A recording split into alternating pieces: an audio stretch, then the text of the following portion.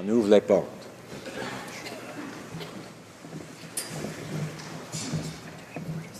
Orders of the day. Ordre émanant du gouvernement, projet Government orders, government bills, commons. reading of Bill C2, an act to amend the Income Tax Act, and on the amendment of Mr. McColman. Did I hear a point of order called? No, I guess not. Resuming debate, the honourable member for Nepean.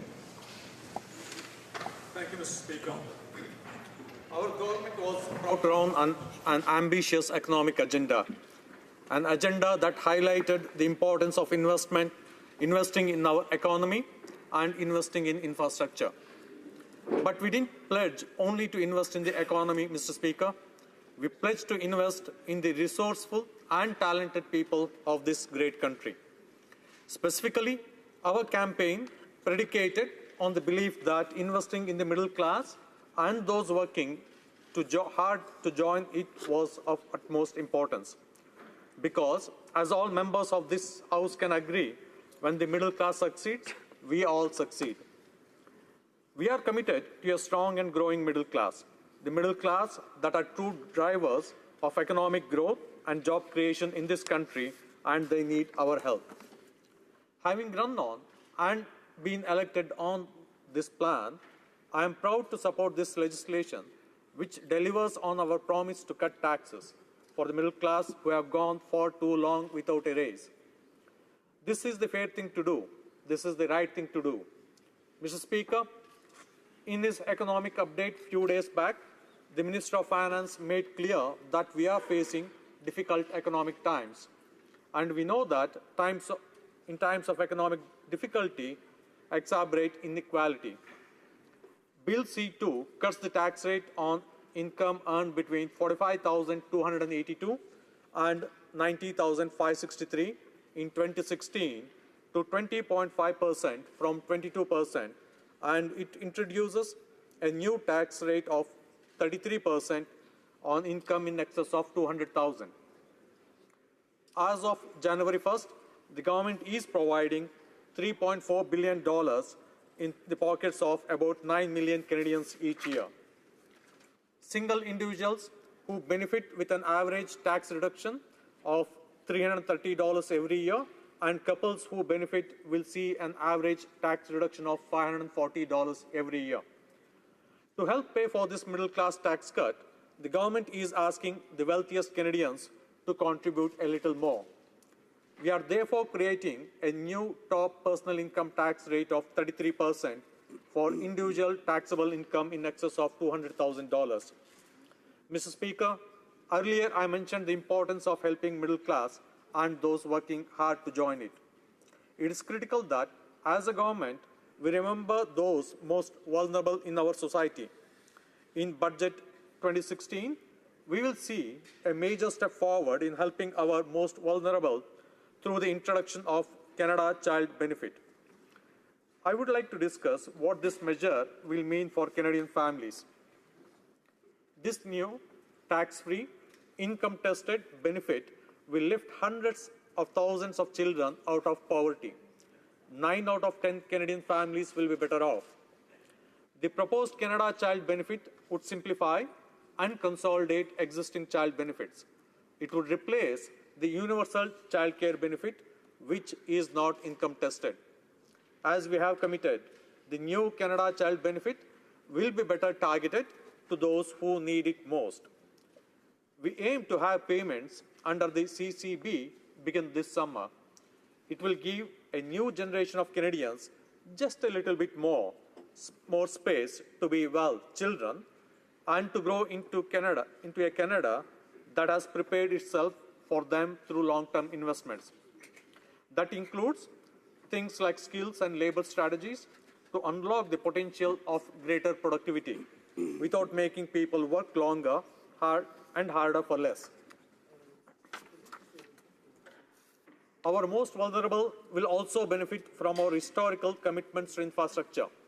They will benefit from our commitment to social infrastructure in things like affordable housing, but also targeted investments in public infrastructure that will grow economy and get Canadians moving, and green infrastructure that will open up new sectors while addressing climate change.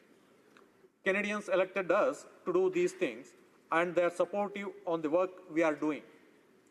Recently, the Minister of Finance and the Parliamentary Secretary fanned out across the country asking Canadians directly what our government can do to better support the middle class.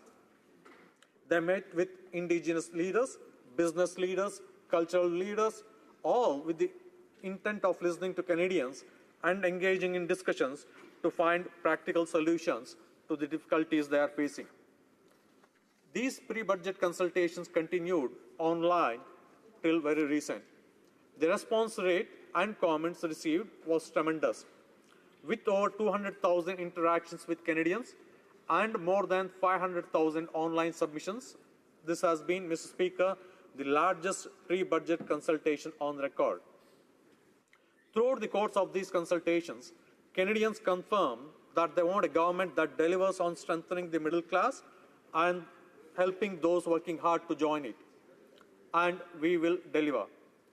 Our plan to grow the economy is now more important than ever. As Minister reiterated at the Finance Committee and in this House, the other parties' balanced budget proposals would have led to massive cuts at a time when the economy needs more investment. Cuts at this time would have led to more layoffs and less flexibility. After 10 years of weak growth, we have a plan to grow the economy, and as Bill C-2 clearly demonstrates, we have already started. It is a plan that we are proud to put forward and proud to be implementing. I know there are some in this House who disagree, and members on our side would be happy to hear their perspective and happy to debate them. But ultimately, Mr. Speaker, we will not be deterred from implementing a plan that will help Canada by investing in it and in its talented, resourceful, and well-educated people. The tax relief proposed in this legislation will help millions of Canadians. It will give middle-class Canadians more money in their pockets to spend, invest, and grow the economy. I encourage all members of this House to vote for this important legislation. Thank you, Mr. Speaker.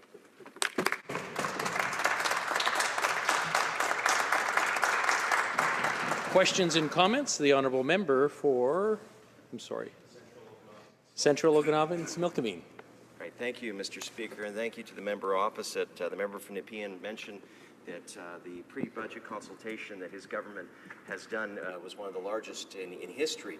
I would just like to ask the honourable member if he would not agree that bigger is not always better. The honourable member for Nepean. Thank you, Mr. Speaker. Thank you for the question. Bigger is always better when we engage Canadians. We fanned out from coast to coast to coast and listened to Indigenous leaders, community leaders, cultural leaders, and heard what their issues are, what are the problems they're facing, so that we can propose good plans for implementation.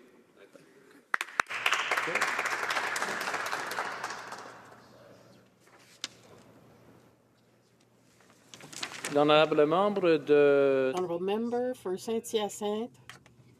I'm sorry, I don't have my glasses. Somebody is trying to pick them up. Go ahead. Thank you, Mr. Speaker. 6 out of 10 Canadians will not get anything out of this Liberal plan.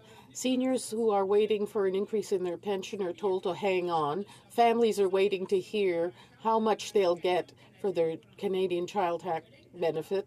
My colleague is talking about this in the conditional tense. He said it should begin this summer. So we have questions but no answers. My colleague talked about the most vulnerable in our society. My question is, why is it that Canadians who live in poverty, those most vulnerable Canadians, still get nothing under this bill? The honourable member for Nepean. Thank you, Mr. Speaker. I thank the honourable member for her question. As I mentioned, we are introducing Canada Child Care Benefit, which will help 9 out of 10 families who need this assistance most. And we have also said we are going to increase the old age pension plan to help the seniors, and we have got other plans for the seniors as well. Thank you, Mr. Speaker. Questions et commentaires? Questions and comments? The honourable member for Brandon Souris. Foothills, I'm sorry. That's okay. Thank you, Mr. Speaker. And I just wanted to follow up on what the question my colleague had regarding the consultation. Now, when I was going around my riding and most of Alberta, the feedback that I got from Albertans was the increase in the tax-free savings account was extremely welcome to Albertans. And I'm assuming, talking to my colleagues, it was extremely positive across Canada. So when you talk about consultation with Canadians, did you ignore the feedback from Canadians who appreciate the increase in the tax-free savings account, because Bill C-2 eliminates that increase in the tax-free savings account? So I'd be interested from the member opposite why they would eliminate something that Canadians really want. Very good. The honourable member for Nepean. Thank you, Mr. Speaker. Thank you. I would like to thank honourable member for his question. We did host a very good pre-budget consultation meeting in our riding of Nepean. It was a jam-packed room. And, Mr. Speaker, we heard very clear that the Canadians were happy with the tax cuts we are proposing for the middle class, and Canadians were interested in the infrastructure plans we have that would allow the economy to continue to grow. Thank you, Mr. Speaker. Questions et commentaires? The honourable member for, let me just see here. That's not what I had in mind.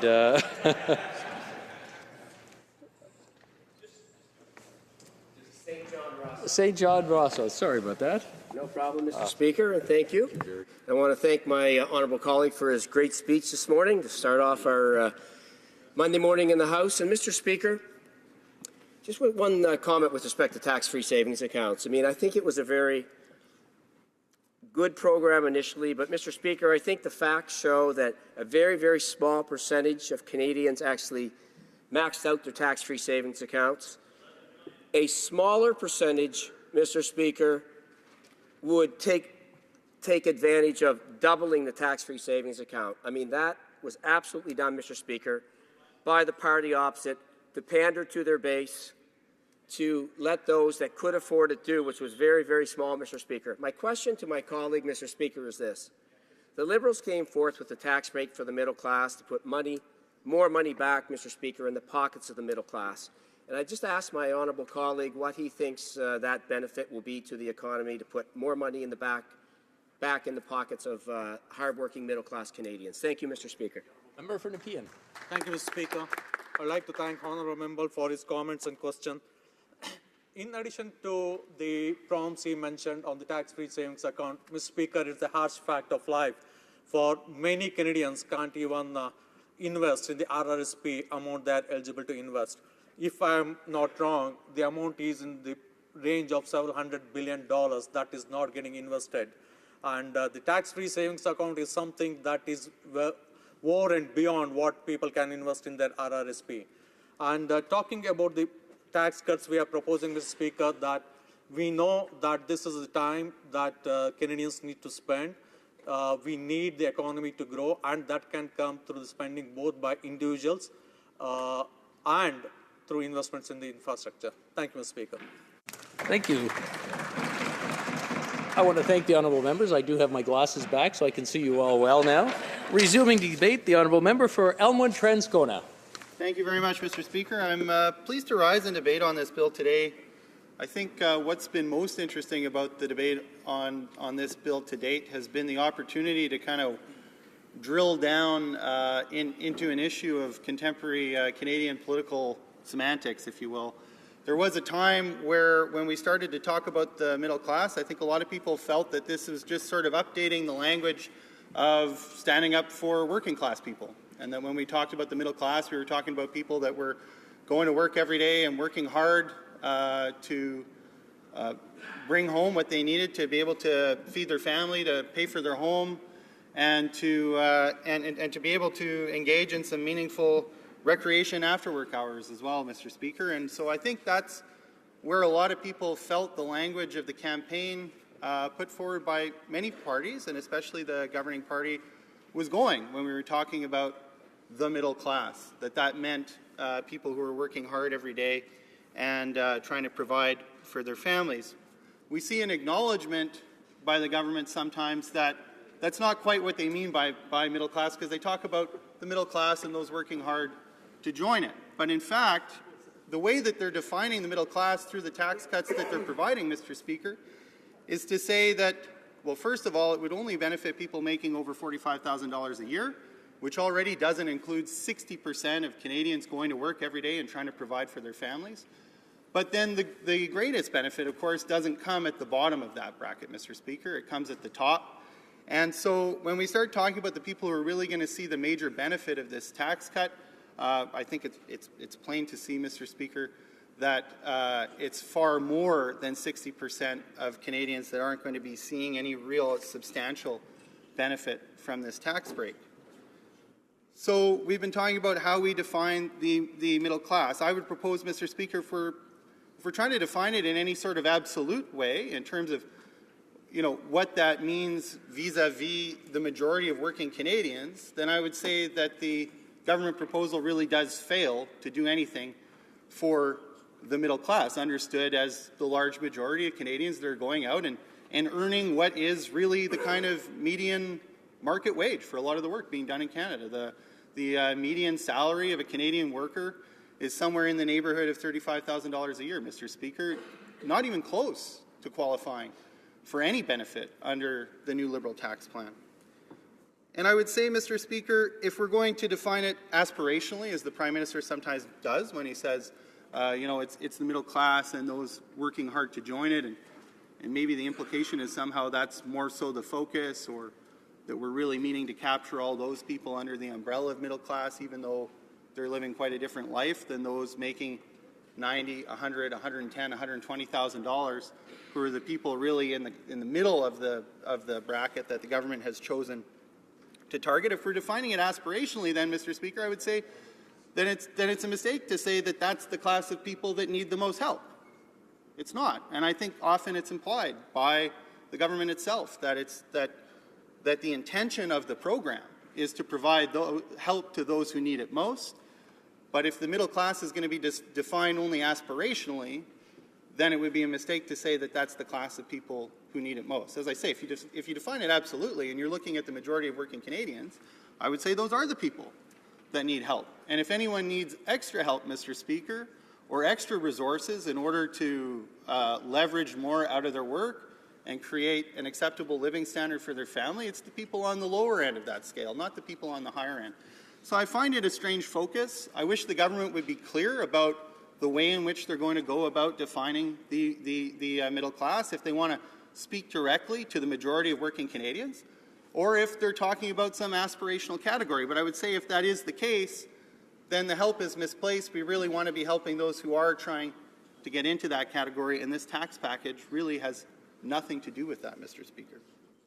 So I find that odd. I think if we want to talk about how we provide real help to those who need it, those working families, and I would say, Mr. Speaker, if the Liberals are going to get away with defining middle class as being that upper end, really as a six-figure category, Mr. Speaker, then we do need to rehabilitate the language of working class in Canada, because the category of people we thought we were talking about when we were talking about the middle class clearly isn't the category we were talking about if you listen to the government, Mr. Speaker. So there's a whole group of people out there, Mr. Speaker, as I say, 60% of them working for under $45,000 a year.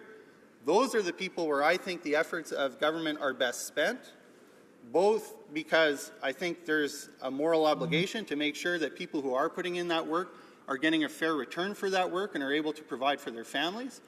But also there's an economic argument, Mr. Speaker. It's the kind of economic argument that's been appropriated by the government in favor of those making around six figures, which really belongs with that 60% who are making $45,000 or less a year.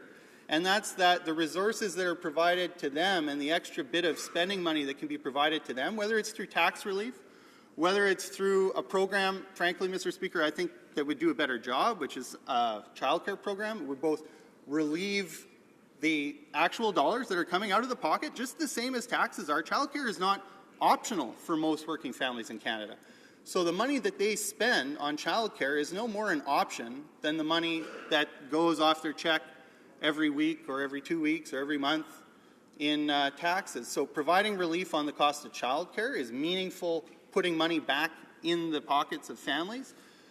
the benefit of the strategy is that it also means we could also do a better job of making sure that those services are available where they're needed, because we know that the market has not always been doing that in the most efficient way, and that there's a room for intervention there. So there are many ways to put money back in the pockets of those families who need the most, not the ones where you have one or two earners making $100,000 a year, but the ones who are making what the median salary actually is, Mr. Speaker. So we could do that with a childcare program. We could do it with providing relief on EI, because a lot of those families, even those who might have benefited from these tax cuts, because they were making $80, $90, $100, $110, $120,000 somewhere in the country in the trades, Mr. Speaker, are now unable, because the job no longer exists because of the change in commodity prices, to find work, and their families need relief right now. It's why I was quite pleased with our opposition day motion to get the government to move as quickly on EI as they saw fit to move on this tax break, which, as I say again, is really the main benefit of which is going to go to people already making six figures.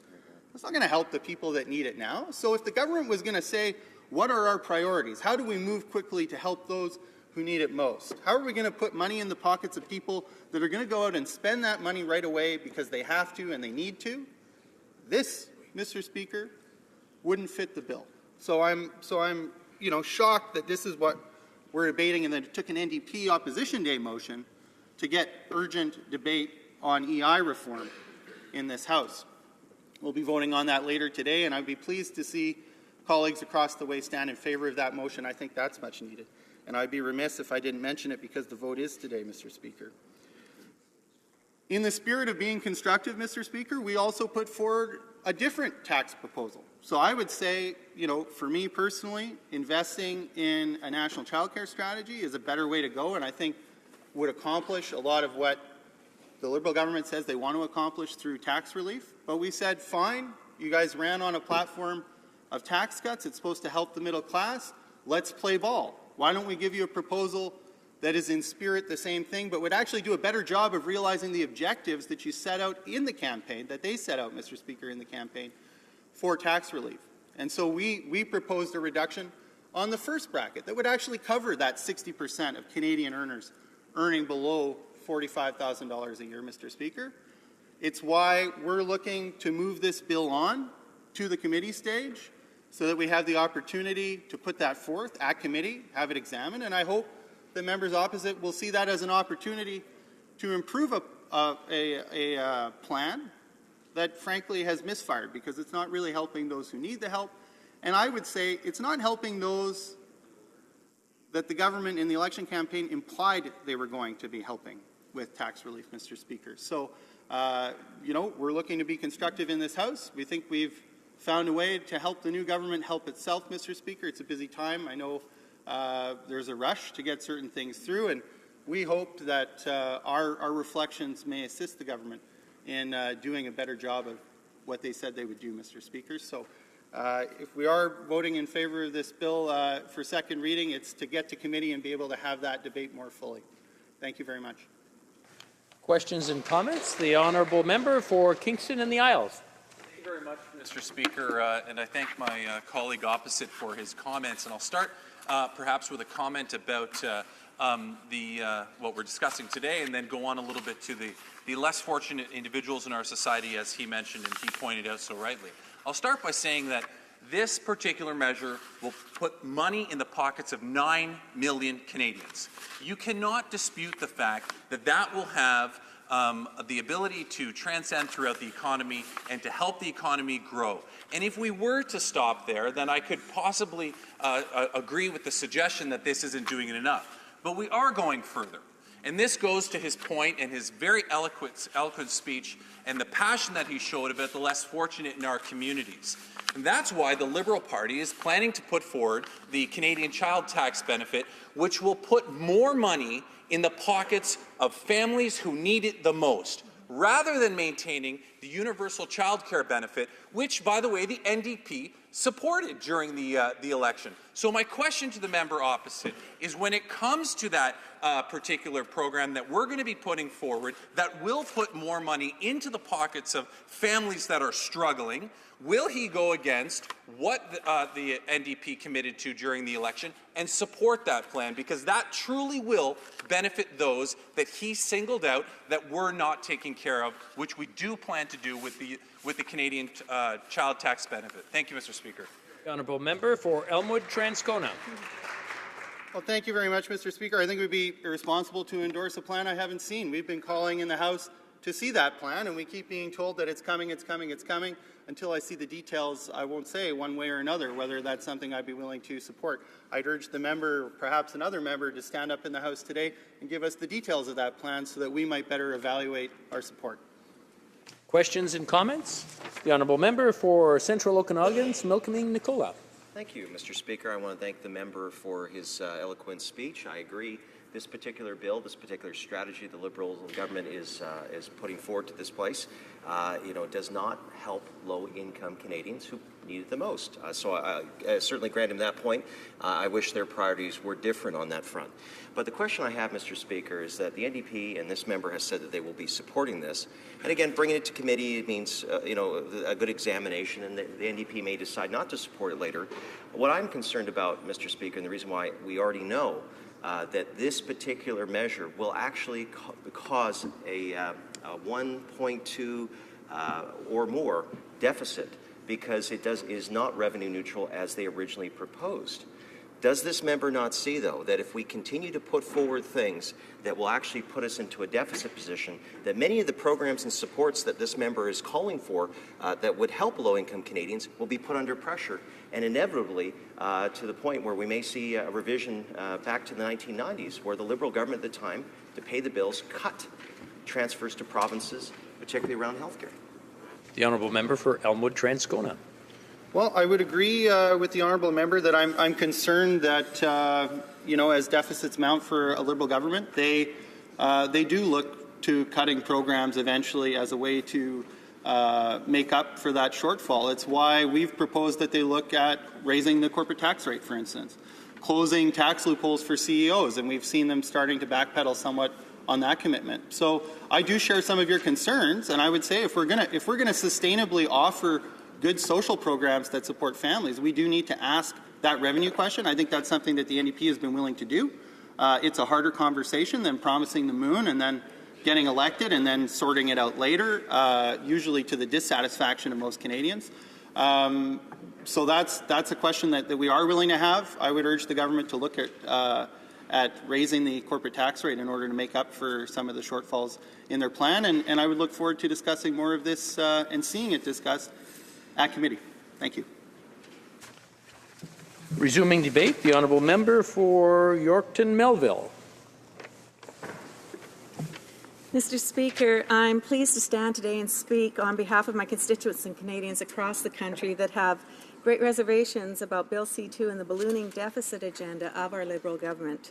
My riding of Yorkton Melville indeed is represented strongly in the highly educated and talented workforces that the Minister of Finance confirms exist in Canada, from young successful entrepreneurs and professionals to small, medium and corporate businesses in real estate, retail, agriculture, manufacturing and mining, just to name a few. We are a hard-working bunch that are committed to sustainable growth and prosperity.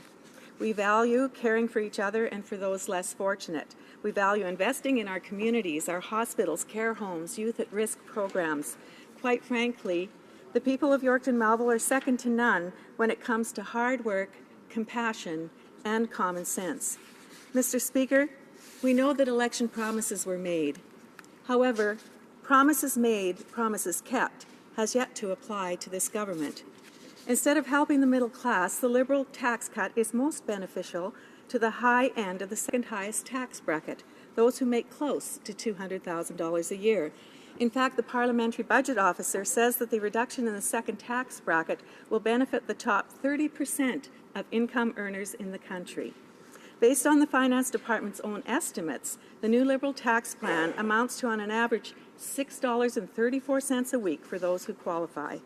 These facts reveal that this tax cut does not in any way uphold the Liberals' campaign promise. They promised that the tax cuts would be part of a plan that holds the deficit to $10 billion. The Prime Minister promised a $3 billion tax cut for the middle class, paid for by a $3 billion increase on high-income earners. The middle class tax cut would be revenue neutral. By the Minister of Finance's own admission, there will be a revenue shortfall of over $1 billion on this issue.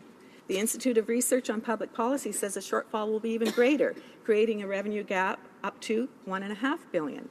The C.D. Howe Institute, which the Minister of Finance once chaired, said the Liberal plan will fall short by nearly $2 billion, not revenue neutral.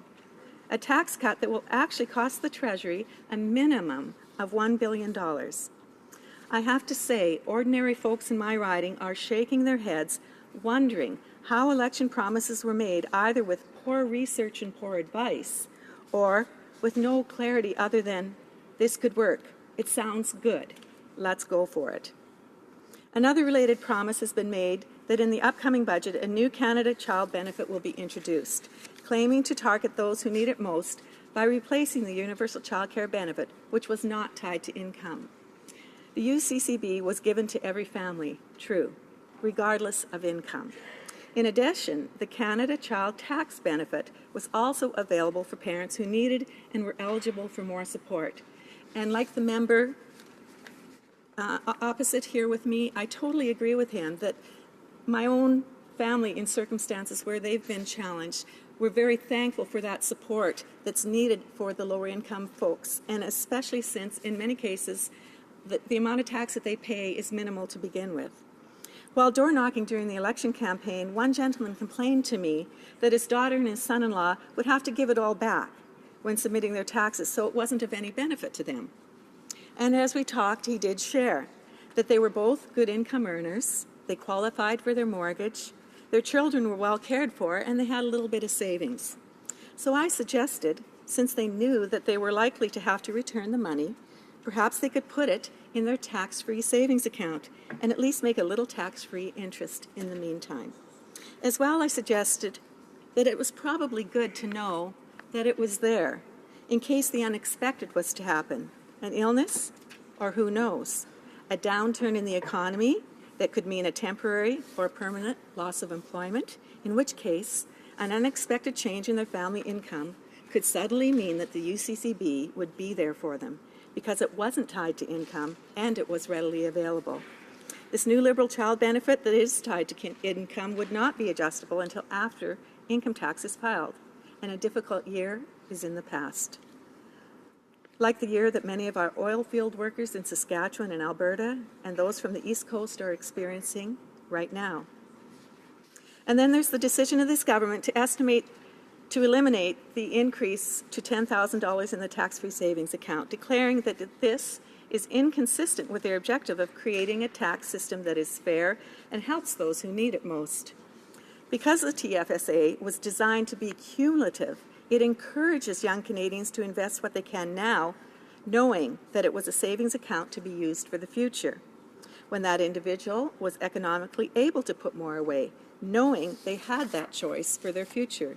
These accounts were an enormous step forward for the middle class to support a wide range of their financial goals, including saving for school, their children's futures, a home, or a comfortable retirement. When the money is withdrawn, it carries no tax penalties, and unlike the RRSP, money in a TFSA can be used as collateral, while at the same time, investments are not counted as income to qualify for government benefits or pension supplements that carry a mean test. They are not to penalize the most vulnerable people in our society, but add to the free choice of how Canadians can save. The argument that keeping the limit to $10,000 would have helped Canada's wealthiest save more while costing the federal treasury hundreds of millions of dollars over the next 5 years is truly telling. It says the government can't afford for people to be putting away for their own futures, saving for their own retirement so that they can continue on into their golden years self-sufficient and continue to contribute to the economy. It says when the government will be going into deficit economy to the tune of billions and billions of dollars in the next 4 years, They need to claw back the hundreds of millions of dollars Canadians would be saving for themselves and for their families over the next 5 years. The new government's approach to retirement savings is counterintuitive. On the one hand, it supports the Government of Ontario's ideology to force all workers into new government-sponsored pension schemes that will cut take-home pay and force employers to cut jobs and or have less to invest in the very businesses that are the backbone of our economy. On the other hand, the Liberals want to deter Canadians from using a revolutionary savings tool designed to support Canadians in whatever their own unique goals might be. Mr. Speaker, 11 million Canadians open tax-free savings accounts. People earning less than $80,000 a year accounted for 80% of those holders, and 60% of the individuals contributing the maximum amount had incomes of less than $60,000. I personally encourage all Canadians, young Canadians, to open their tax-free savings accounts now, in the midst of the challenges of getting their post-secondary education, raising their young families, facing increased unemployment and rising house costs, also including higher down payments, expectations from this government that hurt their ability to get into the housing market. Do it now, so the accrued potential for the future savings gives them hope and the incentive to plan and take hold of their future. And certainly not depend on a government that says, on one hand, they want to invest in the middle class while stifling their saving options and growing a national debt that will ultimately fall on their shoulders to repay. Mr. Speaker, this bill does not recognize the fact that the tax break to the middle class is not revenue neutral and does not make a significant difference in the ability of middle class to grow or stimulate the economy in a significant way. This bill places a higher priority on federal revenues to offset their intentions to go significantly further into deficit than on empowering Canadians. Mr. Speaker, when the Minister of Finance introduced this bill, he said, "The government's job is to help Canadians succeed." Sadly, this bill does not meet that objective. Questions et commentaires, questions and comments? The honourable member for Sherwood Park, Fort Saskatchewan. Thank you, Mr. Speaker. I congratulate the member on an excellent speech. You know, there's lots of problems with this bill. The most glaring one, and the member highlighted this, is that those who benefit most from the government's tax changes are actually those making over $90,000 a year. But most of those who use tax-free savings accounts are those making less than $60,000 a year. So on the one hand, they're talking about the middle class, but they're helping those who are doing better than those that are making less than $60,000 a year. So could the member talk a little bit more about the value of tax-free savings accounts, specifically for middle and low-income Canadians, that really illustrates why the government's rhetoric doesn't match the reality of this bill? The honourable member for Yorkton Melville. Mr. Speaker, I thank my colleague for the question. There's no question in my mind that these tax-free savings accounts, as they were being encouraged to raise to $10,000, were significantly appreciated across the board by lower income families as well as middle income families. This impacts my own family, who are in the circumstances that I talked about here, who right now are in the midst of the challenges of upgrading their education, growing their families, and yes, saving for their future is challenging at this point in time. But knowing that ability was there for the future, for them to add that significant amount to their tax-free savings accounts in the future because they have them in place now, was significant and is truly a disappointment to them because that's no longer going to be the case. Questions and comments? The honourable member for St. John Rothesay. Thank you, Mr. Speaker, and I congratulate the member opposite for her speech. But, Mr. Speaker, I think for the record again, let's talk about the tax-free savings accounts. They were doubled, Mr. Speaker, for one reason, and that reason was to pander to the Conservative base. I wonder if the member opposite, Mr. Speaker, could tell me how many people, Mr. Speaker, how many people, middle income or low income, would benefit by the Conservative Party doubling, Mr. Speaker, doubling the tax-free savings account. How many people with low incomes would benefit from that? If the member could answer me that. Thank you, Mr. Speaker. Member for Yorkton Melville. Let's take a poll. Mr. Speaker, I thank the member opposite for his question because, again, I can say that the majority of people who have tax-free savings accounts have $80,000 or less of income, and 60% of those individuals contributing the maximum had incomes of less than $60,000. I'm not sure what the member opposite is calling middle class. these are folks who don't have the potential right now to invest in their future. But believe me, this younger generation of Canadians understands that that's going to be very much their responsibility, and are excited and have hope when they see that the government says, you know what, we're going to make sure our economy is strong, which would have been the case without going into significant overabundance of debt, and had the opportunities for them to be growing their employment opportunities, not be facing the circumstances that they are facing right now. Very good. Before I continue to questions and comments, I just want to remind the members that I'm trying to listen from up here, and with the comments starting up, it really makes it hard for me. So if you don't mind thinking about me in my aging years, I would appreciate it. The honourable member for Elwood Transcona. Questions and comments. Thank you very much, Mr. Speaker. You know, I think Canadians made it pretty clear in the last election there is an appetite for government to invest in infrastructure, whether it's physical infrastructure or social infrastructure. But I wonder at the wisdom, really, of cutting government revenue in order to make those investments. So Canadians are getting some money back in their pocket, but it's money that government is spending anyway, and that Canadian taxpayers then have to pay interest on. So I'm just wondering, I would say we saw it a little bit with the previous government too, where already big deficits were being run, and we saw tax reductions. You end up paying for the money you're getting back with interest, and I'm just wondering at the wisdom of that. The honourable member for Yorkton Melville. Well, Mr. Speaker, I'm actually proud to stand today and be a Conservative that was part of the government that saw this country through one of the worst depressions the world has ever seen. Yes, being required to some extent to go into debt to survive through that. However, our country is not facing that kind of a dynamic right now. And I think it is very important that we make sure that our economy is very robust by investing in Canadians and Canadian businesses and entrepreneurs and innovators who can make the difference for Canadians. Yes, we need the infrastructure. We were prepared to invest in that infrastructure in a way that would be doable. Thanks, Mr. Speaker. Reprise du débat, resuming debate. The honourable member for Windsor West. Mr. Speaker, and it's a pleasure to speak on Bill C2 here today. It's an initiative that we are supporting to get to committee. The reason we're doing so is because there are so many issues related to income amongst Canadians. The debate itself is healthy to have because we've seen in our society and over the years that I've been here a movement away from the middle class in two directions. One direction has been some becoming more affluent and being able to take advantage of certain government changes and laws like the tax-free savings account and other types of measures that have been put in place over the last decade.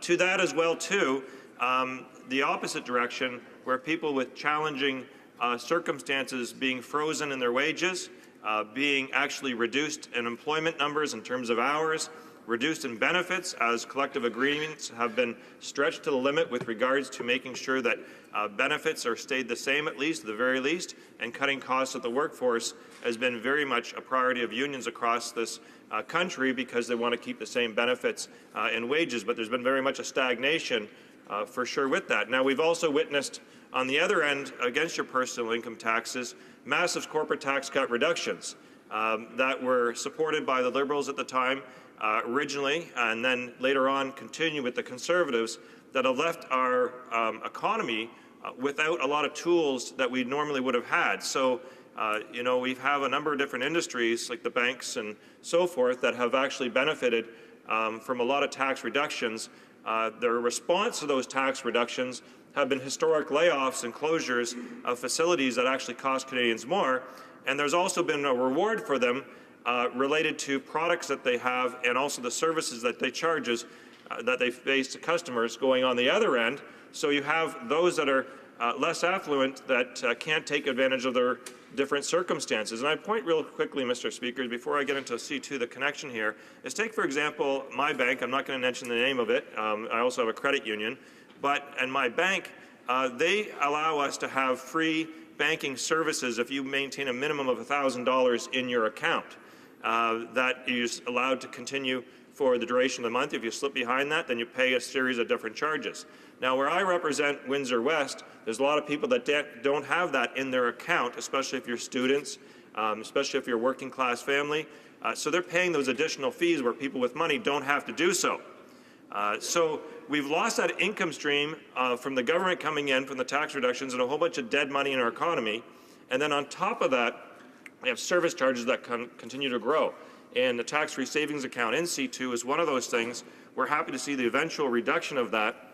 But I would say that, Mr. Speaker, is that even the Parliamentary Budget Officer and others have really risen the caution flag with regards to this expansion the way it is, because I know, representing my area and other parts of Canada as I've traveled over the years, whether it be my Seniors Charter of Rights bill, whether it be other types of initiatives I've had on auto fairness, there's a series of different things that you run into, and the common thing is that a lot of people don't even have enough money to save for their current school year, let alone a further one. So a lot of people, I represent a fine college, St. Clair College, in my riding, and also the University of Windsor, that have done their part in expanding services and competitiveness and actually attracting international students and other Canadians to come down and revitalize, in many respects, some of our innovation. But the reality is that most people that go to school there are doing by just getting by and actually, taking loans to get by, let alone saving for a tax-free savings account for themselves. Perhaps some of their family members are doing so with their help, but for the ordinary Canadians that we have and represent, they don't have that luxury. So the squeeze on the middle class and the people that are unemployed and the services, as I mentioned, we have the job service sector, many people moving to part-time or precarious work, where that's basically getting by. And unfortunately with this bill, we do know from third-party experts and economists that 60% of this plan for reduction of taxes for Canadians will not be enjoyed by the middle class and the lesser earnings that we have. So we have a series of Canadians that are left out. And because the way that this scheme works is that those that are wealthiest will take a benefit for that, and that's a real problem that we want to address at committee. It's an issue that we've raised before, and there'll be a vote later tonight on employment insurance, where you have so many people paying into a system that it doesn't give you any benefit whatsoever. So if you're a part-time worker, or I use this example when speaking about this issue in the House earlier, is if you're a person with a disability, you can only have a certain amount of hours to your actually job because of health restriction limits. That you pay into the system and you will never ever benefit from it because you won't qualify at the end of the day. And that's to my knowledge, and we have to be really careful. And I think people are still getting their heads around it. Some people still to this day, I run into them, I want to go on employment insurance because I don't want to affect the taxpayers and I don't want to feel that I'm actually taking money because I like to get by on my own. But what people forget is employment insurance is your money that comes off of your paycheck and the company's money that comes off of your paycheck has nothing to do with the government, aside from the government gets to decide how that is disbursed, how that is actually given back to that worker at that time. And we set rules that disadvantage those that are more in precarious or part-time positions, and that actually includes women. So we have a systemic issue here within our culture and our society, even on a government programming side, as we make lots of noise about being equality driven, but we still have rules in place that actually practically don't allow that from happening. So who are we talking to about with regards to the type of people that will not benefit from this bill? And I think this is important for Canadians to realize some of the comparisons and who they are out there that will not benefit from this plan whatsoever in terms of tax reductions. They're the office worker that makes an annual salary of less than $40,000 a year will receive nothing under this scheme. They're the hairstylist who basically receives in Canada around a $28,000 annual salary will get zero. There's a social worker, which I used to be in my previous working life. I worked for 2 organizations on behalf of persons with disabilities and on behalf of youth at risk. Their annual salary right now today is around $44,000. They will get nothing. So some of those that are actually in the process of trying to buy a home, that are actually trying to raise families, that are trying to get forward in this, will not be able to actually benefit from this plan. So you have the cashier. The cashier, I think cashiers, when you go to the stores and you see the type of people that are working there, they work hard, they're doing what they need to do, and often in our economy, some places we've had challenging with the retail sector and so forth. if they make $21,424, that's the average, say 21,000, 22,000, what do they get back? Cashiers get back nothing. There you have a classic example from all the people that are working in the department stores, in the retail shops, in the drive-thrus, in the fast food chains, and all those different things like that, that will receive zero from it. To me, they sound like the people that we actually should be rewarding with a tax reduction. Those would seem the people that are not able or have the equity to easily afford some of the tax deductions that you get if you're a wealthier Canadian. They don't make that income that is at the level that they could really take advantage of some of the policies that have been put in place over the last couple of decades. So, you have waiter and waitresses, $22,000. It's actually just less than that is the average wage. What do they get? Zero. They get nothing. Another group set of individuals that I would argue that are crucial for a lot of people that will benefit from this tax reduction because they will benefit from it, they get nothing at all. So, and nannies as well too, another good example, chefs and assistant chefs, they don't get anything. But who does get this income in terms of the actual, I guess, the bread and butter from this legislation? Are bank managers who make around $82,000 a year. They will receive $555 for their tax season for this. So they'll receive that and also be eligible for their tax-free savings account, which they would be an income stream that might be able to take advantage of that and be beneficial for them and their family. A lawyer, Mr. Speaker, making around $108,000 a year average in Canada, they will actually get $679 back with regards to their contributions. Members of Parliament here, in that same amount, we get the cap at around $680 as well too. So I know my time is running out, Mr. Speaker, but I want to, create at least hopefully an opportunity at committee we can work on some of these measures to make sure that all Canadians are included in this proposed tax reduction. We know it is going to come from a cost of borrowing, Mr. Speaker, as they don't have the money coming in that they thought they had for this bill. So that means interest and payments on that money in the future, which is paid for by all Canadians. So when all Canadians are paying for this back, all Canadians should be part of this in terms of a tax reduction. Thank you, Mr. Speaker. Hear, hear. Questions and comments? The honourable member for Winnipeg North. Yes, Mr. Speaker, what the member doesn't realize, or he doesn't state, is that there are millions of Canadians that are going to benefit. Nowhere did I hear him make reference to the tens of thousands of manufacturing jobs and those workers that will in fact benefit by this bill. That's the reason why the NDP have chosen to support the bill. Mr. Speaker, they don't talk about the tens of thousands of teachers from coast to coast to coast that will benefit tax relief from this particular bill. 9 million Canadians will benefit from this bill. The NDP say, well, what about those on the very low income? Never before have we seen such a progressive national child care program that we're going to be hearing a lot more about in a week or so, Mr. Speaker, which is going to lift hundreds of thousands of children out of poverty, Mr. Speaker. These are the type of initiatives, progressive initiatives, that the Liberal Party talked about prior to the last federal election. And what we are seeing today is that through Bill C2 is a piece of legislation that's going to help implement the Liberal platform that is going to lift children out of poverty, that is going to support Canada's middle class. I appreciate that the NDP are going to be supporting this bill, but will he not at the very least acknowledge the benefits that tens of thousands, if not millions of Canadians are going to receive by seeing this legislation pass, Mr. Speaker? Member for Windsor West. Thank you, Mr. Speaker. Apparently, I excited the honourable member with my speech with regards to this rebuttal, and I don't know how he knows what I do realize and don't realize. I won't get into that, but I mean, that's a really presumptuous argument to take in an answer to a question that's being proposed. But I have argued what I do argue in this House of Commons. When there's an inequity to be faced here, when there's a social justice aspect to it, I will raise those issues, and I will be confident in doing so to bring the truth to Canadians, because you can cherry pick all who you want. Like I did, I found some examples that got it, some that didn't get it, but the harsh reality at the end of the day, most Canadians will not benefit, and that's unfair. Hear, hear. Questions and comments? The honourable member for Central Okanagan, Similkameen Nicola. Thank you, Mr. Speaker. And I'd just like to ask the member here, just in regards to, I'm trying to understand the NDP position, because I know they are going to be supporting this go to committee so it can be thoroughly reviewed by the Finance Committee. But I just want to know, are they against tax-free savings accounts, larger tax-free savings accounts, and that's why they're voting in essence for this bill?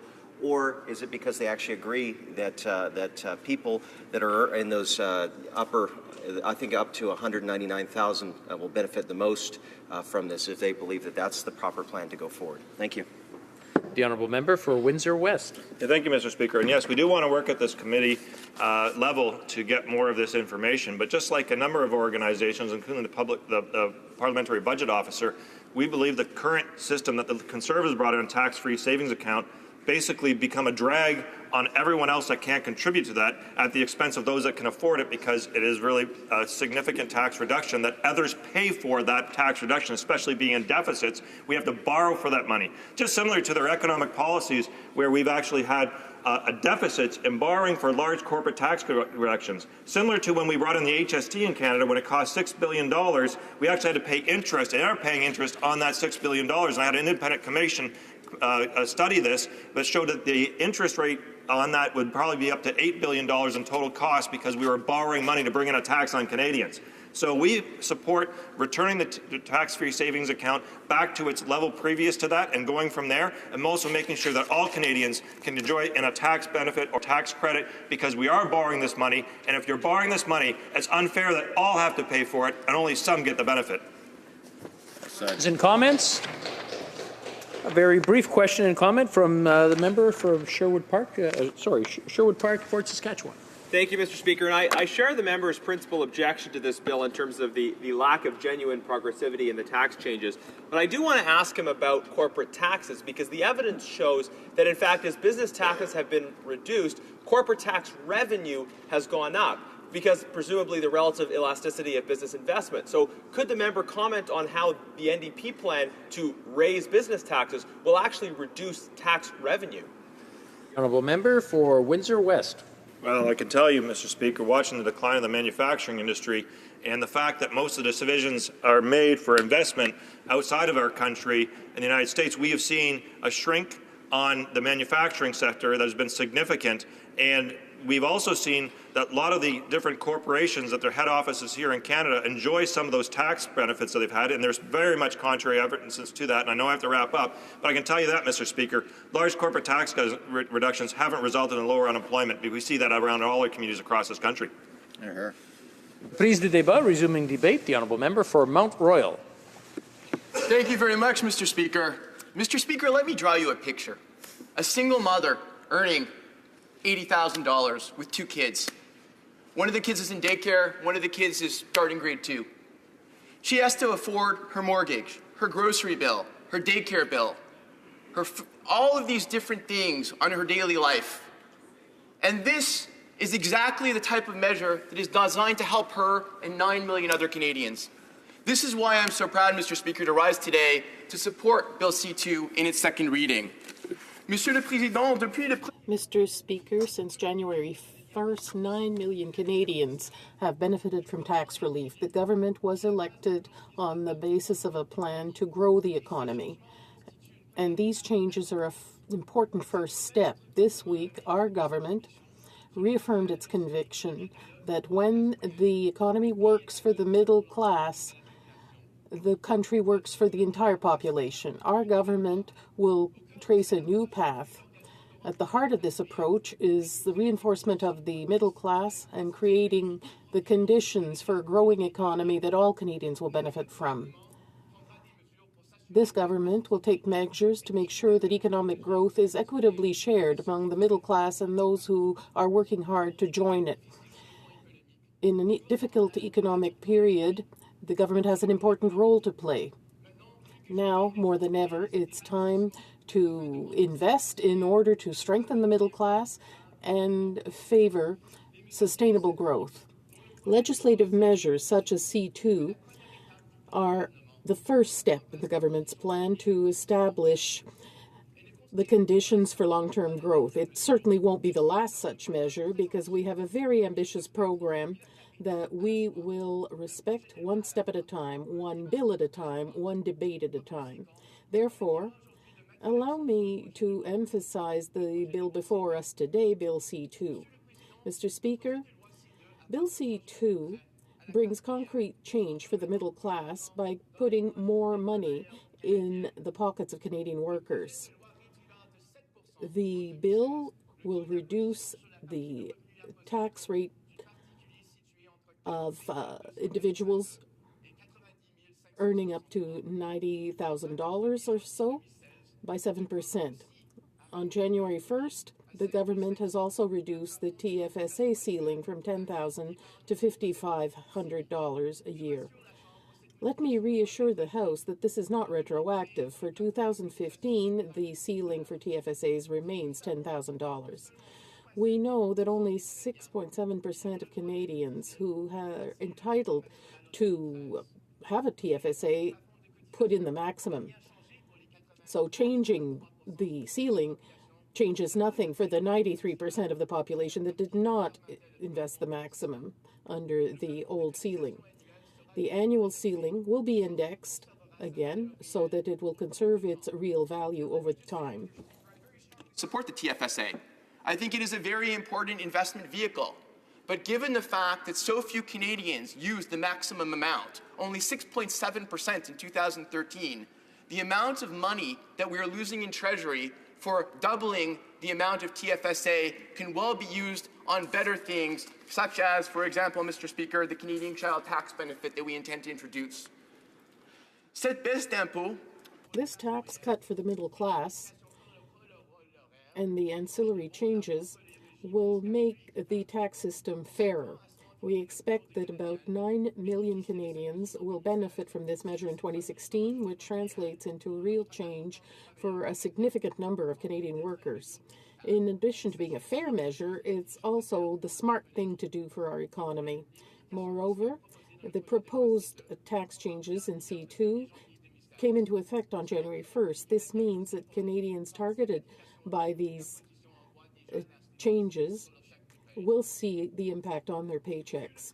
Mr. Speaker, this is a difficult time, a volatile time for the world economy. Japan has negative interest rates. China is slowing down because of a breakdown in the price of raw materials. Mediocre growth has become the standard. This is a period during which Canada needs decisive measures and a firm hand. It requires intrepid leadership under which smart investment is made and intelligent fiscal measures are taken to put our economy back on track to growth. Our government is prepared to meet this challenge.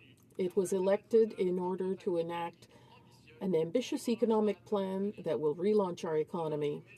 We are taking concrete measures to manage our national economy.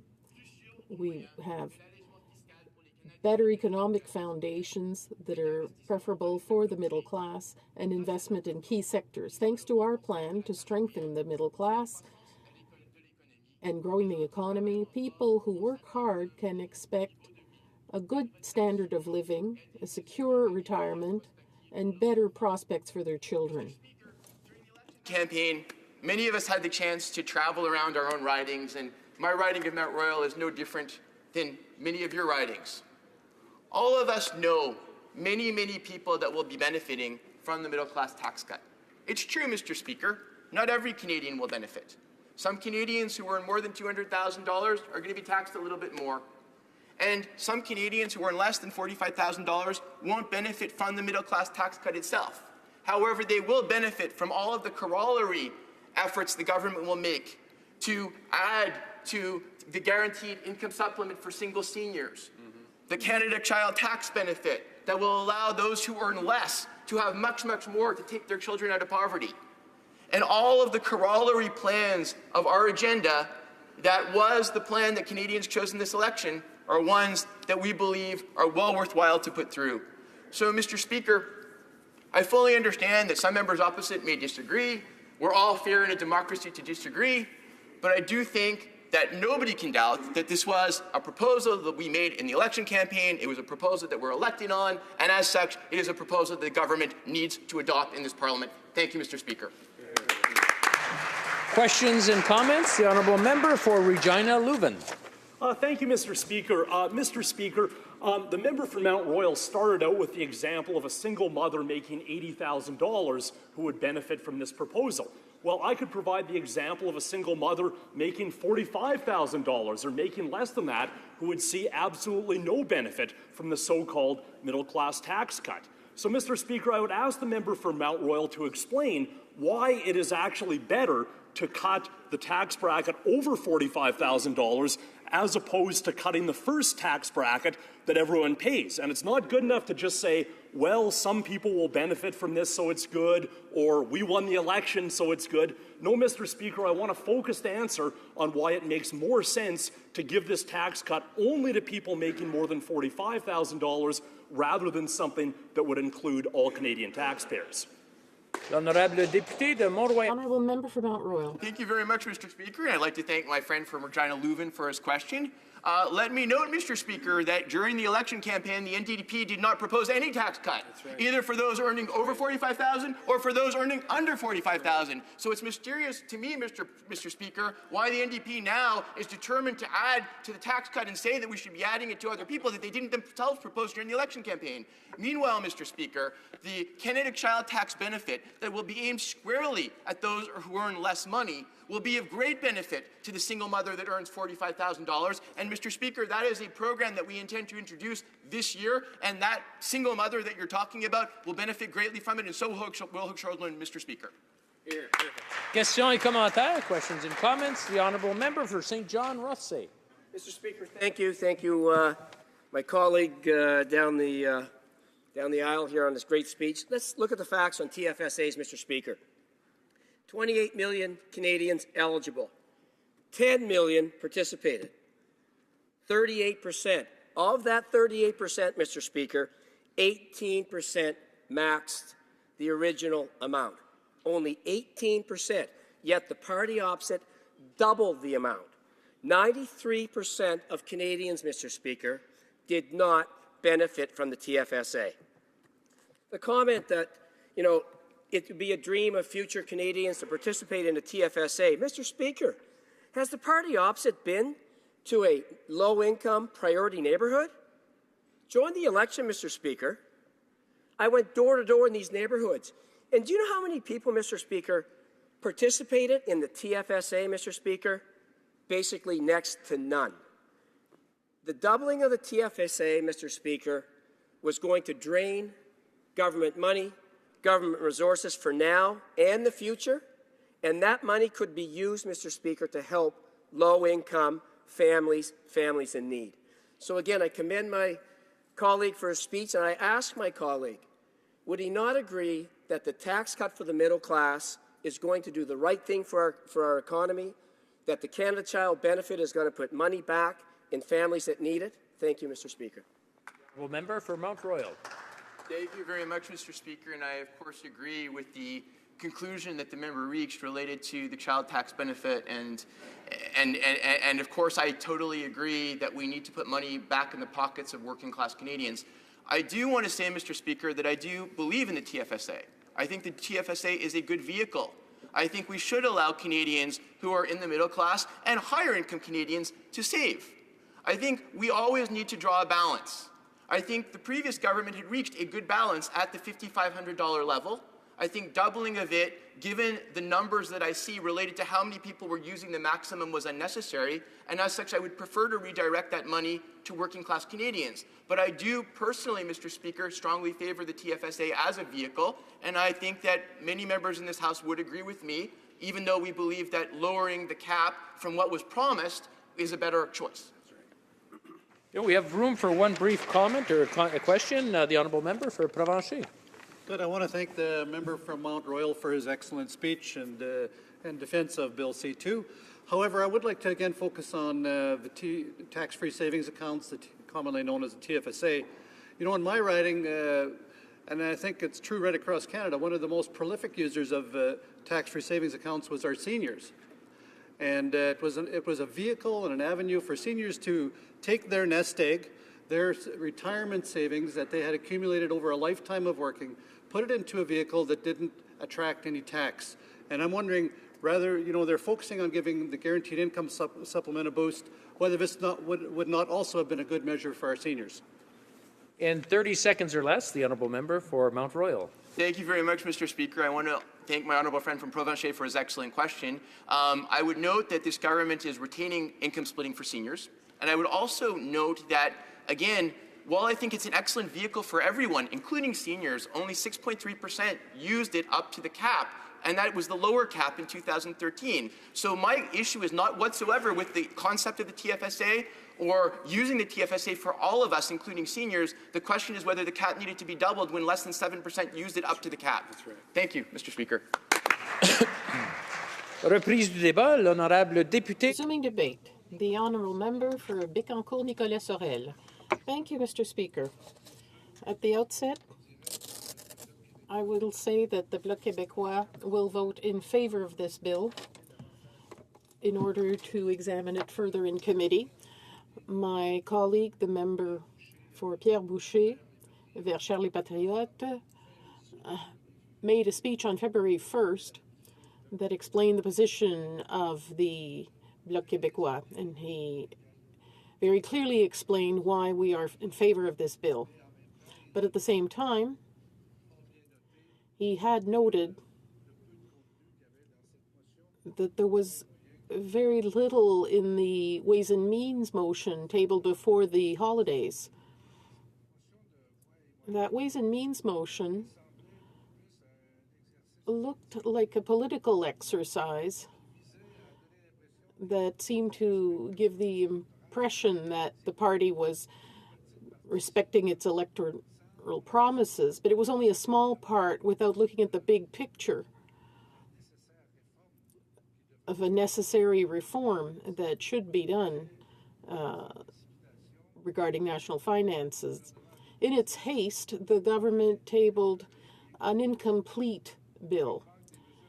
There are measures missing regarding income splitting and help for families, so we have an unbalanced fiscal reform here that is not very interesting for most citizens.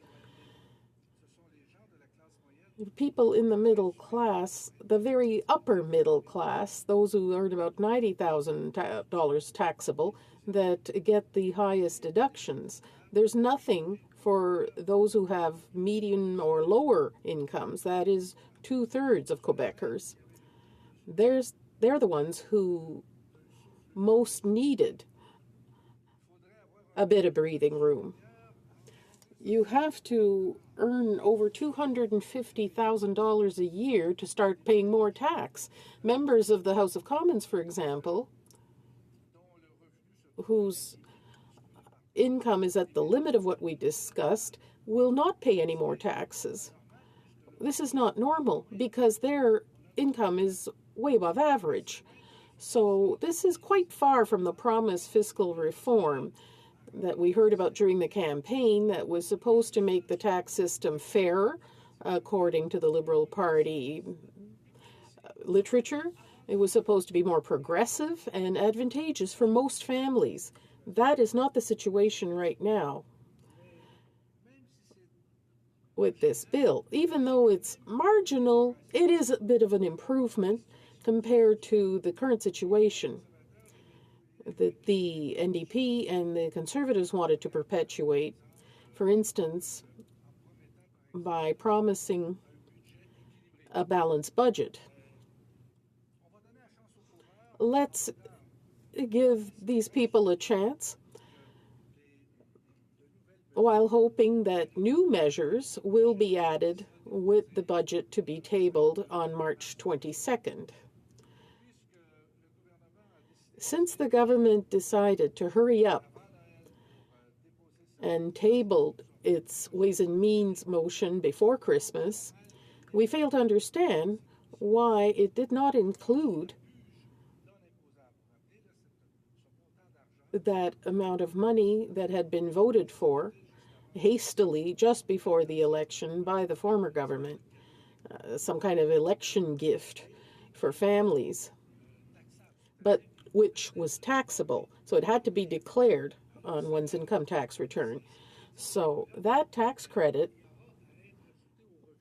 will have to be added to family income, and they'll have to reimburse part of it in many cases. And yet, during the election campaign, there'd been a lot of talk about making that amount non-taxable. Same for the workers' funds credit tax credits. 90% of them are in Quebec. They should have been restored before the end of 2015 so that the problem could be solved during RSP season, which had just closed. So, having said all that, before we throw rocks at anybody, we're going to wait for the budget because we think that the government's true orientations may be seen in that budget. And the inconsistent Ways and Means motion tabled before the holidays was just a facade for partisan reasons. In the Ways and Means motion, right now, the maximum tax rate is 29%. It applies to everything earned above $138,586 precisely. But in the Ways and Means motion, the government proposes some of the promised measures during the election campaign, but they're not all there. What we do find is a fifth tax bracket, as I said earlier, so as to increase the taxes on those who earn over more than $200,000 a year, up to 33%, lower it for the second bracket from 22 to 20.5%, and reduce the TFSA ceiling. During the campaign, the Liberals predicted little change in terms of the outcome because they felt that they would be compensated because of the amounts coming from these two measures. But income splitting and the drop in the amounts for the TSFA is something they were aired on as well. They underestimated, in fact, the shortfall involved.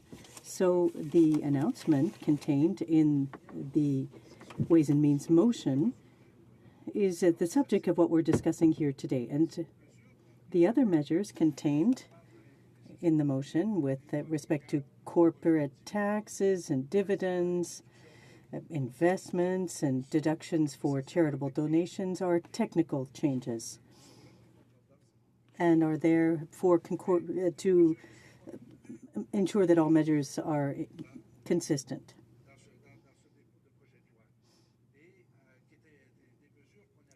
Now, these measures were called progressive measures during the election campaign. That's what the government talked to them. They talked about taxation over $200,000, the ceiling on the TSFA, and they also talked about eliminating income splitting, and the tax benefits for children is not covered here as well. So those two measures are not included here. So the elimination of income splitting is a provision that's not included in here. It enables families with an ability to transfer 50% to the other spouse, and they can save the tax rate or separate it among the two members of the family. So the rich and the upper middle class benefit primarily, or the most, in fact, from income splitting, without taking into account the fact that family policy is, in Quebec, successful in encouraging women to be in the workforce. Income splitting targets exactly the opposite. And it's beneficial for traditional families where the man earns a good income and the woman stays home. So that's what they're promoting, this type of family-based approach. At a scrum, the Minister of Finance, clarified that income splitting would be eliminated for 2016, but the measure would be tabled at a later date. Let's hope that it will be in the budget, in fact. Changes to the family benefits package were promised by the Liberals. They talked about merging all programs together to make the Canadian Child Tax Benefit. But if we look at what they're doing, the allocation is taxable based on income and less generous for higher incomes, and it is phased out for high-income families. More beneficial for low-income families. We agree with that, but there's still 6 months of the year between now and the end where people will have to be paying it back. paying these benefits back. Now, I'll wrap up, Mr. Speaker, because you're indicating that my time is almost up, that this bill is a small step forward, but it is incomplete. We will be very interested if we have an opportunity to speak to it at committee to propose some significant changes to improve it. Thank you very much, Mr. Speaker. Questions and comments? Member for Winnipeg North. Yes, thank you, Mr. Speaker, and I appreciate the comments from the member. And he alluded to the fact that that this is a bill that's a small step forward. And maybe if I could pick up on that point, just to emphasize, Mr. Speaker, at the end of the day, what we are talking about is one aspect of an overall platform, which in essence gave literally millions of Canadians a significant tax break. And the member made reference to the fact that we do have the federal budgets coming up on March the 22nd. I think there's a great anticipation that we will see a number of initiatives in there that will assist in implementing other policy platforms. And I'm wondering if the member might want to provide some further comment in regards to when we talk about budgetary measures, tax relief, program development, that you do need to take more of a holistic approach at legislation and the budget itself, so you get a better sense in terms of how it is that the government is proposing to deal with what I would suggest to you, for example, the whole issue of income inequality, and that if you take it all combined as one, you'll find that, in fact, the middle class is, in fact, the greatest benefactor. Would he not agree with that? L'honorable député de... The Honourable Member for Béconie-Nicolet Sorel. Well, Mr. Speaker, I think that the Honourable Member just said in a couple of words what I was saying in my remark. He said generally it's a general and comprehensive reform, but that's not in the bill. It's just one aspect of it, and it was hastily put together before Christmas. The Ways and Means motion came forward then that led to this bill. And it included one component of the election promises only, and it seems to be an exercise in partisanship to show that they wanted to take action quickly. Now, I think that we could have gone forward with better content on these income issues. We could have had a more comprehensive and general approach, as mentioned by the member opposite. Comments, the honourable member for Regina Leuven. Thank you, Mr. Speaker, and I'd like to thank my colleague, the member for Bécancour, for his remarks. Bill C2 will reduce the tax rate for the second bracket, the one that's at $45,000. Would it be better to reduce the first tax bracket, which applies to everyone? That is my question. Thank you. The Honourable Member for Bécancour-Nicolet Sorel. Well, I share the view of the member. People earning $45,000 and less won't get anything out of these measures. They will not benefit, in fact, by the measures in this bill. I think there should have been a clause, as my colleague said, from the outset that would have said there should have been a measure in place so that these people who are earning under $45,000 can benefit as well from, because they are the most underprivileged category. Member, l'honorable député de The Honourable Member for Mont-Royal. Well, thank you very much, Mr. Speaker. Mr. Speaker, I'd like to thank my honourable colleague for his remarks. I have a question now in his reply with respect to the member for Regina Leuven. I listened to his answer. Was that the position of the Bloc Québécois during the election campaign, that we should be cutting taxes for people earning under $45,000? Because in Quebec, I never heard them, the Bloc, talking about that during the election campaign. The Honourable Member for Bécancour-Nicolet Sorel. The Bloc Québécois, in its platform, its very developed platform, put forth fiscal measures that would be helping the underprivileged people, people with low-income earners, for example, with respect to seniors. We talked about enhancing the GIS, the basic exemption for people up to a certain amount, So to increasing, we talked about increasing the amount to making the GIS people eligible for the GIS. So we did talk about that on a regular basis. We talked about improving the fate of underprivileged people while at the same time supporting tax cuts to the middle class. Honourable member for Foothills. Thank you, Mr. Speaker, and it's a pleasure to rise today to speak on Bill C2, and I really want to focus my discussion today on the tax-free savings account. And I find it very interesting that some of the comments on the other side of the floor are talking about this tax-free savings account that we initiated, something the Conservative Party is very proud that we put forward, and something I think many Canadians appreciate. I know going around my riding of Foothills in southern Alberta during the campaign and other times during the year that Canadians, and especially my riding, appreciated the increase in the tax-free savings account. This is something that Canadians use to save for their children's education, perhaps to buy their first home, or maybe to have a comfortable retirement. But the fact with the tax-free savings account is a flexibility that allowed Canadians to save. And for the members opposite to somehow claim that this was just a way for us to pander to our base, well, if the middle-class Canadians who supported TFSA as our base, I'd be more than happy to take them. And the fact that they're saying that this is something that they would see this as dollars that are not going to the Treasury, that they would be spending better, I find that to be an arrogant statement, especially this is coming from a government who has horribly gotten the math wrong in their middle-class tax cut, is now going into $30 billion annual deficits, despite having a pledge for $10 billion deficits. Their financial plan is a mess. And yet they're telling Canadians, we do not want you to have the benefits of the tax-free savings account because we feel that we would spend those dollars better than you would. I find that extremely disingenuous to tell Canadians that a government could spend their dollars better than they could. Mr. Speaker, I wanted to talk a little bit about what the tax-free savings account really means to Canadians.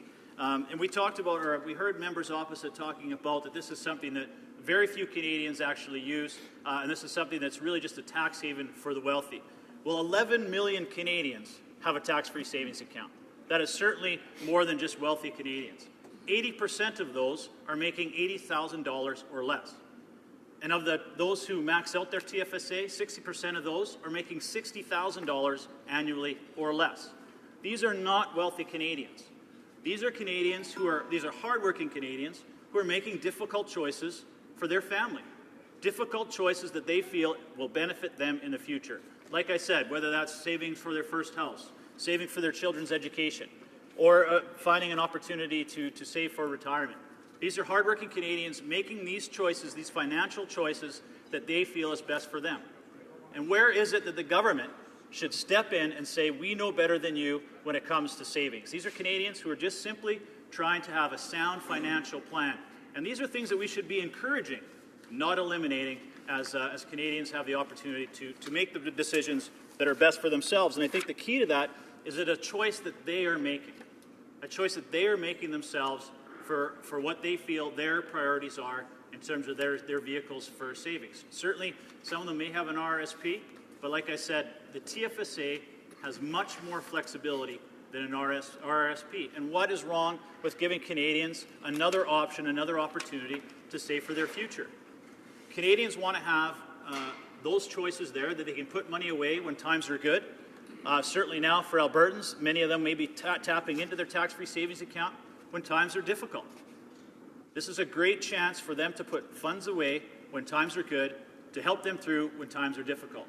Especially when times are tough and they don't have that savings, they're going to be relying on government social programs, whether it's EI or other opportunities. So anytime that we have that they can be self-sufficient and rely on their own savings, I think that's a benefit for the government. Now, the new Liberal government's approach to this is, I believe, misguided. They want to take away something that's been extremely popular. Like I said, 11 million Canadians have a TFSA. They want to take away something that allows Canadians to make their own choice in whatever their unique savings goals might be. And then this is in favor of that. Not only they want to take away the TFSA, but they're going to be implementing a mandatory CPP increase, which is going to be something that not only hurts the Canadian taxpayer, it's another additional $1,000 a year, but also impacts Canadian business owners as they have to also match those fees. So why would you be putting in a mandatory savings when you have a great opportunity here that many Canadians take advantage of, and it's not mandatory. It's something they can put as much or as little into for whatever they can afford, whatever they feel best benefits them and their families. You know, and I guess it's interesting, and I want to touch on this again a little bit, is what kind of message is this sending to Canadians when this Liberal government is saying to Canadians, we want to take away some of your options for savings, but at the same time, we're going to use those dollars to try and mitigate this massive deficit that we're going to be passing on to you, the taxpayers. So we're going to be taking with one hand and taking with the other. And I find that to be extremely frustrating for Canadians who are trying to save for their future. Mr. Speaker, and what also makes this important right now is the Parliamentary Budget Officer released a report earlier this year that stated that household indebtedness and financial vulnerability in Canada is increasing. And it showed household debt servicing capacities are continuing to trend upward, while continuing capacity to meet those debt obligations is diminishing. This shows that we should be giving Canadians every opportunity to save when times are good. So when times are tough, when they are like they are right now, especially in Alberta and Atlantic Canada and Saskatchewan, that they have an opportunity to have a savings there that they can tap into when they need it. And reducing the TFSA contribution limits will simply reduce the abilities of Canadians to save for retirement and to protect themselves during those economic downturns. TFSAs remove barriers for all Canadians to maximize their financial positions, and it really is a shame this Liberal government wants to decrease Canadians' ability to use this tool to save for their future.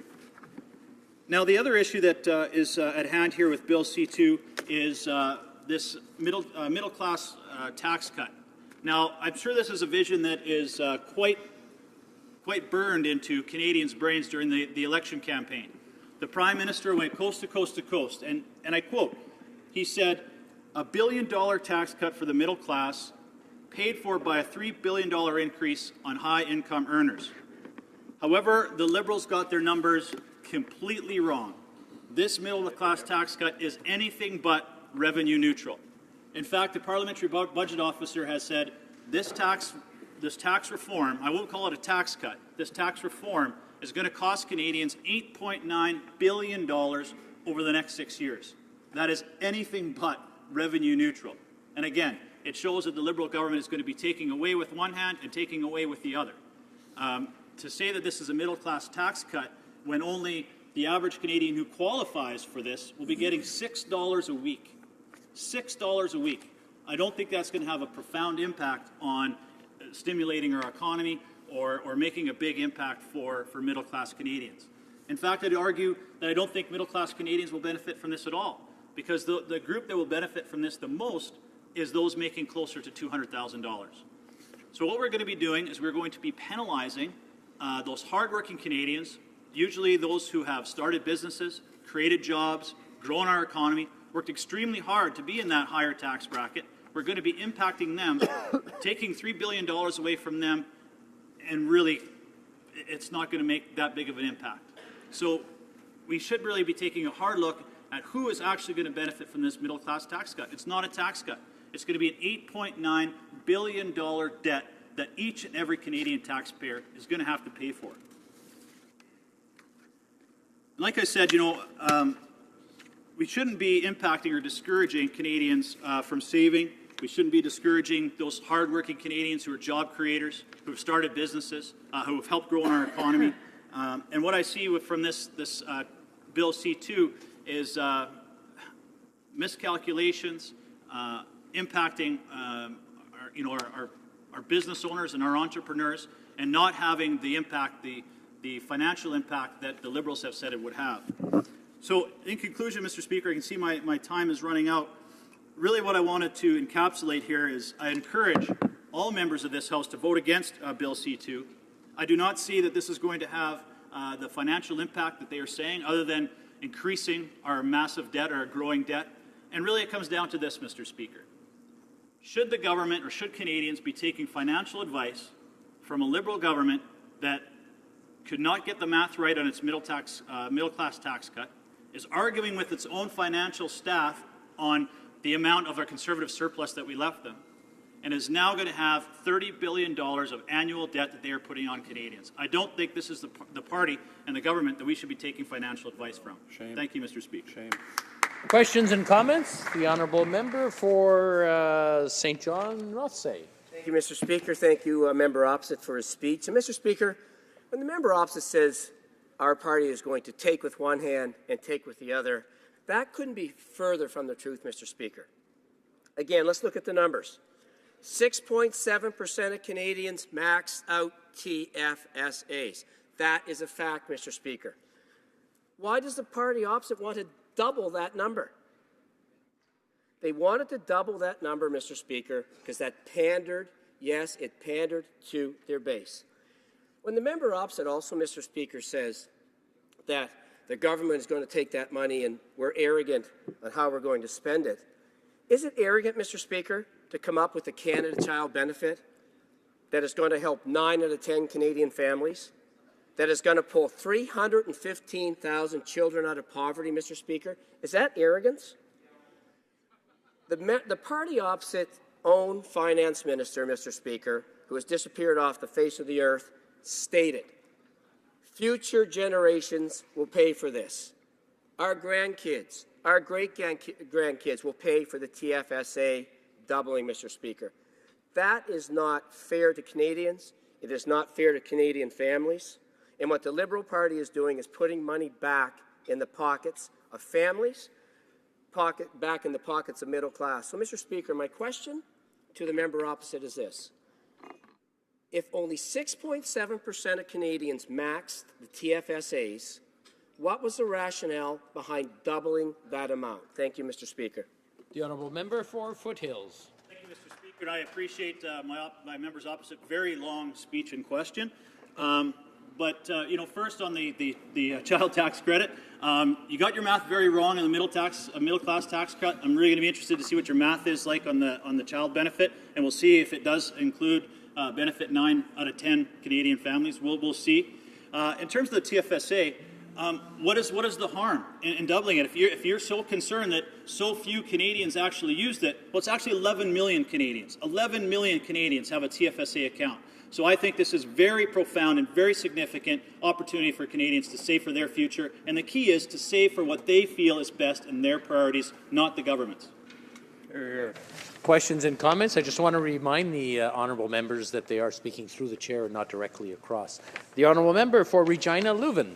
Well, thank you, Mr. Speaker, and I'd like to thank the member for Foothills for his impassioned defense of tax-free savings accounts.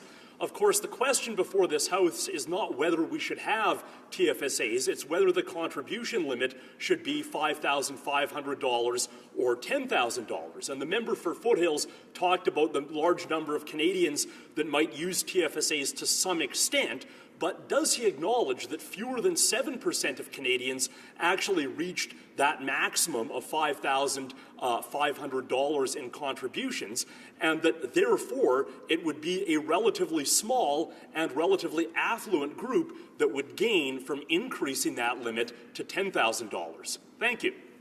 Honourable member for Foothills. Thank you, Mr. Speaker. And I think the key word in that question was affluent Canadians. Still, despite all the stats that are out there and all the facts that are out there, the NDP and the Liberals still feel that the tax-free savings account is somehow a tax shelter for the wealthy. 60% of those who maxed out their TFSA made $60,000 or less. I would like to see any community across Canada where they feel $60,000 in an annual salary somehow makes you affluent. If this is an opportunity for hardworking Canadians to make difficult choices, certainly some of them they are choosing in their priorities as a savings account over many other material things. But the key here is it's a choice they are making themselves. And what is wrong with allowing Canadians to make those choices for themselves rather than giving those dollars over to government when they have no control over it, to a government that now has $30 billion in annual deficits? Resuming debate, reprise du débat, the honourable member for Moose Jaw, Lake Centre, Lanigan.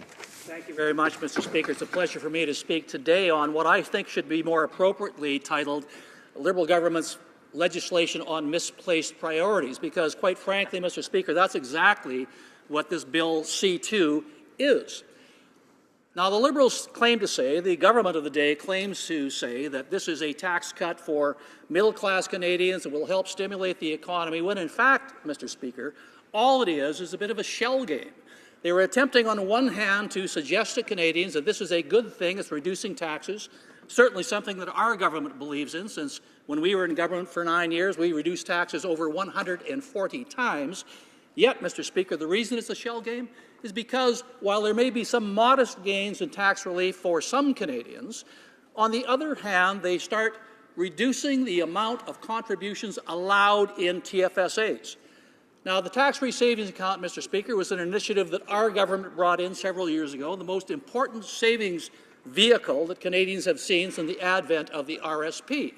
It has been incredibly popular and well received by Canadians from all income brackets. My colleagues previously have talked about the fact that 60% of Canadians who max out on their TFSAs have modest incomes.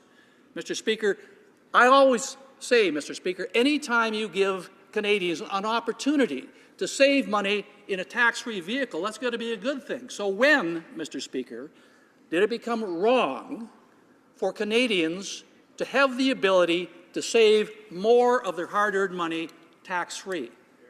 When did it become wrong to do that? But that's exactly what this government apparently is saying, because they are planning to reduce the TFSA contribution limit from $10,500 to $5,500. They are denying Canadians the opportunity to put $5,000 more per year into a tax-free savings account.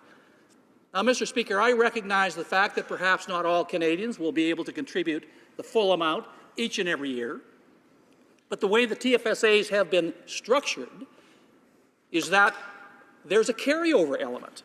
If you can't max out your contributions one year, you don't lose it the next year. No, that unused amount will be carried over, and carried over almost into perpetuity, Mr. Speaker. So that perhaps several years down the road, if a retired couple wants to sell their house, which they've built up a great deal of equity, and do traveling in their golden years, they could take that money from the sale of their house, put it into TFSA to the max amount. But yet this government feels that that's not the right route to take. They feel that rather than allowing Canadians more opportunities to save more money, they want to reduce it. Their argument, of course, Mr. Speaker, is that, well, only the wealthy can afford to contribute $10,500 a year. But that's not what they really are saying, Mr. Speaker. They may say that publicly, but what they mean is, and the intent of this is, by contributing $10,500 a year, if it was maxed out by a majority of Canadians, it would cost the government money in lost tax revenue. And that's really the crux behind this, Mr. Speaker, because this government is in trouble. This government, although they promised what they consider to be modest $10 billion a year deficits in the first 4 years, or the first 3 years, I suppose, of their term, now is going to be incurring at least $30 billion deficits for the first several years of their mandate. This government said that they would be able to balance the books by 2019, by the time of the next election. It is now admitted by the government's own officials that will be an impossible task. So this government needs more revenue, Mr. Speaker. By allowing Canadians to save more in a tax-free environment, that would deny this government the much-needed revenue that they so desire. So what do? Well, Mr. Speaker, their approach, of course, is to spend more money. They say that spending more money will ultimately create a healthier and larger economy. Now, this Keynesian approach has never worked in the past. It won't work this time, but that's the approach that this government has. I suspect, Mr. Speaker, some of that comes from the long history of Liberal mismanagement in the economy.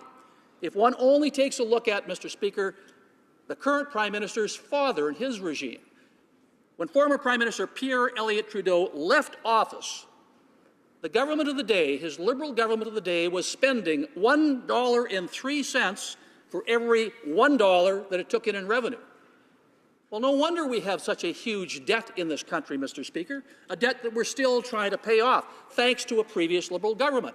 Apparently, the apple didn't fall far from the tree, because this current Prime Minister seems to be taking the same approach of his father, an approach that left this country in massive debt. Mr. Speaker, this is unacceptable. But, Mr. Speaker, there is an option, obviously. The government has choices. Any government always has choices. How do they increase their revenue? How do they take in the amount of money they need to produce the programs and to be able to balance their budget that apparently they so desire? Well, the obvious choice is to raise taxes. That's never popular for any government. The other option, of course, Mr. Speaker, is to find projects that might increase employment and increase, consequently, tax revenues coming in, both personal and corporate.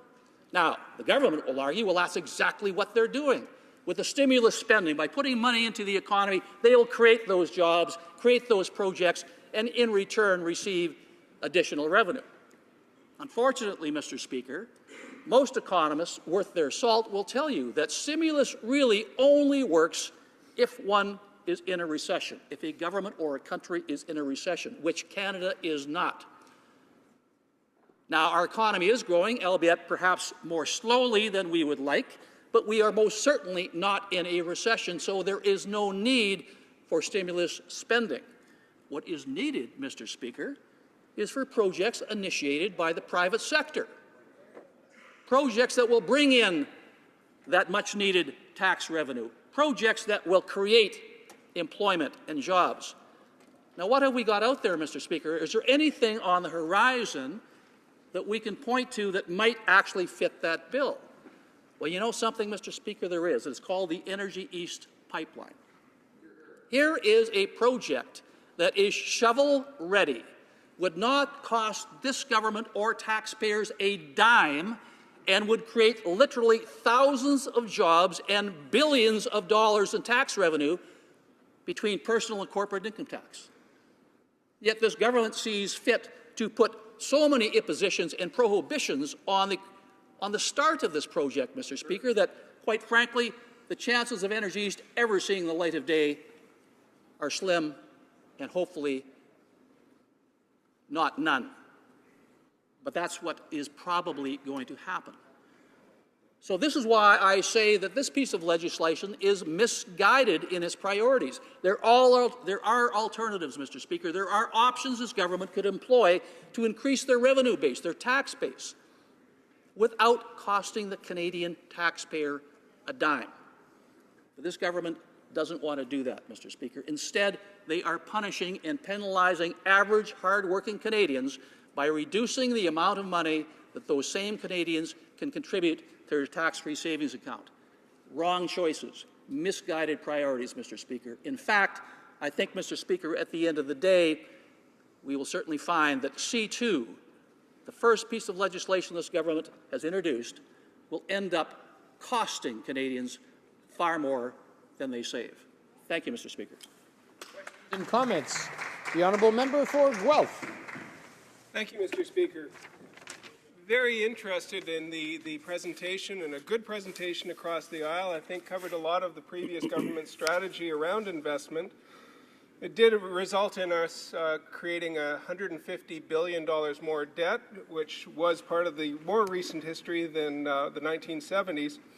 But I'm interested in the comment, Mr. Speaker, that investing in Canada should only be done during a recession, and that only can create jobs during a recession. Is that why the previous government put us in 2 recessions, to create jobs? The honourable member for Moose Jaw, Lake Centre, Lanigan. Once again, as is common with most Liberals, perhaps most newly elected Liberals, is they have this sense of revisionist history. Let's talk about what actually happened, Mr. Speaker. Back in 2008, when the global recession hit, every G20 country agreed the best way to get out of this recession is to stimulate the economy by investing money into infrastructure. We had that debate in this place, Mr. Speaker. I was part of that debate. And you know what happened during that debate? The criticism that the Liberals, who were then in 3rd place, and the NDP, who are the official opposition, the criticism that they levied against our government is that we weren't putting enough money into stimulus. So in other words, Mr. Speaker, had the Liberals or the NDP had their way, we would have had a larger debt than we do today. Our deficit would have been larger than it was if they had their way. So for anyone on the Liberal benches to say that we actually created a deficit that they would not have created is absolutely factually incorrect, and the records show that, Mr. Speaker. Secondly, Mr. Speaker, let me just say this. We entered into a deficit situation because of the global recession, but we got out of it and in our last years of office balanced the budget again, Mr. Speaker, something that this government will probably never do in their short mandate, which I expect to be only 4 years. Questions and comments? The honourable member for Regina Leuven. Thank you, Mr. Speaker. Mr. Speaker, I would like to thank my neighbour MP for Moose Jaw Lake Centre Lanigan for not running in Regina Leuven. I would also like to thank him for his able chairmanship of the Government Operations Committee, on which I also serve. And finally, I would like to thank the member for his speech. I would like to pick up on the point that he raised about TFSA contribution limits being cumulative from one year to the next. And it seems to me one of the problems with a contribution limit of $10,000 is that over the years and over the decades, it would enable wealthy Canadians to accumulate pools of hundreds of thousands of dollars of investments that would be completely untaxed, and that this could really contribute to growing inequality and really erode public finances. And I wonder what the member thinks about that prospect looking into the future. Thank you. The honourable member for Moose Jaw Lake Centre Lanigan. Thank you very much, and I want to thank my colleague from Regina for thanking me for not running in his riding. Mr. Speaker, let me just say this. I think if you took a poll of all Canadians, regardless of income level, and asked them a simple question, do you agree that you should be allowed to contribute more money to a tax-free savings account rather than less? The answer would come back clearly, yes. We want to have the ability to invest more money in a tax-free environment, if we can. Now, Mr. Speaker, this does not only allow the wealthy to put money into an account. I have many people in my riding, Mr. Speaker, and I can assure you that most of them are not wealthy, most of them are not affluent, as the government would suggest. When I talk to them about the TFSA, many of them say, look, I would like to have the ability that if I sell my house or come into an inheritance, somehow come in with additional dollars, be able to put it into an account where it's sheltered, where it's tax-free. Don't deny me that ability. Whether or not I max out, whether or not I contribute to it in totality over the years is incidental. But at least knowing that it is there is something that I agree with. So I fall back on words I said in my initial presentation, Mr. Speaker. When in Canada did it become a bad thing to allow Canadians to contribute more money tax-free? When did that become a bad thing? When it did, Mr. Speaker, apparently, is when this Liberal government got elected. Reprise du débat, resuming debate. The honourable member for Thornhill. Oh, thank you, Mr. Speaker, and it's a pleasure to rise in the final hours of debate on Bill C-2. We all, of course, recognize that this piece of legislation rushed into the House in December, a forerunner of the budget scheduled for March 22nd, was intended to fulfill a number of misguided campaign promises in time for a new taxation year. I must say, Mr. Speaker, that over the hours of debate since, a speech by the Minister of Finance, his answers in debate and in question period, his pronouncements in various fora across Canada, Canadians are getting a very clear picture, and a concerning picture as well, of where the government intends to go in terms of taxation, the collection of Canadians' hard-earned tax dollars, and spending, a mega disbursement spree of those same hard-earned tax dollars. Now, the economic situation in Canada today, and it's been remarked upon a number of times, but it is truly a crisis in parts of the country walloped by the crash of resource prices. But it is not at all like the 2008-9 global recession. The fact is, Canada is not today in recession. Focused stimulation, tax cuts, incentives, decisive, courageous support of projects such as pipelines and power projects. Now, these indeed are appropriate for provinces hit hard by the resource downturn. But, Mr. Speaker, massive expansionary government spending, growing the debt, increasing debt servicing, mortgaging our children's future is simply not justified. Now, the minister's much touted middle-class tax cut will, he proclaimed, put more money into the pockets of Canadians who need it. The tax cut does, modestly, do that, but the finance minister himself estimates that that will amount to barely $10 a week for the middle class, and then, as our NDP colleagues have pointed out, only a portion of the middle class. At the same time, the Liberals promised that the total costs of the tax cuts would be offset by a new tax on Canada's most affluent taxpayers. Again, a reality check from Finance Canada reveals that, in fact, there will be at least $1 billion shortfall in the Liberals' estimate, more appropriately guesstimate, which is hardly reassuring as we anticipate the coming budget. Moving on to the minister's ill-advised trimming of the tax-free savings account. The TFSA, as you know, Mr. Speaker, was created by our previous Conservative government along with more than 180 tax cuts made between 2006 and 2015. These tax cuts combined to give Canadians across all income groups significantly greater take-home income and reduce the federal tax burden to the lowest level in half a century. About half of adult Canadians today have tax-free savings accounts, which is a very high level of participation indeed in a program which only began in 2009. We've cited these numbers before, Mr. Speaker, but I'm proud to remind the government again that of those TFSA investors who took advantage of last year's $10,000 limit, fully 60% earned $60,000 or less, which refutes the Prime Minister's and the Finance Minister's characterization of the TFSA as a tool for only the rich. Mr. Speaker, the tax-free savings account is also a particularly important retirement savings tool for seniors who can no longer take advantage of RRSPs, Registered Retirement Savings Plans. A majority of Canadians supported and still support the $10,000 limit. Public opinion polls reflect this and still reflect this.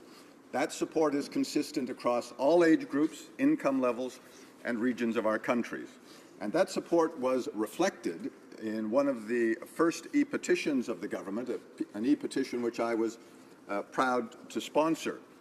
For folks at home, you can find and consider that petition at petitions.parle.gc.ca, listed under E3 with the keywords tax system, tax-free savings account. Now, this petition, Mr. Speaker, has accumulated almost 5,000 signatures, even though the government plowed ahead in reducing this year's TFSA contribution level by half. The petition is still open for another month, and frustrated Canadians can still register their unhappiness with the government's decision until April. Now, the government tried to justify the gutting of the annual savings limits with the excuse that the TFSA cost the government too much. Well, the federal government, Mr. Speaker, spends much more every year to support the very generous indexed pensions of government employees. Those public service pensions are paid for with the hard-earned tax dollars raised from the 80% of Canadians who do not work for the government, who have much less generous employer pension plans, or who must provide entirely for their own retirement. In my constituency, Mr. Speaker, the wonderfully diverse middle-class community of Thornhill, TFSAs have become an important part of taxpayers' retirement savings portfolios, and an important part, again, of our senior citizens' retirement savings portfolios. That's across all income levels, as national polls show. Now, making the retirement savings process even more challenging, more burdensome, the new federal government has agreed to collect for the spendthrift government of Ontario the job-killing payroll taxes from employees and employers for the so-called Ontario Retirement Pension Plan. The ORPP, Mr. Speaker, is sold as a top-up to the Canada Pension Plan, but it will take fully 40 years to reach its modest annual payback level. So why now? What's the rush? Well, Premier Wynn's government, in an amazing blaze of unintended transparency in its 2014 budget, revealed that the ORPP isn't really designed for retirees. The budget document revealed that ORPP is really a tax grab to help bail out the debt and deficit created by the provincial Liberal government's misspending. The 2014 budget said precisely, by encouraging Ontarians to save through a proposed new Ontario retirement pension plan, new pools of capital would be available for Ontario-based projects such as building roads, bridges, and new transit. So, Mr. Speaker, the federal government is now complicit by recently agreeing to collect for Ontario job-killing employment taxes, not for the workers of today who will see little, if any, eventual benefit, but effectively creating a new slush fund for their provincial Liberal cousins who have created the largest subnational debt in the world. In a variation of an old joke, not that far from reality, ask an Ontario Liberal how to create a small business, and they say take a medium-sized business and tax it down to size. I see my remaining time is short, Mr. Speaker, so I'll briefly return to the Finance Minister's remarks when he introduced Bill C-2, remarks in which he talked about growth and investment in the budget that will be tabled March 22nd. We on this side of the House, Mr. Speaker, are very concerned about the dark reality for Canadian taxpayers and the Canadian economy that will, we believe, define those words. The growth that the Minister and Prime Minister are trying unwisely to create will be in annual deficits of $30, $40 billion or more, expansionary spending, Mr. Speaker, that simply cannot be justified. The investment will be the billions of dollars of deeper debt that our children and grandchildren will have to eventually confront. Mr. Speaker, if the Liberals are really serious about growing the economy, the Minister must come forward with a jobs plan that will actually help get Canadians back to work. And he should abandon the rush to recklessly push billions of Canadian hard-earned tax dollars into spontaneously confected, inadequately planned infrastructure projects or to impose new regulations and taxes on half-baked theories. Thank you, Mr. Speaker. Question commentaire, questions and comments. The honourable member for St. John Rothsay. Thank you, Mr. Speaker, and thank you to my colleague opposite for his speech. And Mr. Speaker, we inherited an economy that was not moving forward, that was not in good shape due to the policies, the low-growth policies, Mr. Speaker, of the party opposite. And when the party opposite, Mr. Speaker, talks about the shell game that the Liberals are playing, let's talk about the party that invented the shell game, Mr. Speaker. After 7 straight deficits, the party opposite is going to come up with a plan, and we're going to come up with a surplus or a balanced budget in our year before the election. Let's talk about the shell game, Mr. Speaker. $900 million put back into the budget from their own public servants on their sick leave. $2 billion rainy day fund. Let's put that into the shell game. Let's sell the GM shares. Let's put that into the shell game. Lapse funding on Veterans Affairs. Let's put that into the shell game, Mr. Speaker. EI training. Let's throw that in too. Mr. Speaker, Canadians have woken up to a low-growth, no-growth economic style from the party opposite. And, Mr. Speaker, I'll leave you with this. Good government and good government policies, Mr. Speaker, are for the many, not the few. And with 6.3% of Canadians that use tax-free savings accounts, to double that number pandered to the few, Mr. Speaker. So I ask the member opposite, will he not concede that good government policy, good governance is for the many, not the few, not like doubling the tax-free savings accounts? Thank you, Mr. Speaker. Honourable member for Thornhill.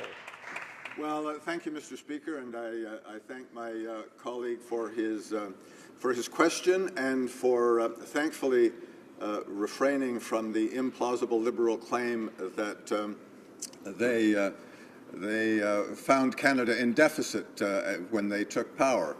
In fact, the Canadian economy grew by 1.2% last year.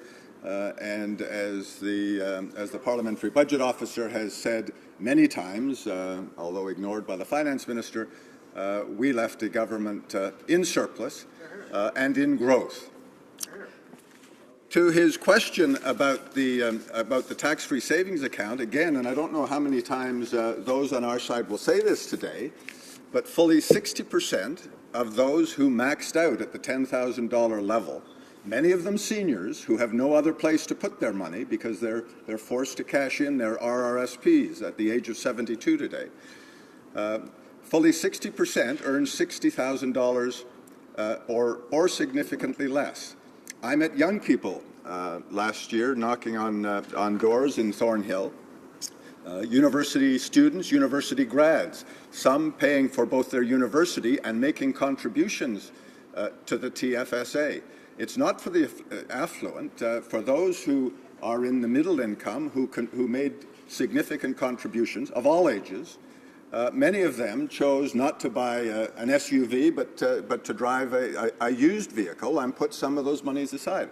For those who are self-employed, the TFSA represents a real opportunity for long-term maximum benefit, even greater benefit than the RRSP.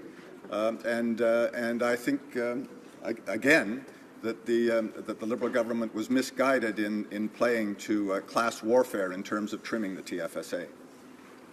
Questions et commentaires, questions and comments. The honourable member for Regina Leuven. Thank you, Mr. Speaker. The member for Thornhill just said that 60% of the people who maxed out at the $10,000 level were earning $60,000 or less. My question is, how can the member for Thornhill possibly have any data on who maxed out at $10,000? Very briefly, the honourable member for Thornhill. And thank you, Mr. Speaker.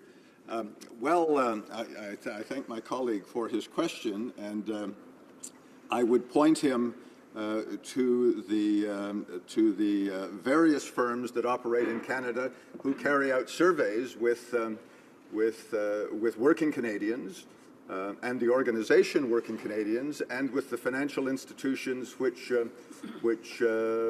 handle the sales, which handle the establishment of the tax-free savings accounts.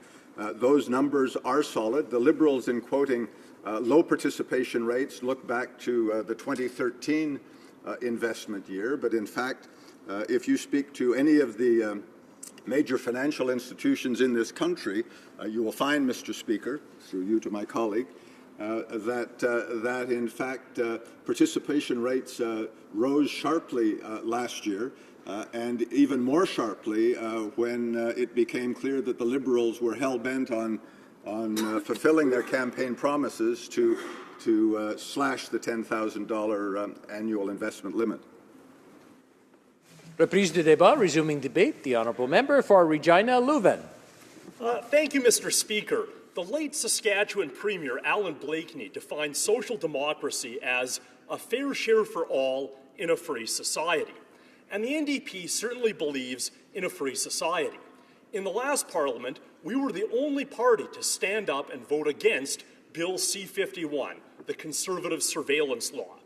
In this Parliament, we were the only party to stand up and oppose the Conservative motion calling on the state to condemn controversial speech about Israel. But as important as civil liberties are, and as good as the NDP's record is in this area, civil liberties are not what define us fundamentally as Social Democrats. Liberal is also a derivative of liberty. Even in the Conservative Party, there is a libertarian strain, even if it was pretty difficult to detect under the last Conservative government. Mr. Speaker, what really defines us as Social Democrats is our concern for what Premier Blakeney described as a fair share, a more equitable distribution of income and wealth. We believe in equality not just for its own sake, but also because all the evidence indicates that a more equitable distribution of income and wealth leads to more happiness, to better health, and to less crime. So the trend towards worsening inequality is quite troubling. In recent years and decades, a vastly disproportionate share of income gains have been concentrated in too few hands at the very top of the scale. The tax system is one of the most powerful tools available to government to address those inequalities. So, Mr. Speaker, I believe that this House should evaluate Bill C-2 in terms of its effect on income inequality. And at this point, I will shift from quoting Alan Blakeney to invoking Clint Eastwood, because Bill C-2 has the consistency of a spaghetti western. Allow me to review the good, the bad, and yes, the ugly aspects of this legislation. The good thing about Bill C-2 is that it includes tangible measures to collect a fair share of tax from the rich. Specifically, it would increase by 4% the top income tax rate on incomes over $200,000.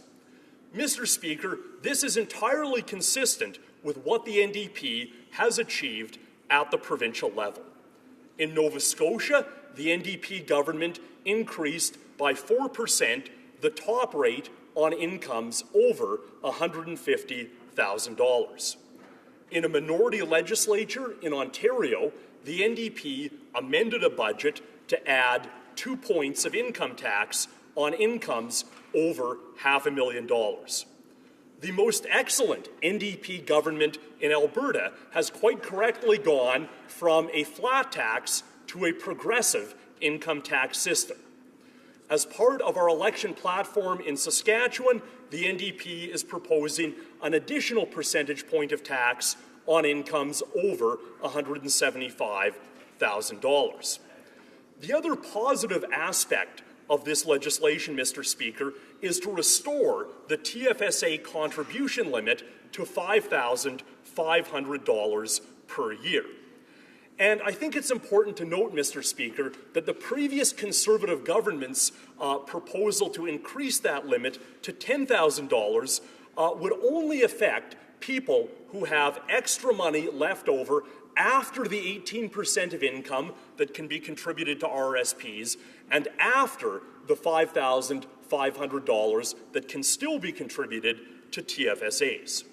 In 2013, fewer than 7% of eligible Canadians made the maximum TFSA contribution.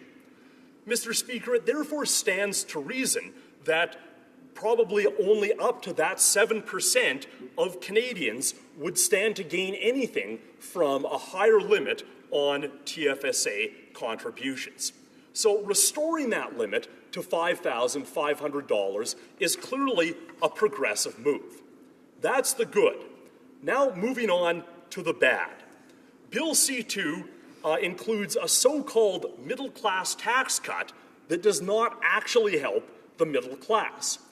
And I think the Liberals might be a little bit confused between cutting the middle tax bracket or changing taxes in such a way as to help people with middle incomes.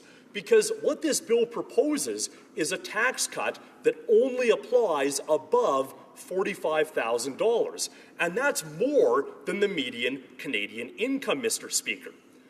To receive the maximum benefit, someone would need to have an income of more than $90,000 per year. To put that in perspective, Mr. Speaker, if you were working as a nanny for the Prime Minister, you would receive nothing from the middle-class tax cut. However, the Prime Minister himself, and indeed all members of this House, will get the maximum benefit of about $700. But we don't need the money. So what are the alternatives, Mr. Speaker? We in the NDP had proposed to reduce the first tax bracket that applies to everyone. We also proposed to boost the working income tax benefit that is more targeted towards lower incomes. In our election platform in Saskatchewan, the provincial NDP is proposing to boost the basic personal exemption, which again applies to everyone. So it would be extremely easy to design and implement a middle-class tax cut that actually goes to the middle class.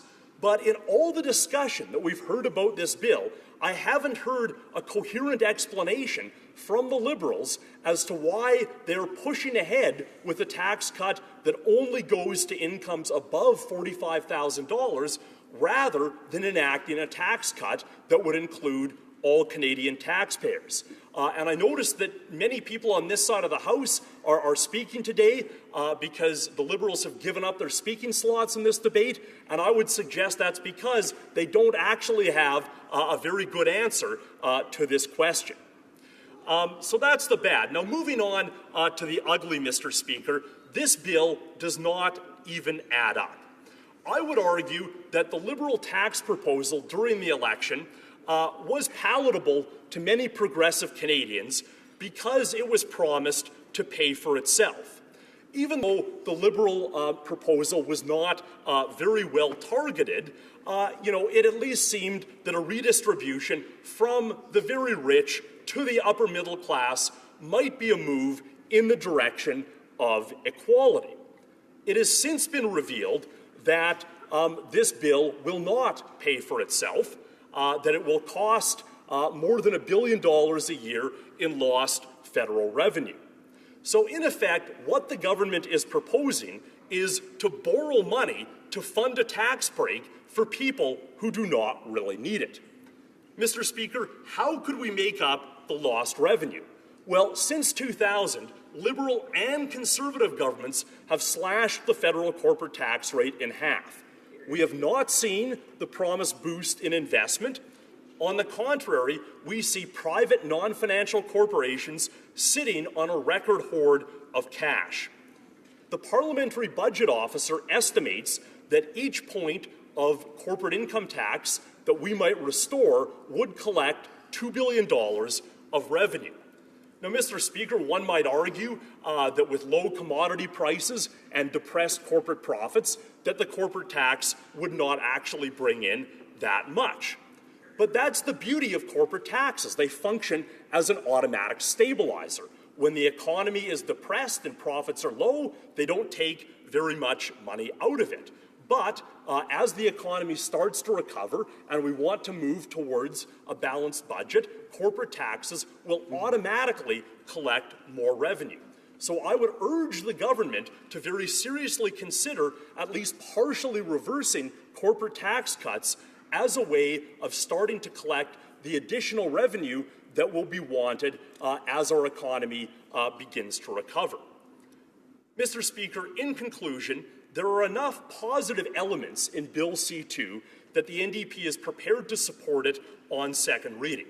But there is a huge amount of room for improvement in targeting the so-called middle-class tax cut to those who really need it, and in collecting the revenue that will ultimately be needed if this government is ever going to balance the budget.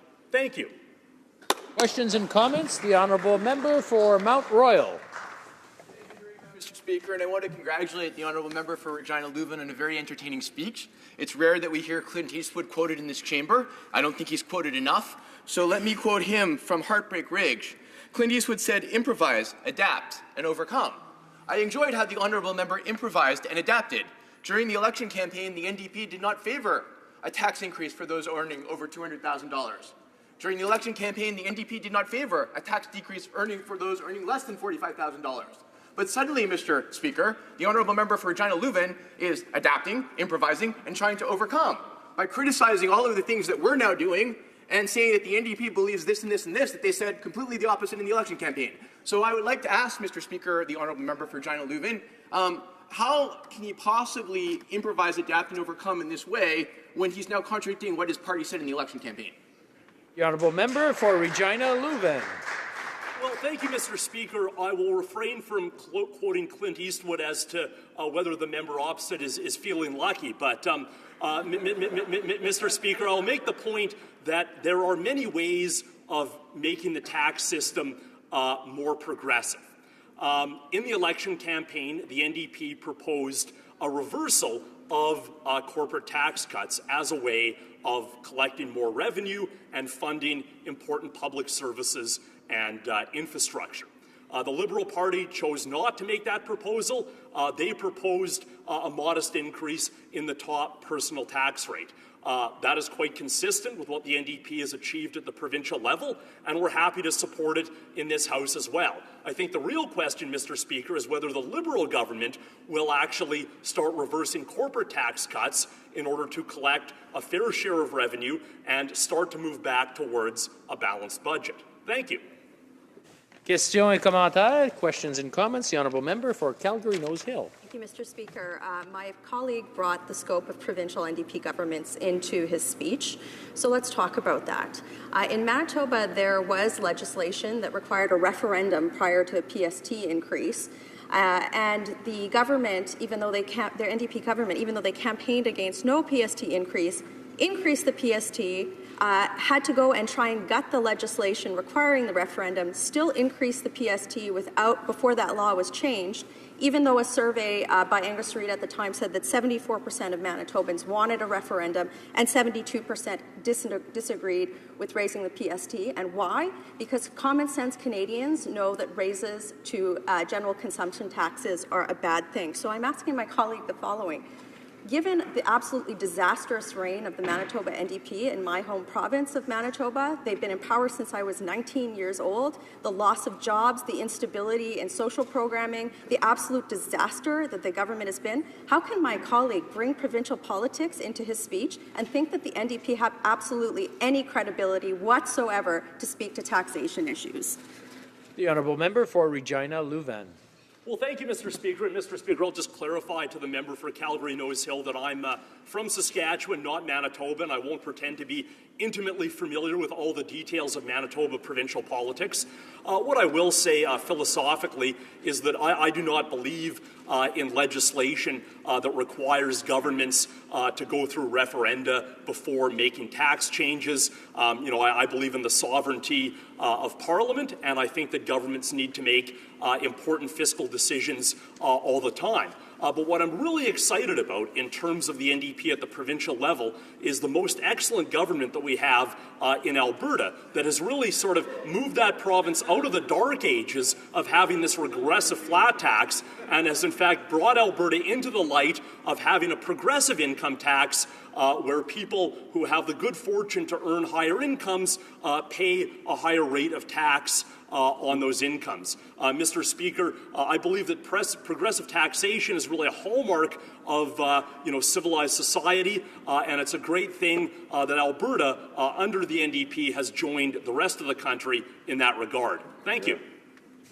Resuming debate, reprise du débat, the honourable member for Central Okanagan, Similkameen Nicola. Thank you, Mr. Speaker. And I begin my speech today referring to page 9 from the Liberal Party of Canada election platform.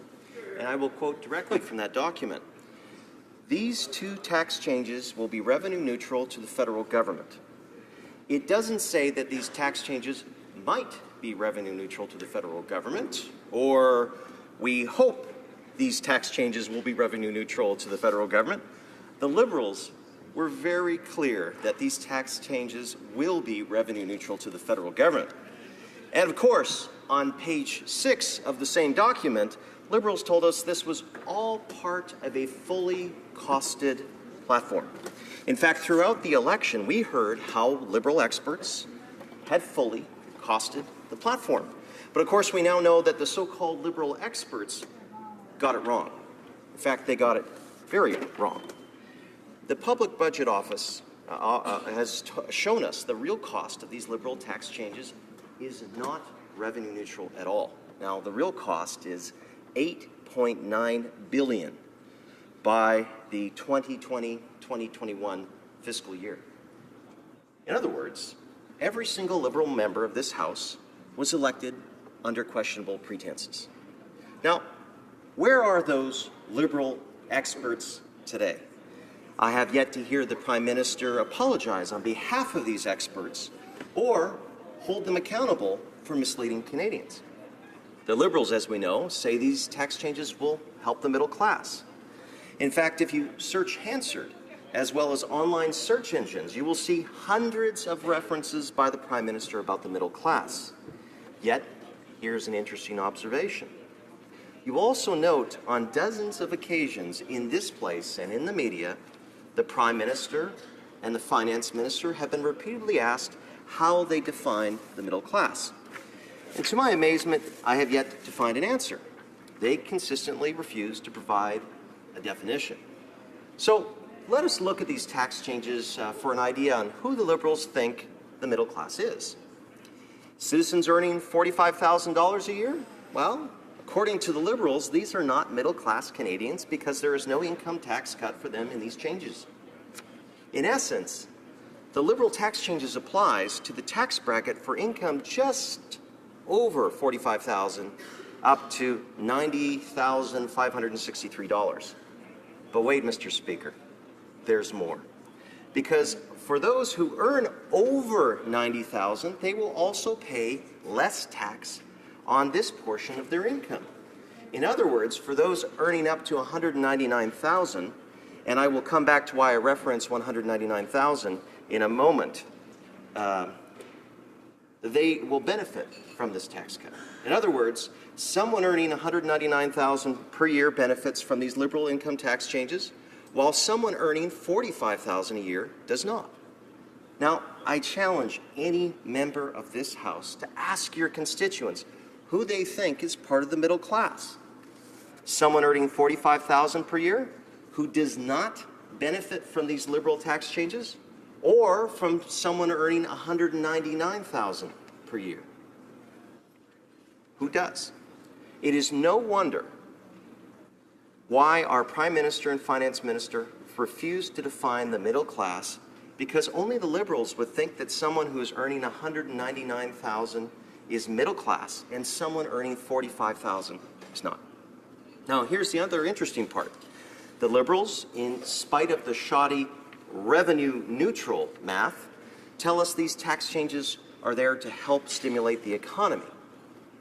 However, part of these tax changes is that the Prime Minister has created his own new top income tax rate.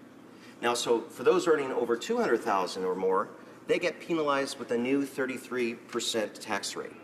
In other words, you have a tax cut intended to help stimulate the economy, and yet those who are financially most able to stimulate the economy are actually being penalized not to do so. Now, I have no doubt that the same Liberal experts who bungled the math on these tax changes being revenue neutral likely came up with this misguided policy as well. Because of this Liberal tax hike, combined with provincial income taxes, some provinces will now be paying a combined rate of taxation that exceeds 50%. Now, I know the Liberals think, who cares? These people are wealthy. But in talking to regions desperately trying to recruit much-needed new doctors, particularly rural areas in my riding, when doctors hear a total tax rate of over 50%, they say, thanks, but no thanks. Now, what's also interesting, Mr. Speaker, is that Bill C-2 proposes to roll back the maximum TFSA contribution implemented by the former government. So I went through Hansard and read the Prime Minister's comments to try and determine why he hates the idea of Canadians saving. Now, I found an interesting reference from the Prime Minister. He believes that having a tax-free savings account will only benefit the rich and will be paid for by the next generation of Canadians. Now, I find this fascinating. Here we have a Prime Minister who's saddling the next generation of Canadians with billions of dollars in new debt, and he is most worried about people having too much money in a savings account. Only in Liberal land does this make sense.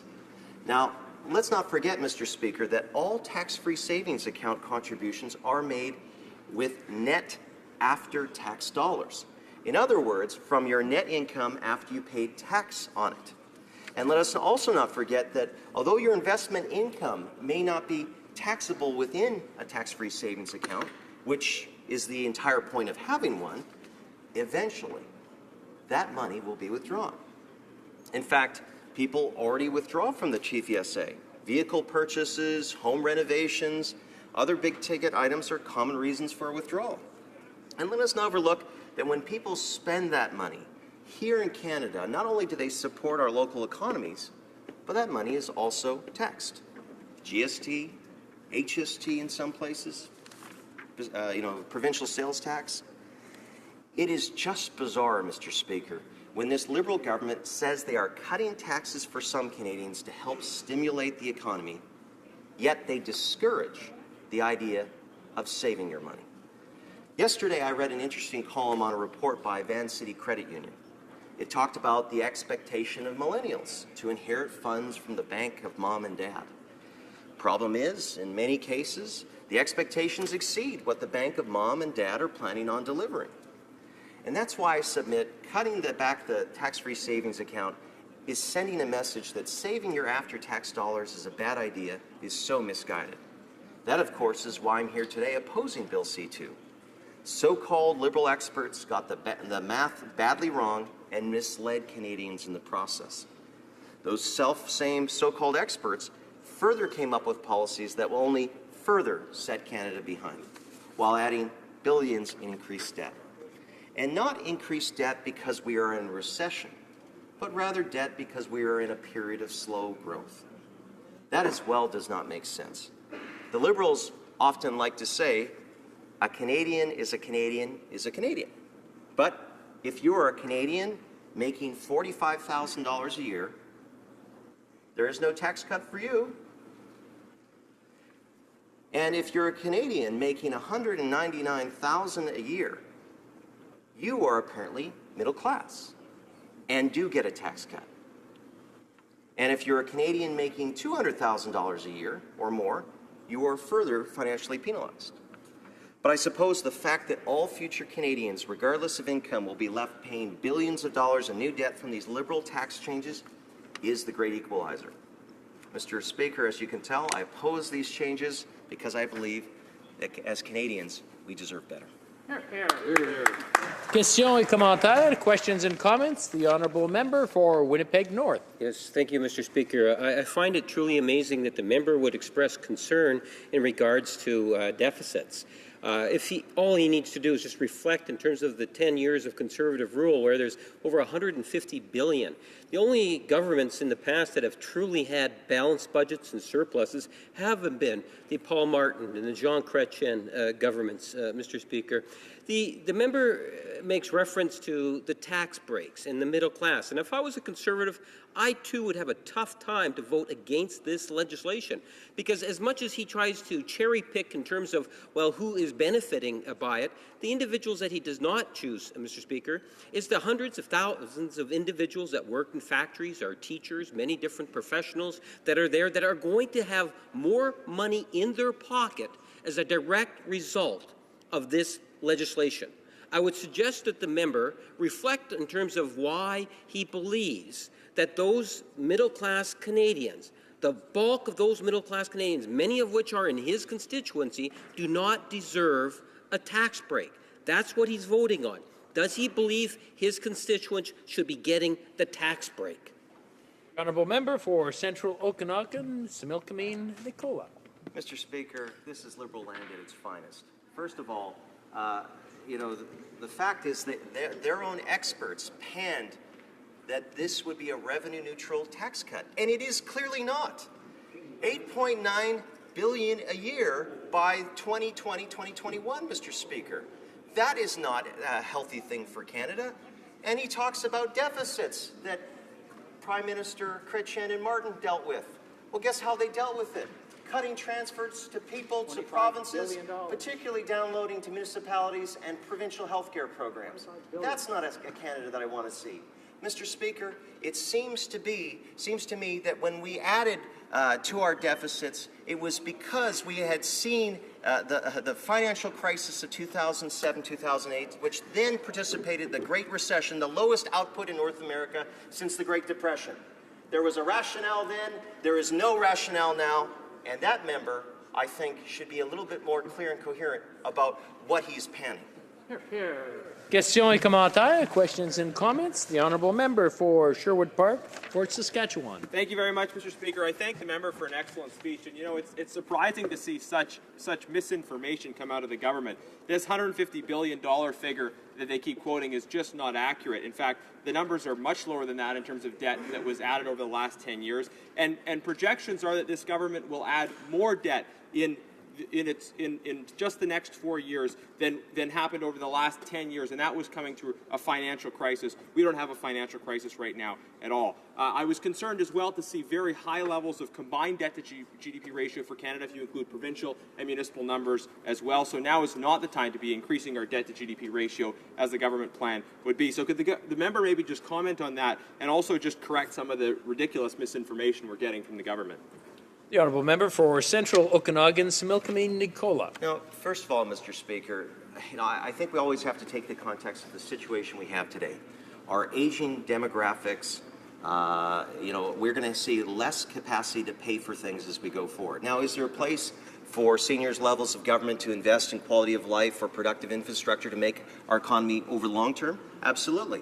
But again, we should be asking ourselves the question, okay, at what point is it within our means? Now we're seeing the government is talking about, it blew through the modest deficit promise of $10 billion a year. Now we're talking starting point $18.4 billion.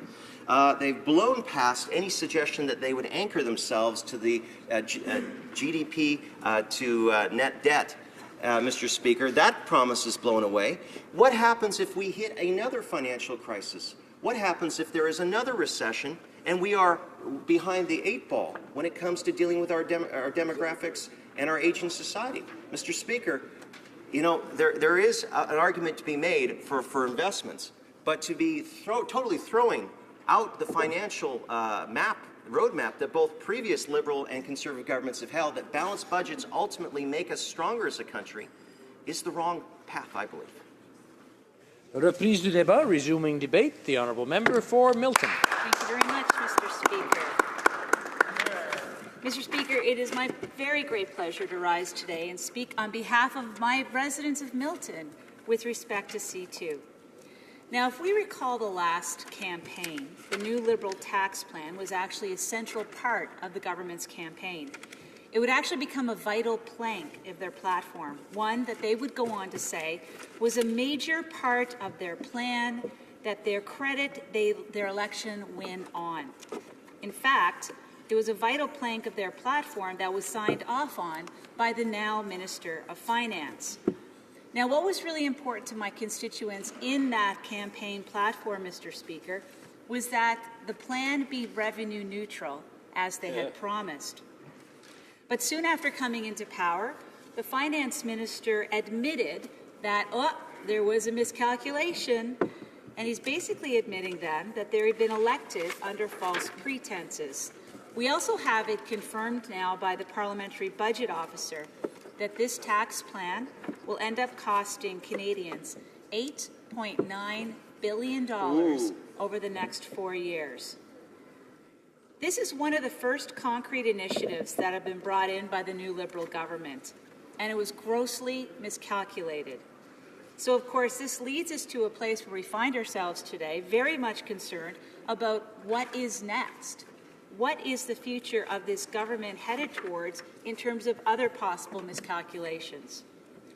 The Liberals have justified destroying the former Conservative surplus and repealing the budget balance bill on the grounds that their spending is going to stimulate the economy. They're assuring Canadians, don't worry, relying on borrowed money is going to be okay. What really matters is the relationship between debt and GDP. But what they don't tell Canadians is this, is that these values of debt and GDP are not within the government's control. What they only can control is spending. And quite frankly, they should be exercising prudence on this front. Targeting spending that will truly stimulate the economy is a good thing, and it is very different from these feel-good handouts that we're seeing more and more from this Liberal government. And what is this for? What is this deficit for in terms of this tax plan? because in reality, for a single person, Finance Canada tells us that it amounts to $6.34 a week. $6.34 a week. It's the price of a latte once a week. Maybe a salad once a week. Their plan also relies on a feeling of consumer confidence. But when I talk to constituents in my riding, they've suggested that they are starting to feel a pinch. A few weeks ago, the Premier of Ontario announced a 4.5-cent tax on a litre of gas, 4.5 cents higher on a litre of gas. That is about $900 a year for Canadian families to fill up at the pump. That's the cost associated with moving your kids around to hockey, to soccer, to school. And under the federal Liberals' new tax plan, middle-class families are just going to receive $300 per year. Now, with this provincial tax, money granted under this bill will be completely swallowed up. So now, rather than feeling confident in spending, many plan on saving. After all, putting money in one pocket just to take it out from the other is certainly not what was promised in the election campaign. The other aspect of this legislation, Mr. Speaker, that's truly concerning is that it seeks to make it more difficult for Canadians to save in general. It actually slashes the contribution limits for the tax-free savings account to $5,500 from the $10,000 that a previous Conservative government had set it as. Now, many of the constituents in Milton have told me that they do rely upon these savings accounts when planning for their future. And in fact, Mr. Speaker, there are two ways in which families in Milton are saving for their retirement and their future. One is by investing in their home. And when they have their home equity built up, they utilize that in future years. They know they're saving towards a great goal. The second way, of course, was through these TFSAs. The beautiful part about the TFSA, though, was you didn't have to sell your home in order to access the growth in these accounts. So if you're saving for a higher education, if you're a single couple saving to start a family, if you're an entrepreneur saving for your business, if your parents saving for next year's hockey costs, or if you're low-income seniors saving for retirement, the TFSA was a key tool to be able to use to help you save. The Liberal tax plan will make life less affordable for Canadians and seniors who are ultimately trying to save for vulnerable years. A recent report from the Parliamentary Budget Officer demonstrates that Canadians are taking on uncontrollable levels of debt. We have the highest debt in the G7, 171%. But at the same time, we're taking away vehicles and ways for Canadians to be able to save their own money. And that, of course, is going to increase their exposure to becoming delinquent.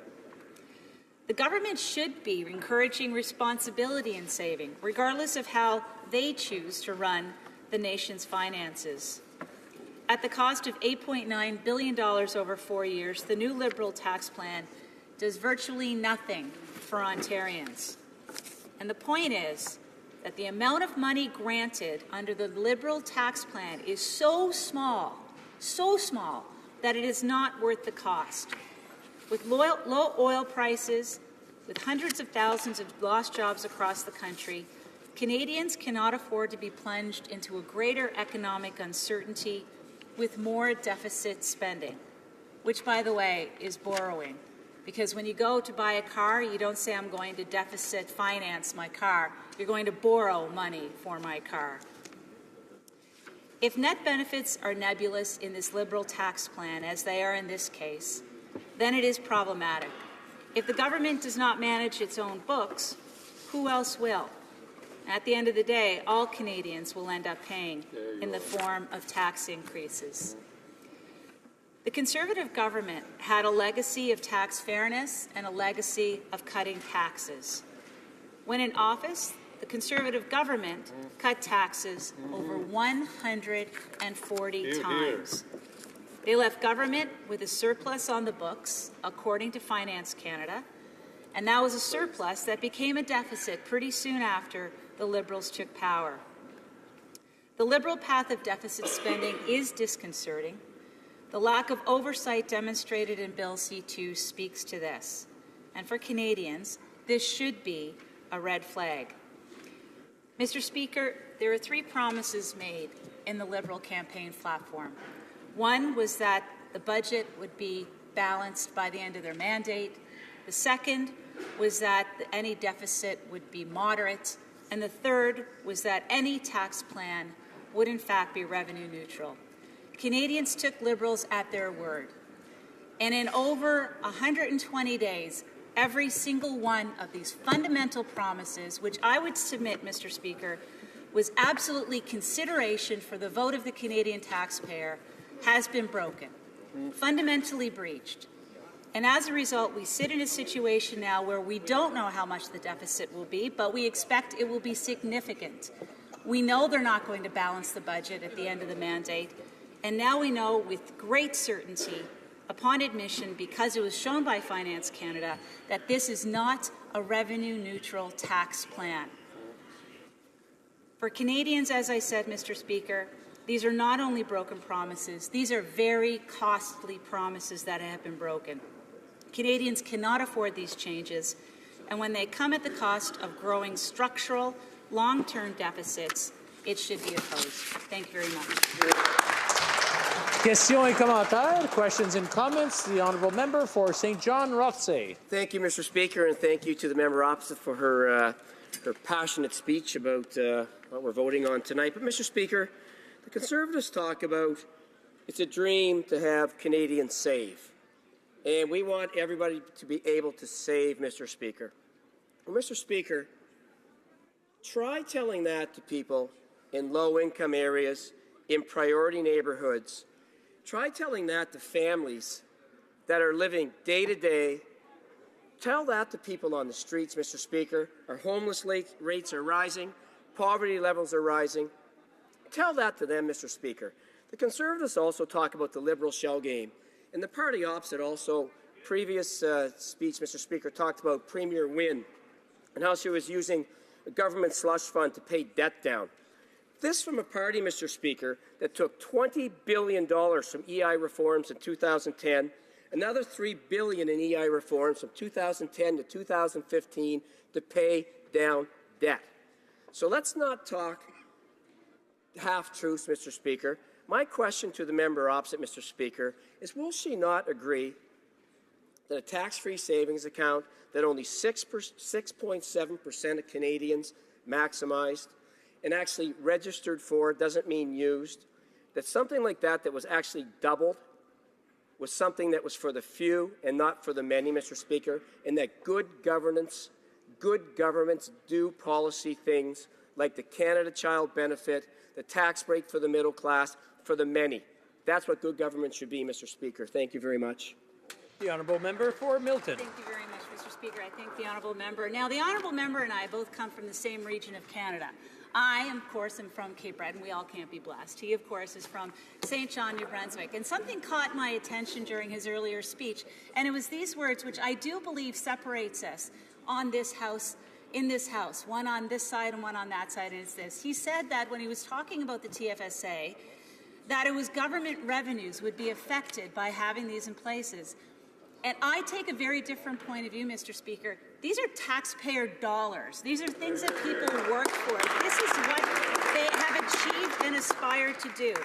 And I think notionally, thinking about on a year-by-year basis of what is being utilized in your TFSA is the wrong way of looking at it. Growing up in Cape Breton Island, no, I didn't make a lot of money. I remember doing my grandmother's taxes. She made $18,000 in 1989, and she brought us both up on that. But the reality is I had dreams. I wanted to do better. And this TFSA room, it goes with me through life. It allows me to get to a higher salary one day where I can shelter the money that I have worked extremely hard for so that I not only have a house I can rely upon if things go bad, I have this tax-free savings account that is there for me to choose what to do, when I want to do it, and how I want to do it. Questions et commentaires, questions and comments. The honourable member for Oshawa. Thank you very much, Mr. Speaker, and I want to thank my colleague for her excellent speech. I wanted to comment on her comments about the Liberal plan not being revenue neutral. And in particular, I want to talk a little bit about the proposed carbon taxes that they want to put in. And I want to quote somebody, Mr. Speaker, who should know a little bit about this. This is Greg Sabera, former Liberal Minister of Finance. And he's talking about what they did in Ontario. And the quote is this: although the Minister of Ontario said there are no tax increases, the fact is that there's a $1.9 billion increase, and I'll call it a flow-through tax because it'll ultimately affect consumers. Cap and trade is a system where the government sells to industry an imaginary product called carbon credits, and those industries pass the cost, $1.9 billion in this case, through the system, and it gives rise to higher prices at the gas pump, for gas that heats homes, and ultimately for every single product that we buy. The issue that I have with it, I mean, it's an interesting way to raise money and say that at the same time you're not raising taxes. The issue that I have, and I'm not sure because there's no evidence anywhere in the world the cap and trade system actually does work to significantly reduce carbon emissions. Now, Mr. Speaker, my question to my colleague, when the Liberals are addicted to all these new taxes, we're talking about the pension tax increases, but this cap and trade they want to put in, what does that do to the competitiveness of Canada when we're competing really aggressively, especially in places where I come from, like Oshawa, for new investment? What do these new taxes that are not revenue neutral do to our competitiveness internationally? The honourable member for Milton, if in 30 seconds or less, if you don't mind. It's an excellent question. I thank the honourable member for his research on the matter. Look, the issue with respect to adding on all these taxes is at the end of the day, those who can't afford them the most are the ones that feel them the most. It's the mother on a Saturday morning looking at how expensive gas is as she fills up the minivan because she knows she's got to get her kids to different areas in her town, and she knows how much gas it's going to take for her to do it. It's happening in terms of Nova Scotia, of people and senior citizens wondering if they can fill their tank of heating oil for the winter. And, you know, I know that they worry that there's going to be global warming, but in truth, an easier winter is something that's going to be easier on their pocketbooks because that's the kind of reality. People make really difficult choices with a small amount of money that they have. Extra taxes on top of that completely affects their quality of life. Reprise du débat, resuming debate. The honourable member for Regina Capel. Thank you very much, Mr. Speaker, and I'd like to congratulate my seatmate on a very excellent analysis on why Bill C-2 is so flawed and why the previous government's economic record was so good. And she has a lot of material to work with, and I'm sure members of the House will be familiar, or at least on this side of the House, will be familiar with the last two fiscal monitors that showed that the Conservative government left the Liberals with a surplus. That at the time that they took over, the government of Canada was running a surplus, and that if, I shouldn't say if, because we know there will be a deficit, that deficit is a direct result of choices that the Liberal Party has made, and not because of anything that the previous government did, because we left the books in such great shape. The tail end of my colleague's speech centered a lot on the tax-free savings account, and I'd like to speak to that a little bit as well. Canada used to have lifetime capital gains exemption. I believe it was, at the time it was phased out by the previous government, I believe it was $500,000 lifetime capital gains. That means that any Canadian could buy and sell shares, equities, real estate, investment real estate properties, and when they sold it, a good chunk of it would be tax-free. And there's a lot of reasons for that, Mr. Speaker. There's a huge economic incentive to protect capital gains in that way. And the first aspect of that I'd like to touch on is the idea that inflation is a tax. And when you have a capital gain, a good chunk of that notional gain is due to inflation. In other words, if I buy $100 worth of equities today and 20 years from now they've gone up 20%, I sell that, I have to pay taxes on that gain. But a good chunk of that has been the normal inflation that the Bank of Canada actively seeks. They have a mandate to achieve a 2% inflation target. So the $120 that I have sold it for isn't a real $120 because a good chunk of the value of that has been eaten away by inflation. But I still have to pay taxes on that. I still pay taxes as if I had the benefit of the entire 20%. What the tax-free savings account does, of course, is it protects all of the growth, both inflation and real growth, from the tax man. So if I have equities in a tax-free savings account and it does go up by 20% over a period of time, yes, a good chunk of that is inflation. It's fake growth. It's not real. It's a kind of a tax. It's a devaluation of something that I own. But it's protected at the very least, from paying taxes. Ordinary Canadians can't protect themselves from inflation. It's a tool of government. It's a tool of the Bank of Canada, and it's done for many different reasons, many of which, there's some debate as to the benefits of having an inflation target. But nonetheless, ordinary Canadians can do nothing about it. They can try to protect themselves in terms of where they put their money. They can try to find investments that offer some kind of predictable return, but they can't control what the folks at the Bank of Canada do. They certainly can't control the mandate that they're given from the government. But the tax-free savings account, at the very least, offered a little bit of a shelter against the negative impacts of inflation when it comes to paying taxes on it. They wouldn't have to pay tax on that fake growth. Mr. Speaker, I see we're approaching SO31s. I'm sorry, I thought you were... I was just waiting to cut you off, but certainly you've got old habits die hard. Seeing that it is 2 o'clock, we'll break for question period. And after question period, the honourable member will have 6 minutes and 10 seconds to remain. Statements by members, déclaration des députés. The honourable member for Saanich Gulf Islands.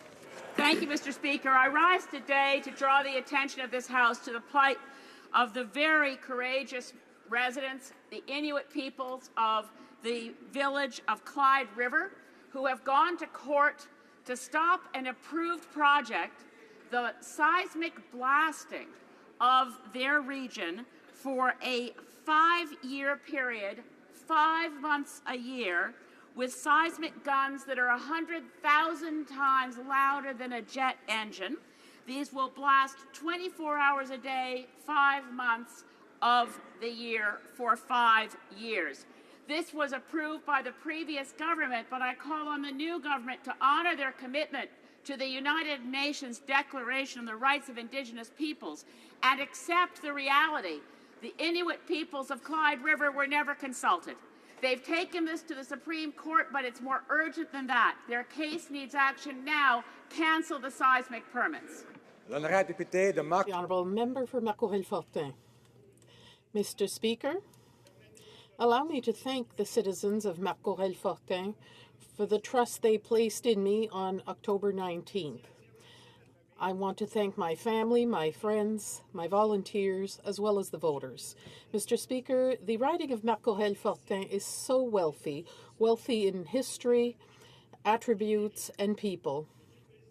The people of Marcouville-Fortin are people with a big heart that I have been frequenting for over 50 years, be it as a teacher, as a public servant, or as a politician. And it's with great honor that I intend to serve them in the next few years. Mr. Speaker, Marcouville-Fortin is young families who settle in the riding close to the metropolitan Montreal area, who like the tranquility and prosperity. They're also seniors who decide to stay there in great comfort in their older days. Marcouville-Fortin is history, it's the present, and it's the future.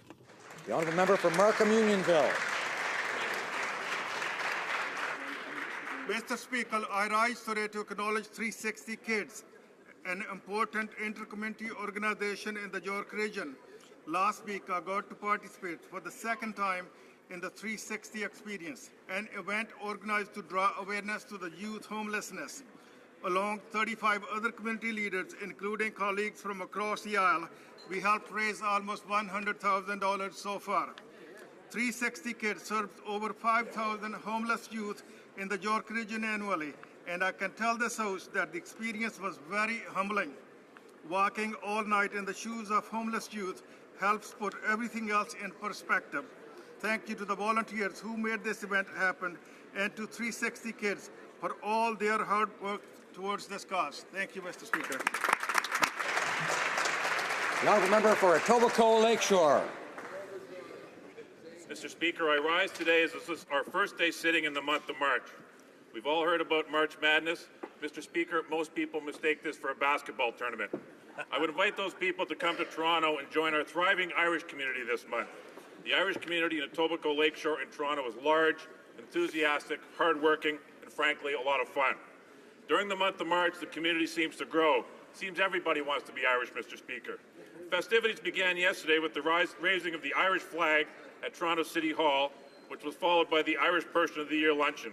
Over the next 10 days, Toronto will host the Ireland Fund of Canada's annual St. Patrick's Day luncheon, which is the largest event of its kind worldwide with over 1,250 people. This is followed by the Grand Marshal's Ball, the St. Patrick's Day Parade, and a few other events tossed in just for good measure. So, Mr. Speaker, if you really want to see March Madness, please come to Toronto during the month of March and watch us paint the town green. The honourable member for Vancouver Kingsway. On February 18, a private, paid donor for-profit blood plasma collection clinic opened in Saskatoon after receiving an operating license from this government. Mr. Speaker, after the tragedy of the tainted blood scandal, which saw 30,000 Canadians receive diseased blood, Canada learned a clear lesson. Blood is a public resource and profits must never be permitted to compete with safety. Justice Creever, Commissioner for the Inquiry into the Tainted Blood Scandal, understood this. The governments of Quebec, Ontario, and Manitoba understand this today. A prominent Canadian recently expressed it this way, quote, "For whatever reason, it's taking governments a long time to make up their minds. It shouldn't. The integrity of the blood supply and our continuing resolve to keep a strong volunteer base should make the answer simple. Say no to pay for blood or plasma, period," end quote. Mr. Speaker, who said this? Former Liberal leader Bob Rae in 2014. The honourable member for North Vancouver. Mr.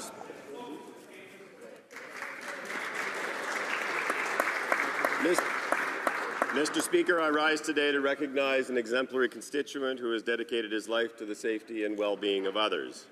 North Vancouver resident David Brewer was recently awarded the National Search and Rescue Secretariat Award of Excellence for Leadership. In his 50 years of volunteer service, David has made an invaluable academic and operational contribution to the way communities and provinces design search and rescue programs. It is thanks to his leadership and innovation that Emergency Management British Columbia now has a nationally and internationally recognized search and rescue program.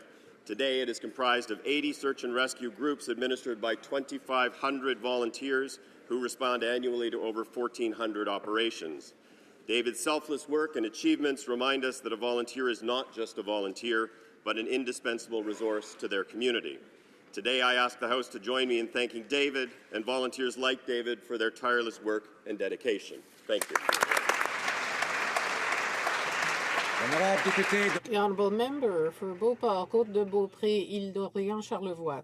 Mr. Speaker, I'd like to take this opportunity to congratulate a person from our riding, cross-country ski athlete Alex Harvey from Saint-Féréol-des-Neiges for his performance at the Canada Ski Tour in Quebec City last weekend. Alex Harvey won the silver medal for the freestyle sprint at the third stage and placed fourth in the 15K race. Alex is an incredible athlete who has brought Canada to the highest levels of cross-country skiing. One must mention his perseverance and the years of work necessary to prepare for this level of competition. Alex Harvey is a brilliant athlete who honors his region. His dedication and passion for cross-country skiing make him an example for our society, our youth, and pride for our riding. I wish him every success for the rest of the season and for seasons to come.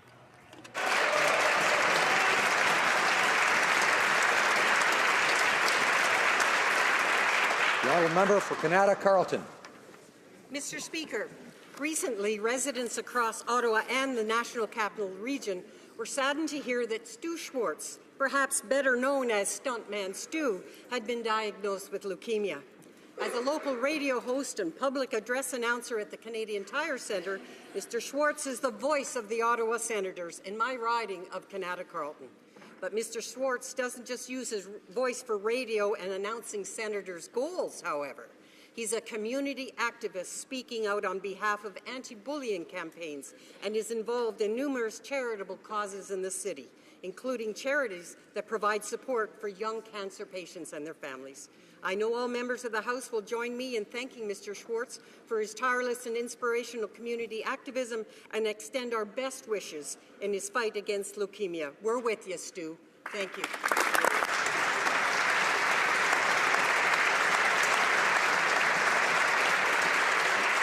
The honourable member for Winnipeg Centre. Mr. Speaker, during the election campaign, I had the opportunity of doing door-to-door in the inner city of Winnipeg, and I came across a lady by the name of Elizabeth. I asked her if she voted, and she said no, she's never voted, even though she was 50 years old. And so I took the time to say, well, let's see if we can get you registered. But I discovered there were 5 other individuals in that house who did not have addresses. They were, in fact, homeless people who were staying at her place. Now, in Winnipeg in October, there was a homeless street census that was done by the Social Planning Council of Winnipeg, where they found there were 1,400 verified homeless people, but that did often not include people like those 5 that I found in this one house. And so I'd like to thank these organizations that spent so much time trying to build up a data set that we can use now to craft great government policy. Thank you, Mr. Speaker.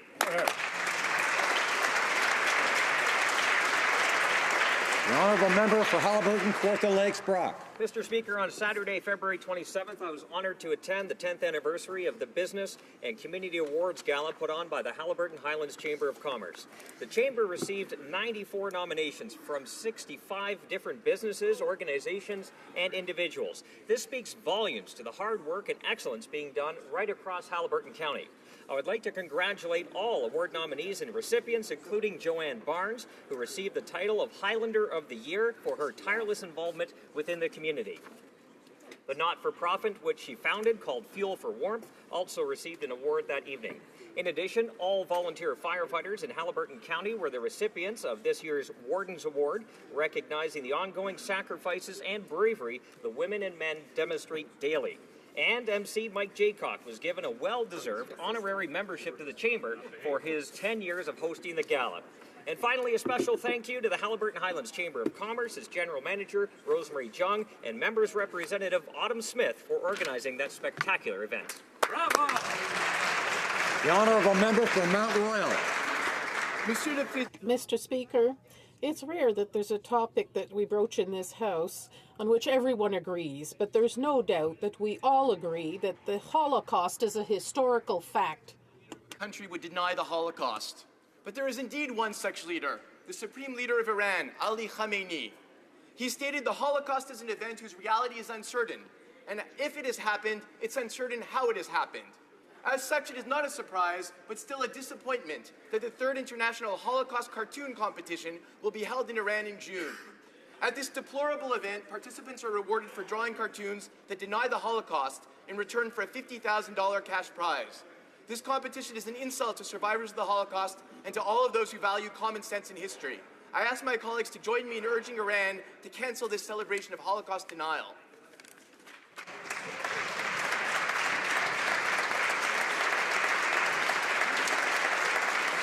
The honourable member for Brampton North. Mr. Speaker, I rise in this House today to remind everyone that tomorrow we celebrate International Women's Day. This year, the theme for International Women's Day is Empowerment Leads to Equality.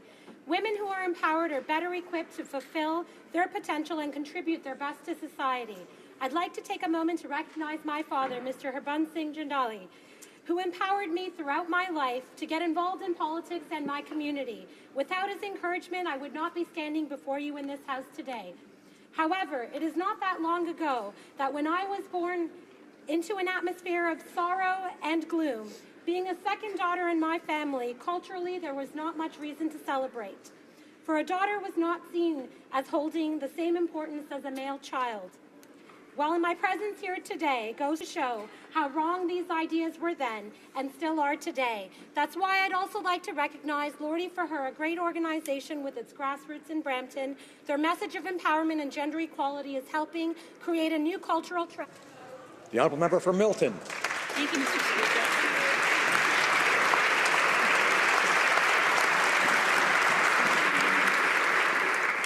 Mr. Speaker, after having served the business community of Milton for 33 years as the Executive Director of the Milton Chamber of Commerce, Sandy Martin is retiring in April. Sandy is a proud Miltonian who's watched our community grow, and during that growth, she has consistently advocated that Milton maintain a business-friendly environment, and her success is evident because in 2015, Milton took the top spot in Profit.com's list of the best places for business in Canada. Terrific. Sandy's been recognized by the Rotary Foundation, the Ontario Chamber of Commerce, and has been named Milton Citizen of the Year. In 2009, she received the Queen Elizabeth II Diamond Jubilee Medal. Sandy leaves the Chamber with a strong financial position and a capable and resilient staff. But she says the highlight of her early career was bringing the popular Milton Farmers Market to downtown, where on a Saturday you will see 1,000 parents, kids, and dogs. Sandy Martin is an accomplished executive, a tireless community volunteer, and a devoted mother. And on behalf of all Miltonians, I give her our thanks for her service.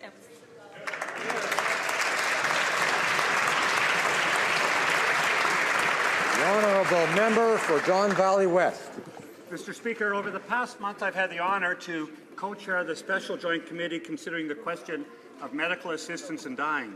On February 25th, we tabled our report, and today I want to take the opportunity to do two things. First, I'd like to draw the House's attention to the tremendous effort put in by every member of the committee from all three parties and from the Senate. I was struck by both the compassion and intelligence that guided every member of the committee as we wrestled with the issues of life and death, of living and dying, and of suffering and hope. Even when there was disagreement, there was great decency and respect shown by every member of the committee. Secondly, I want to encourage every member of the House to read the report, the whole report, and not just the recommendations. In this way, they will, in part, share in the journey we took. I encourage them to seek out committee members to hear their experience and to discuss this report with families, friends, and constituents so they too may grapple with this important issue. Thank you, Mr. Speaker.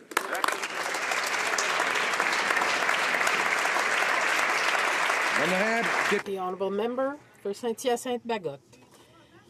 From March 3rd to May 19th, for the 40th consecutive time, we will have the Fadok-Richelieu-Yamaska Regional Games. This is a multitude of sports, social, and cultural activities to allow people over 50 to enjoy a challenge. This organization has more than 31,000 members in 56 different clubs. Over 600 volunteers are involved in this organization, which is a strength for the community of Saint-Hyacinthe-Bagotte. I'd like to point out the dedication of Mr. André Lucier, the President, and Claude Leblanc, Director General, and members of their team who defend the rights of seniors and also help the poor and work on a daily basis to improve the quality of life of people over 50 so that this stage of their life be marked by health and flourishing. The honourable member for Carleton. Finding someone to donate a kidney is hard. So hard, in fact, that 153 people died in 2012 waiting for an organ transplant, and there are 4,400 Canadians waiting today. That is why Colin Pereira, who is in late stages of kidney failure, was thrilled when his nephew from Sri Lanka offered to donate his. Imagine Colin's heartbreak when the nephew was denied a visitor visa to come here for the operation. Colin was so devastated that he told his doctors to take him off painful dialysis and let him die peacefully. They sent him to my office instead, and I asked the Minister of Immigration for a special permit. The Minister's office provided top-notch treatment and quickly agreed, and the surgery is scheduled for next month. On behalf of a thrilled Colin Pereira and all of his family, I thank the brilliant staff in both the Minister's offices and mine for helping to save this man.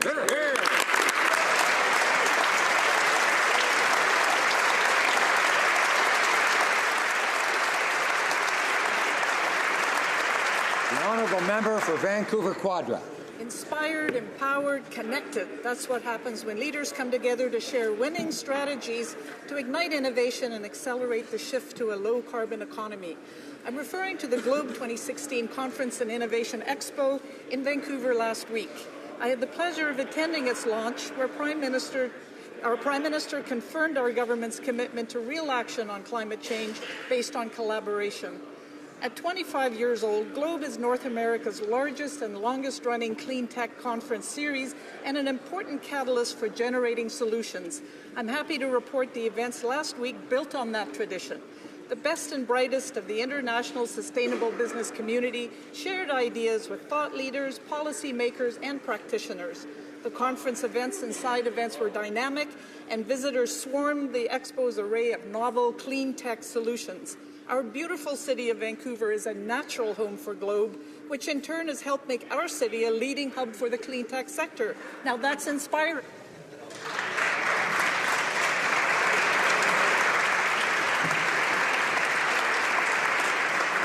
Oral questions, questions orales. Honorable chef de l'opposition. The Honourable Leader of the Opposition.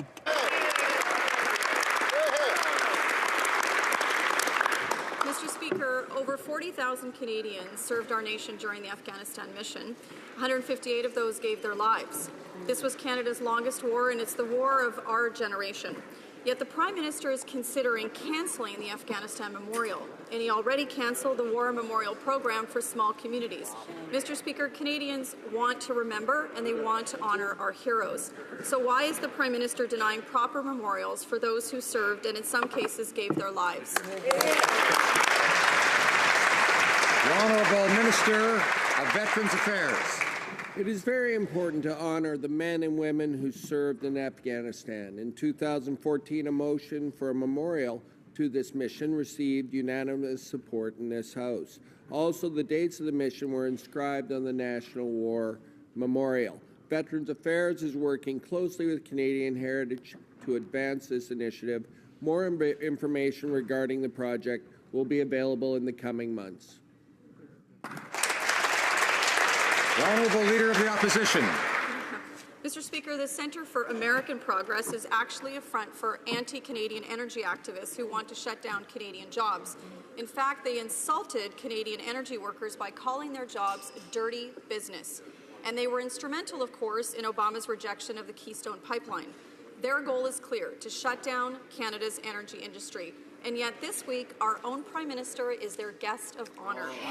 Mr. Speaker, why is the Prime Minister aligning himself with an American organization that wants to kill Canadian jobs? The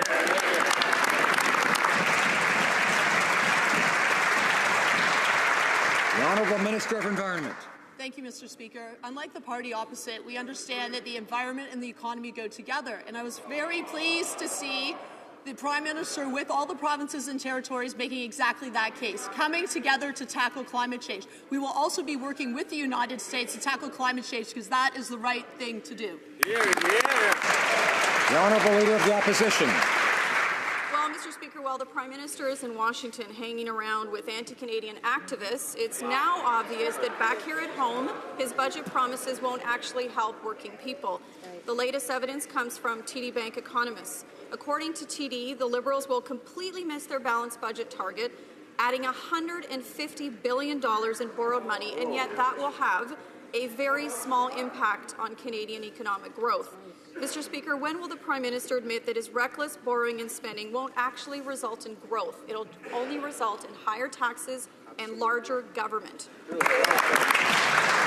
Honourable President of the Treasury Board. Mr. Speaker, the Conservatives added $150 billion to Canada's national debt, and they failed to create growth with that spending, and that's because they spent money on fake lakes, on partisan advertising, and gazebos, none of which create growth.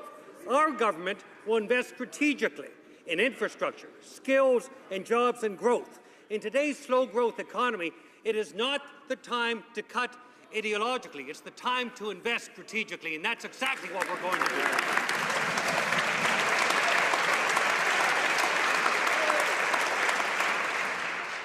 Et maintenant, honorable député. The Honourable Member for Lac-Saint-Jean.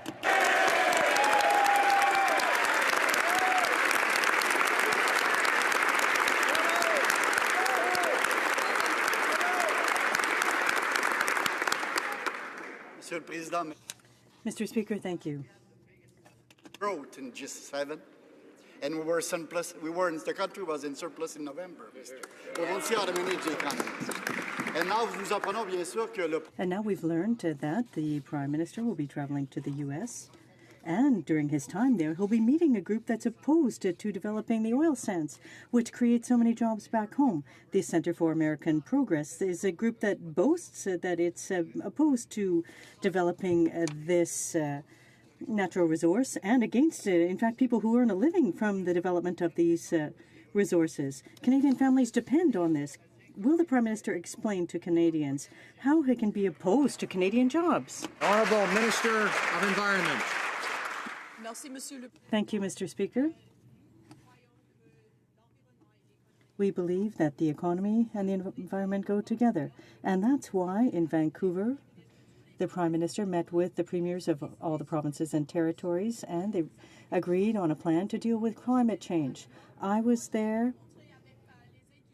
I met with industry, including energy industries, and we will work together to prove that the environment and the economy do go hand in hand. Member for Lac-Saint-Jean. Mr. Speaker, our government always worked to ensure that the economy and the government went together, but not by generating deficits of $150 billion. According to TD forecasts, over the next 4 years, this government will generate deficits of over $150 billion, and that makes no sense whatsoever. As you know, Mr. Speaker, current deficits are taxes for the future that will be paid off by our children and our grandchildren. How can we explain that to future generations, Mr. Speaker?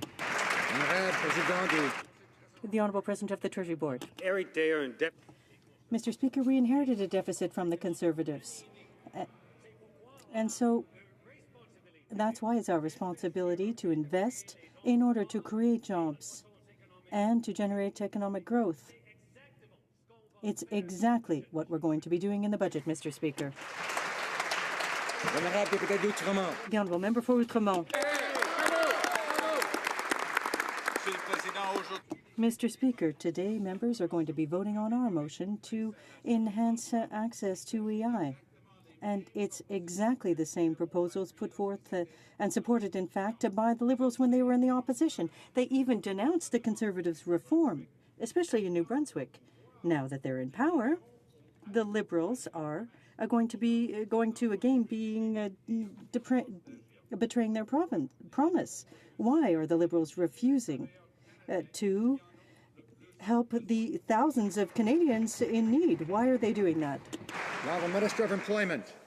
Thank you, Mr. Speaker. I want to assure the member across the way and all Canadians that we're working very hard to reform an EI system that was modified with a mean-spirited purpose, a second purpose to help clearly businesses rather than workers. It's time that we renewed EI, and we are going to be bringing with a modernized system very shortly.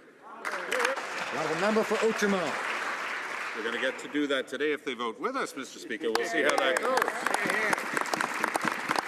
In opposition, the Liberals voted for increasing EI access, 360 hours as the norm across the country, and they were going to repeal the Conservative reforms. During the campaign, they swore that they'd protect the money workers paid into EI, and that's important because, you see, the last time the Liberals were in power, they stole $54 billion from workers and spent it on corporate tax giveaways. So, why are the Liberals now voting against a motion that would do just that, protect the EI fund? Is it because they plan on stealing workers' money again? The Honourable Minister of Employment. Thank you, Mr. Speaker. Clearly, the goal of the system is to hear from Canadians, allow time to look at the changes that are necessary, and fulfill our election platform commitments. And, Mr. Speaker, that's exactly what we intend to do. And now, Deputy d'Outremont. Member for Outremont. Of today's motion are directly in their campaign proposals. Will they vote with us? Yes or no? That's what Canadians will find out today. L'entente sur le bois d'œuvre vient. The softwood lumber agreement is expiring, and industry and forestry workers are concerned that the U.S. will want to once again reduce imports into their country. Since the botched agreement in 2006, things have evolved, and now the Quebec has reviewed its system with respect to unfair competition. Now, when he travels to Washington, will the Prime Minister take a stand once and for all to defend our forestry sector. L'honorable secrétaire parlementaire. The Honourable Parliamentary Secretary. International. Merci, Monsieur le Président. Thank you, Mr. Speaker, and I'd like to thank the Honourable Member for Outremont for his question. The question of softwood lumber, Mr. Speaker, is an absolute priority for our government. We are working in a constructive fashion with our U.S. and Canadian partners in order to establish an approach that is acceptable mutually. We remain resolved, Mr. Speaker, to maintain stable access to the U.S. market for the softwood lumber industry in Canada. Here's an approach for the future. Tell the U.S. no if they want to impose new standards to reduce this. That's the problem, Mr. Speaker. After promising to establish a national climate strategy 90 days after the Paris conference, last week's First Ministers' meeting on climate change simply managed to produce more meetings. All Canada has is the old Conservative timelines, the old Conservative targets, and no plan to even reach those. Does the Prime Minister believe that this satisfies the commitment that he made in Paris, and how proud is he to bring the Conservative climate strategy to Washington? The Honourable Minister of Environment. Thank you, Mr. Speaker. I'd like to thank the member opposite. We are thrilled by the agreement that was reached which was reached with the provinces and territories in Vancouver. We have taken, for the first time in our history, we have all the provinces and territories on board to take action against climate change, to meet our international obligations, and recognizes the importance of putting carbon pricing mechanisms. This is a real step. We are now entering into a work group process where at the end of 6 months, we will be able to show real actions that we are taking. Thank you. The Honourable Member for Milton. Less than 2 weeks ago, the Finance Minister announced that the Liberals were going to run a larger than expected deficit for the next 2 years, even before they add in the billions of dollars involved in spending on their new PEP projects. Wow. Last week was a break week where no doubt he would have heard from Canadians who are very concerned about the plan. Will the Finance Minister listen to Canadians and reconsider his plan for massive increased spending, higher taxes, and a commitment to long-term deficits? Secretary for Finance. Mr. Speaker, I'd like to thank the honourable member for a question. Mr. Speaker, let me be clear. We will take no lessons from the Conservative when it comes to the deficit. Mr. Speaker, we started in December already with our plan for the middle class. We cut the tax to middle-class families in December. We will continue in our next budget, Mr. Speaker, in helping Canadian families, which are Canada Child Benefit, which will help 9 families out of 10 and lift hundreds of thousands of kids out of poverty. And we will make historic investment in our infrastructure. That's the way to grow the economy. They should listen from us and see what Canadians have decided on the 19th of October.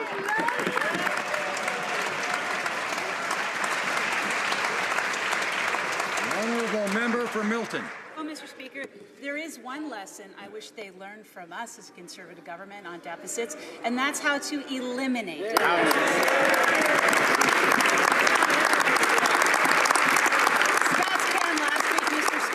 Mr. Speaker, StatsCan last week confirmed that we are not in a recession. And indeed, Canadians are left asking then, why is the Finance Minister hell-bent on acting as if we are in a recession?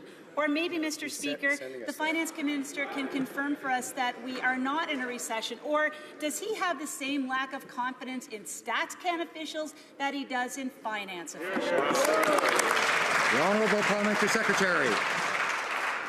Mr. Speaker, we will take no lessons from the Conservative when it comes to the deficit. Mr. Speaker, let it be no mistake, the Conservative have less off with the deficits. The only one who don't understand that are the member of... Order. We don't need any counting, okay? Colleagues, let's pay attention to what people are saying here. Let's not draw attention to personal attributes or characteristics. Let's focus on the content. The Honourable Parliamentary Secretary has the floor. Thank you, Mr. Speaker. I'll keep my hands just there so they will be listening. So, Mr. Speaker, what I was saying to the opposite member is that we will make historic investment in our economy to grow the economy. That's what Canadians choose on the 19th of October. But let me be clear, Mr. President, Mr. Speaker, we will be making investment which are responsible. We will continue to reduce our debt to GDP ratio. and we still have the objective to balance the budget. That's what Canadians expect from us. That's what we'll deliver.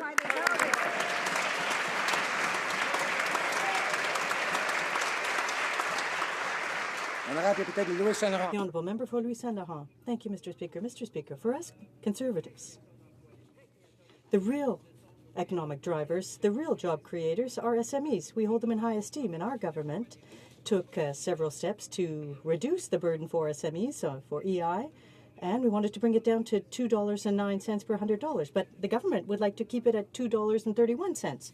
Mr. Speaker, this question is simple. Will the government commit to not imposing further burdens on those who create jobs in this country, SMEs? The Honourable Minister for Small Business and Tourism. Thank you, Mr. Speaker, for the question. This government ran on a platform. We committed to work with small and medium-sized businesses, and we committed to reduce the administrative burden as well as the tax burden on small and medium-sized businesses, and that's exactly what we'll do. I know the members opposite are excited to see the budget that we will be introducing on March 22nd. Stay tuned. It is coming. We look forward to working with you, and we look forward to working for Canadians and small and medium-sized businesses. Thank you, Mr. Speaker.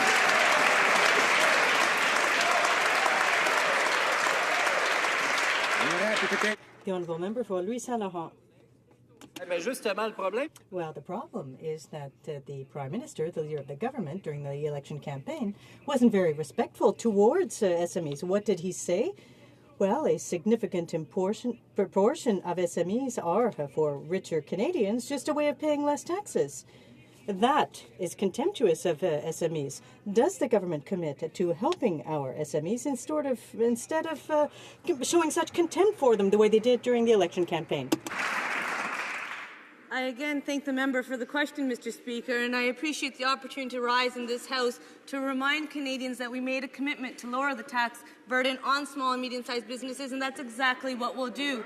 We know the members opposite are very good at picking appoint words and misinforming Canadians. That's something we will not do, because we are committed to working with Canadians, and we are consulting with small and medium-sized businesses and entrepreneurs, because we know that's how we will grow the economy. Thank you, Mr. Speaker. Honourable member for Carleton. Those very entrepreneurs they're consulting with will agree that stock options are one of the greatest financial innovations to attract the brightest young people here in Canada. Mr. Speaker, young superstar engineers, code writers, and IT pros accept lower pay today in exchange for a share of growth in the company tomorrow. The government's plan to double taxes on stock options will basically put them out of business altogether. Mr. Speaker, will the government rise today and announce it will cancel this job-killing tax increase and keep our brightest innovators right here in Canada? The Honourable Minister for Economic Development.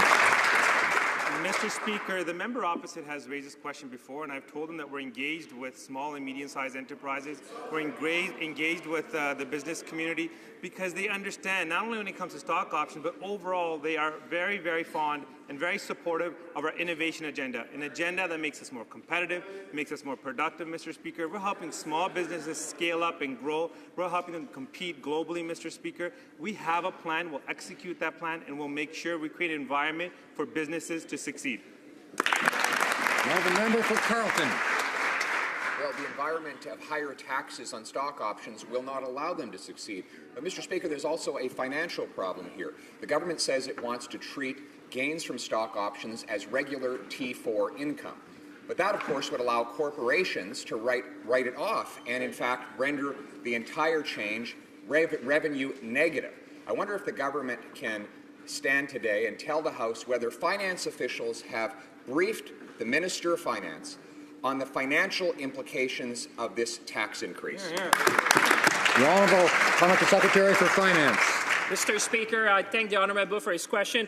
We obviously see, Mr. Speaker, stock option as legitimate and valued form of compensation in our country, and we want to ensure that innovators and startups can grow in Canada. Mr. Speaker, as we work on Budget 2016, we've been hearing from Canadians across the country, including from the innovation and technology sector. Those concerns, those issues, Mr. Speaker, have been heard, and they will be considered as we work on Budget 2016. Thank you, Mr. Speaker. The honourable member for Essex. Mr. Speaker, this Prime Minister promised to be open and transparent on trade deals, but his government's approach is anything but open. Canadians are concerned about CETA and the TPP. Investor state provisions will have big implications for Canadians, affecting everything from environmental protection and labour rights to drug costs. Before the election, Liberals demanded the government consult Canadians and produce a cost-benefit analysis of trade deals. Now that they're government, where is the TPP analysis and where is the consultation with Canadians? The Honourable Parliamentary Secretary for International Trade. Thank you, Mr. Speaker. I thank the honourable member for her question as well as for her work on this file. Mr. Speaker, we committed during the election campaign to have a transparent and open examination of the TPP and of the provisions within it. We are undertaking that, Mr. Speaker. There will be a vote in Parliament on that treaty when the time comes, and it is being studied. And we are working at every available method of examining the treaty, Mr. Speaker, including examining the impact. The Honourable Member for Berthier-Masquin-Angers. Thank you, Mr. Speaker. Last week, the government announced that Canada and the EU had made changes to the chapter on investment in the Free Trade Agreement. But there are still a number of questions that remain unanswered. We don't know what the impact will be on our environmental legislation and if it will be up to the provinces to pick up the tab in the event of legal proceedings. Can the Minister explain how these changes will protect our environmental legislation from any type of legal proceedings? The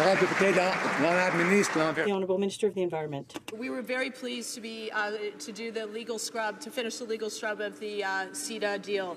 We believe that the environment and economy go together. We believe in the importance of trade deals. We also believe in the importance of environmental protections. CETA is a very good example about how you can protect the environment and also grow our economy. Thank you. The Honourable Member for Beauport-Limoilou. Mr. Speaker, the war in Afghanistan was waged by 40,000 courageous Canadian soldiers, including 158 who lost their lives. Some were injured physically, others mentally. The former Conservative government announced commemorative monuments to veterans as well as another monument to people having received the Victoria Cross. But these two projects are both in limbo. Will the government finally honour our veterans and complete these two monuments by saying yes to both of them now, Mr. Speaker? Veterans Affairs. I thank the member for his question. I will point out that the former government announced this project not only once but twice and failed to get it done in their 10 years in government. Us, with our work with Canadian Heritage, will continue to work with the men and women, both involved in that theatre and otherwise, to work closely to move forward on this project in a timely manner. Thank you very much, Mr. Speaker. Honourable Member for Beauport-Limoilou. I have enough of it. This House has been sitting for 4 months already, and yet the Minister has not been able to give me one real answer regarding the veterans. Mr. Speaker, we are talking about memorials for veterans. Will the Liberal honour our commitment to the Afghanistan Memorial in the upcoming budget, yes or no? Yes, right.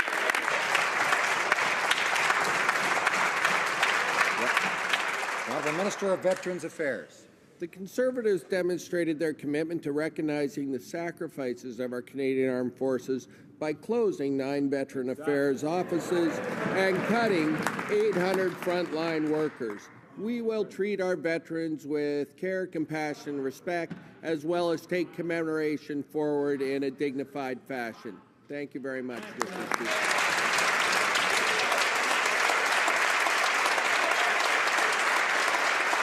The Honourable Member for Selkirk Interlake Eastman. Mr. Speaker, the Minister is waffling. Over 40,000 members of the Canadian Armed Forces served in Afghanistan fighting terrorism and barbarism. 158 Canadians made the ultimate sacrifice in service to Canada.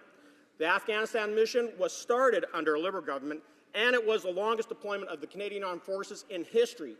Canada has a proud military history, which includes the war in Afghanistan. So why is this Liberal government dishonouring our Afghanistan veterans and cancelling the national memorial to Canada's mission in Afghanistan? The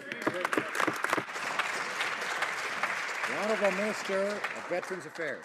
I couldn't agree more with the member. We do have a duty to honour and respect those men and women who have served in Afghanistan. This government understands the importance of commemoration, whether it's through Vimy Ridge, through World War II, through our peacekeepers, and also through Afghanistan. We're going to be working closely with those men and women who served, as well as the organizations who want to see this project go forward. I asked the member to give us time. His government couldn't get it done in 10 years. We'll get it done.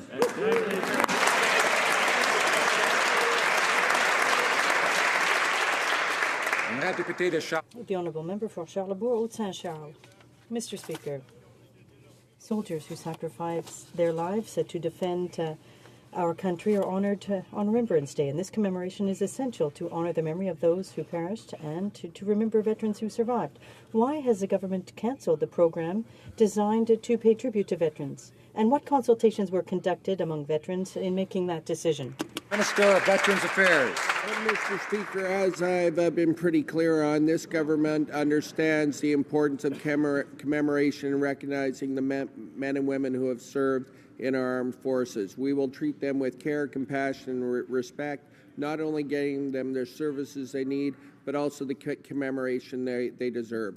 We will not continue with the Fontino follies of the last 10 years, and we'll do things better on this side of the House. Now the member for Desnethé, Mississippi, Churchill River. Mr. Speaker, 6 weeks after my community of La Loche experienced a profoundly painful tragedy, we do not have the mental health support we need to deal with the crisis in our community. Many people are showing signs of PTSD, but they have literally no one to turn to for help. Will the Minister of Health send help to La Loche immediately and urgently invest in culturally sensitive mental health services for our communities in northern Saskatchewan? The Honourable Minister of Health. Mr. Speaker, as the member opposite knows, I traveled to the community of La Loche along with our Prime Minister to pay our respects and condolences to the families who experienced this horrific tragedy. I am concerned, as the member is, about the mental health of the folks in that community who have suffered so much. That is why I have worked with my officials in Health Canada and with the First Nations Inuit Health Branch. I have received a letter from the member opposite last week. I returned a letter to her today. I will continue to work with her to address these needs. The Honourable Member for Churchill-Kiwatnook-Aski. Mr. Speaker, Pimicikamak Cree Nation in northern Manitoba is suffering through a suicide epidemic. 5 people have taken their lives, and as many as 18 suicide attempts have taken place in the last number of weeks. This didn't just happen. A 17-year-old Amber Muskego says there's nothing for young people to do in her community. This is the face of crushing poverty and growing inequality in Canada. And that is why First Nations are asking for support in terms of education, recreation, and jobs. So will the government listen to Amber and step up to support young people in Pimicikamak and First Nations across the country? The Honourable Minister of Indigenous and Northern Affairs. I thank the member for her question and for her ongoing advocacy. Hope in these communities is essential to being able to want to go on and to be able to live and see yourself in contributing in society. And we are committed to make those investments in education and in the social infrastructure that will allow those young people to have hope. And we thank the member for her collaboration in this. The Honourable Member for Shefford. Mr. Speaker, since my election, I've met with a huge number of incredible people and groups in my riding. I think that the people of my riding should have even greater access to their MP, and that it's unfortunate that we sometimes have to refuse, cancel, or reschedule meetings. Can the Government House Leader please explain to the House how the work that he's undertaken to make Parliament more family-friendly will also help the people in my riding? The Honourable Government House Leader. Thank you, Mr. Speaker. I'd like to thank my colleague from Shefford for his question. We recognize the importance of modernizing our institutions and making them accessible to all, including parents. We also need to offer better access to MPs, and they shouldn't have to wait often over a month to meet us in our riding offices. Our constituents know the important work that we have to do in our communities, and it's time that our institutions reflect that. The honourable member for Calgary Nose Hill. Mr. Speaker, the Live-In Caregiver Program Immigration Stream provides vital support for families who are looking after loved ones with physical or mental disabilities. Can the Minister assure the House that when he finally tables the long overdue immigration levels report, there won't be cuts to spots available in the Live-In Caregiver Program? Honourable Minister of Immigration. Well, thank you, Mr. Speaker, and I thank my colleague for her question. And I can assure you that the Caregiver Program, as it's now called, because the people are no longer obliged to live in, is an integral part of our immigration program. It provides extensive and much-needed care, not only for seniors, but also for young children. And the House can be assured that this program will remain an important part of what we do in terms of immigration.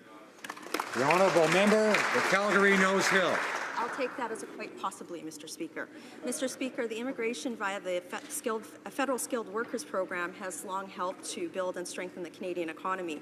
With an aging workforce and major infrastructure projects on the line, provinces and territories and job-creating companies have been left waiting to hear from the government on its overdue immigration level support so that they can plan for the future of our economy. Can the Minister assure the House that when he finally tables this report, which is long overdue, that there won't be cuts to spots in the Federal Skilled Workers Program? The Honourable Minister of Immigration. Well, Mr. Speaker, the member might understand that the reason the report is a little late is because something called an election happened, which caused a delay. But I can assure the House that this report will be tabled within the prescribed time. And I can assure the House that while I cannot comment on the numbers yet, that the report will produce a large number of additional refugees. I think we all know that. But it will also do justice to caregivers, to economic immigrants, and to the family class, all of which need our support, Mr. Speaker. The honourable member for York Simcoe. The Minister of Immigration says the Liberals need to change the Citizenship Guide because it's a bit heavy on the War of 1812. Less than one page out of the 68-page book is dedicated to this nation-building event that ensured Canada's continued existence. Do Liberals oppose letting new Canadians know that English, French, and First Nations people can work together effectively? Do they oppose letting Canadians know that when we fight, even against the odds, we win? Why the Liberal war on history? Honourable Minister of Immigration. Is a bit much, at least a little speechless. We are not conducting a war on history. We may put a little bit less in, that is the conservative vision of history, but we are a party of history. We are a party of evidence, a party of science, and one of the worst things that party did was to abolish the long-form census, and I think their view of history is in the same pattern. Thank you, Mr. Speaker.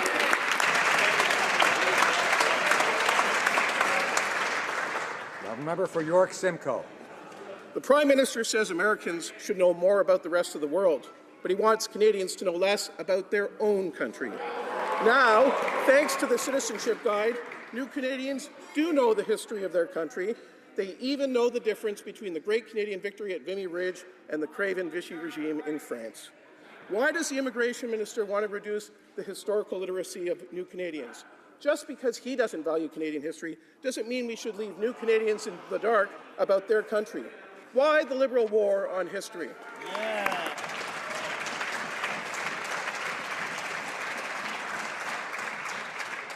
The Honourable Minister of Immigration. Speechless, but that almost did it. I would suggest to the honourable member that the Liberals have a great appreciation of history. He says, I know history. I do have a PhD in economic history of Canada, so I think I know a little bit.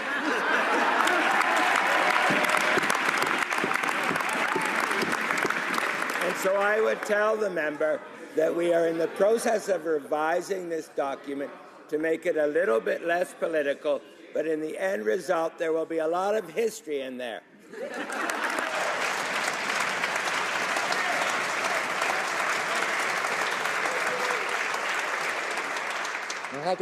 The honourable member for Jonquière. Mr. Speaker, The forestry sector employs over 60,000 workers in Quebec, including 5,000 in Saguenay-Lac-Saint-Jean. After a number of difficult years for the softwood lumber sector, the industry is facing uncertainty yet again with the agreement set to expire. And we still don't know what position the government will take in negotiating with the Americans. Quebec has a distinct forestry regime, and that has to be recognized. Can the minister tell us what the government is putting on the table to ensure that the new agreement is win-win for our forestry sector? Honourable Parliamentary Secretary for International Trade. Mr. Speaker, I'd like to thank my colleague for her question. It's a very important question. This is an absolute priority, Mr. Speaker, for our government.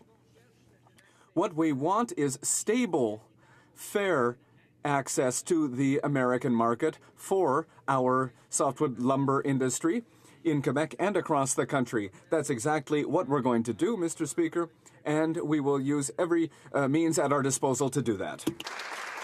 The honourable member for South Okanagan West Kootenay. Thank you, Mr. Speaker. The Prime Minister's trip to Washington is about more than cocktail parties and magazine spreads. The softwood lumber issue is important to Canadian industry from coast to coast, and workers are worried about how the new agreement will affect their livelihoods.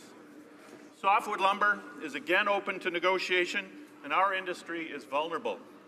Will the Prime Minister stand up for Canadians and refuse to grant concessions on softwood lumber? Hear, hear. The Honourable Parliamentary Secretary for International Trade. Once again, Mr. Speaker, I thank the honourable member for his question. It is a very important issue for Canadians. It's an important industry, a very complex industry across this country.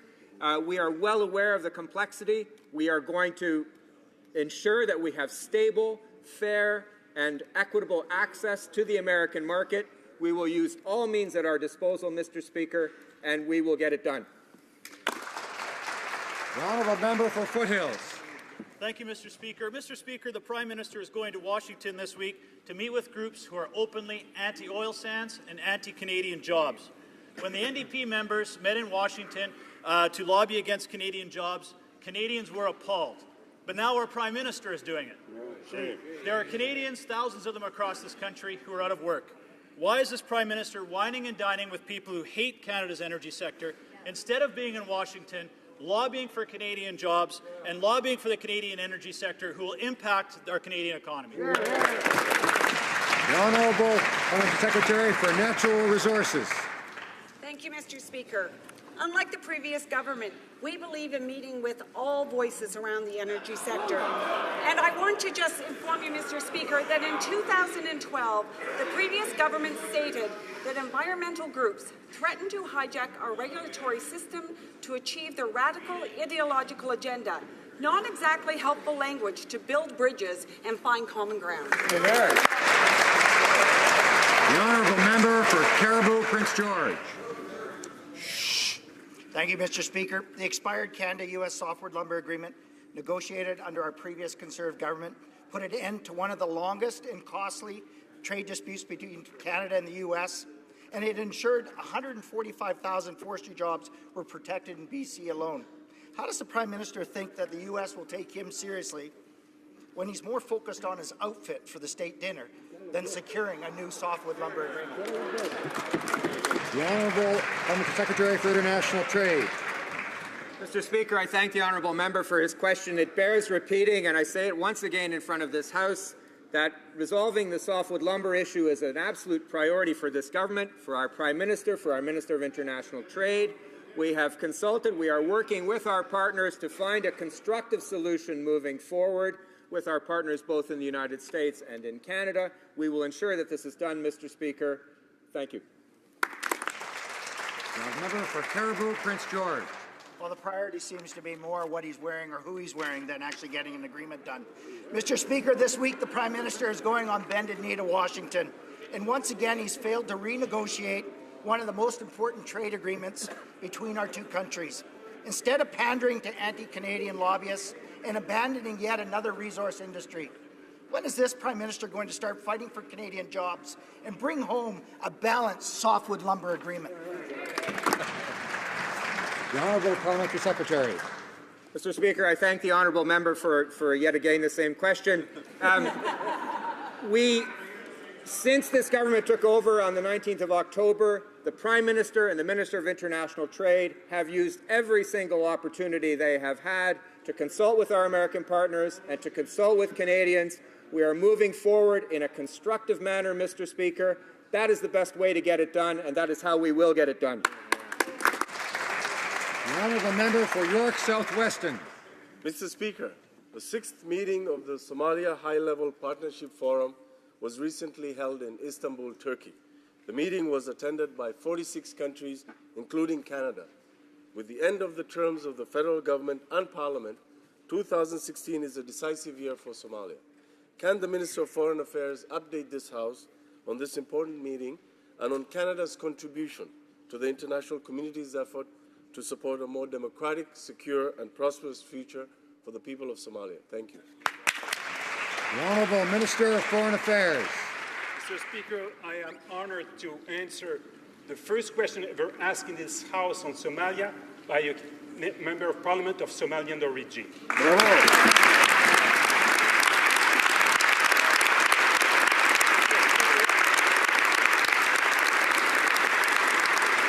Mr. Speaker, this year will be crucial for Somalia. They will have a constitutional review, the implementation of a federal structure, and national elections. This would be a challenging agenda for any country, including Canada. Canada will be there with Somalia this year and for the long term. The honourable member for Thornhill. Mr. Speaker, Mohammed Khalifa, editor-in-chief of Al Furqan newspaper in Windsor, Ontario, was recently hired as a life skills coach for, among others, Syrian refugees arriving in Canada. Now, B'nai B'rith, Canada's oldest Jewish human rights organization, has accused Al Furqan and its editors of directly contributing to the radicalization of Canadian youth by glamorizing murderous attacks on civilians in Israel as a sacred religious duty. Mr. Speaker, where is the federal oversight to prevent this sort of anti-Semitic, indeed terrorist indoctrination of new Canadians? The Honourable Minister of Public Safety. Mr. Speaker, we indicated in the election platform, and it's in my mandate letter, that we will work with provinces and communities, organizations across the country to develop a new system of community outreach and effective counter-radicalization initiatives in order to make sure that we build strong individuals in strong communities defending the very best of Canadian values, and we will move on that expeditiously. The honourable member for Longueuil, Saint-Hubert. Mr. Speaker, last year 25,000 people took to the streets to defend CBC Radio-Canada. The Liberals were there making big promises. And yet today, under these same Liberals, Radio-Canada's Montreal headquarters is for sale.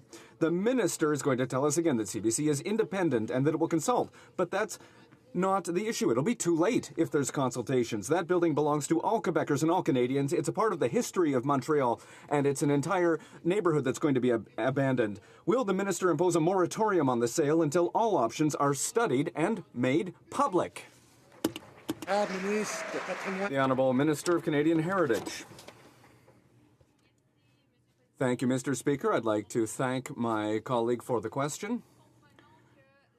We understand that Radio-Canada's headquarters is an important symbol, and as a member and minister from Montreal, I want to ensure that CBC Radio-Canada's leadership consults with the Montreal political milieu as well as with employees and unions. The most important thing, given the importance of Radio-Canada's headquarters, is that our employees at Radio-Canada and CBC have access to a work environment that is modern, that meets their needs.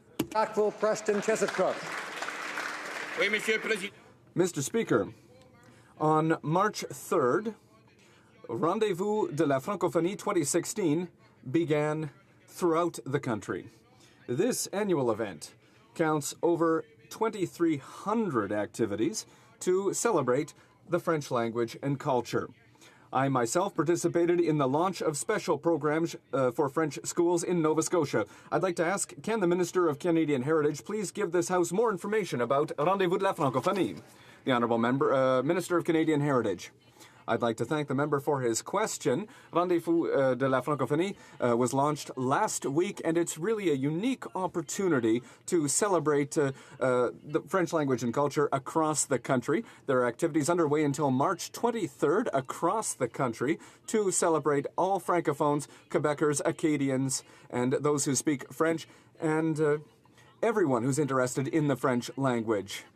Canadian Heritage supports Rendez-vous de la Francophonie with $2.8 million over the next few years. The honourable member for Sherwood Park, Fort Saskatchewan. Mr. Speaker, later today, members of Parliament, of the Pakistani community, and of the Bhatti family will gather here to honour the life and legacy of Shahbaz Bhatti, a Pakistani federal minister who was assassinated for his advocacy on behalf of Pakistan's minorities. Shahbaz was the inspiration for the Office of Religious Freedom, and the Bhatti family have been clear in their support for it. So will the government give them good news today and commit to keeping this office open after March 31st?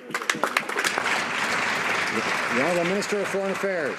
Mr. Speaker, whatever structure we'll put in place, it will be to strengthen the protection of religious minorities around the world, as the one my honourable colleague mentioned. We have only one goal here, is to be sure that freedom of religion will be highly protected and will be a priority for Canada. The honourable member for Rivière-du-Nord. Mr. Speaker, even if NAFTA and the OMC have always rejected claims of dumping against our forestry industry, Quebec changed its forestry regime to be above all suspicion. Since 2013, our wood is sold in public auctions exactly like in the United States. However, the federal government has done nothing to recognize this distinct fact. Will the government take advantage of the Prime Minister's visit to Washington to make sure the Americans recognize that Quebec's forestry regime is irreproachable? The Honourable Parliamentary Secretary for International Trade. Thank you, Mr. Speaker, and I'd like to thank the honourable member for his question. We are aware of the changes that have been made to the forestry regime in Quebec, and we are aware of the changes and the other regimes that exist in the country. We are currently using every means at our disposal to find a fair solution to ensure that we have stable access to the American market. The honourable member for Mirabel.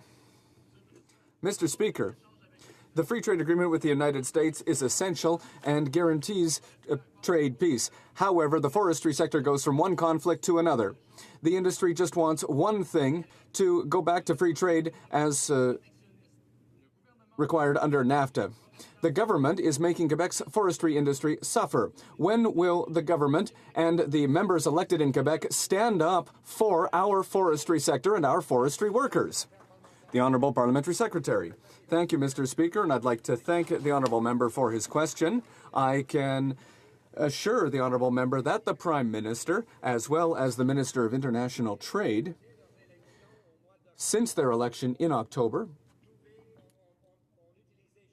have used every opportunity to move this issue forward to make sure that our positions are clear to our American partners and that we ensure that we will have stable access to the American market. The honourable member for Bécancour, Nicolas Sorel. Mr. Speaker, the group tasked by the Conservatives with reviewing the Transportation Act has tabled its report. This report, which was intended to map the future of transport in Canada, has completely ignored the issues of safety and security in rail transport, issues which are of immense concern to Quebec's municipalities. Will the government listen to the cities of Quebec and require that rail companies notify them in real time of what's going through their territory, and require that all DOT 111 rail tankers be immediately removed from service? The Honourable Minister of Transport. Thank you, Mr. Speaker, and I'd like to thank my colleague for his question. And as he knows, for this government, rail safety is our top priority. And the previous government put in place measures to increase rail safety, including by eventually removing the DOT 111 tanker cars from service. But I can say that we are undertaking a review of rail safety to increase the quality of rail safety to ensure that all Canadians are reassured and safe. Thank you, Mr. Speaker. I would like to draw to the attention of honourable members the presence in the gallery of the Honourable Michael Coteau, Minister of Tourism, Culture and Sport for the province of Ontario.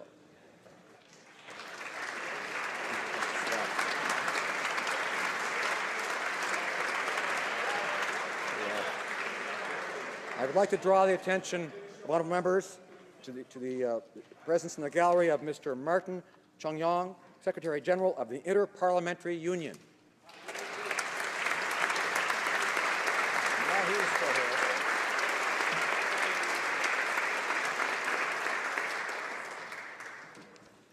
J'ai un appel au règlement. I have a point of order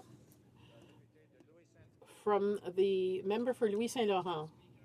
A few minutes ago, during the question period, the Honourable Minister of Small Business and Tourism said that we were, quote, misinforming Canadians.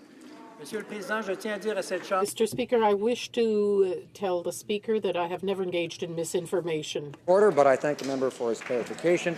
The Honourable Member for Regina Capel. Yes, Mr. Speaker, thank you. And there have been some consultations with experts at the Department of Finance, and they have confirmed that the Conservative government left the Liberals with the surplus. I'd just like to take...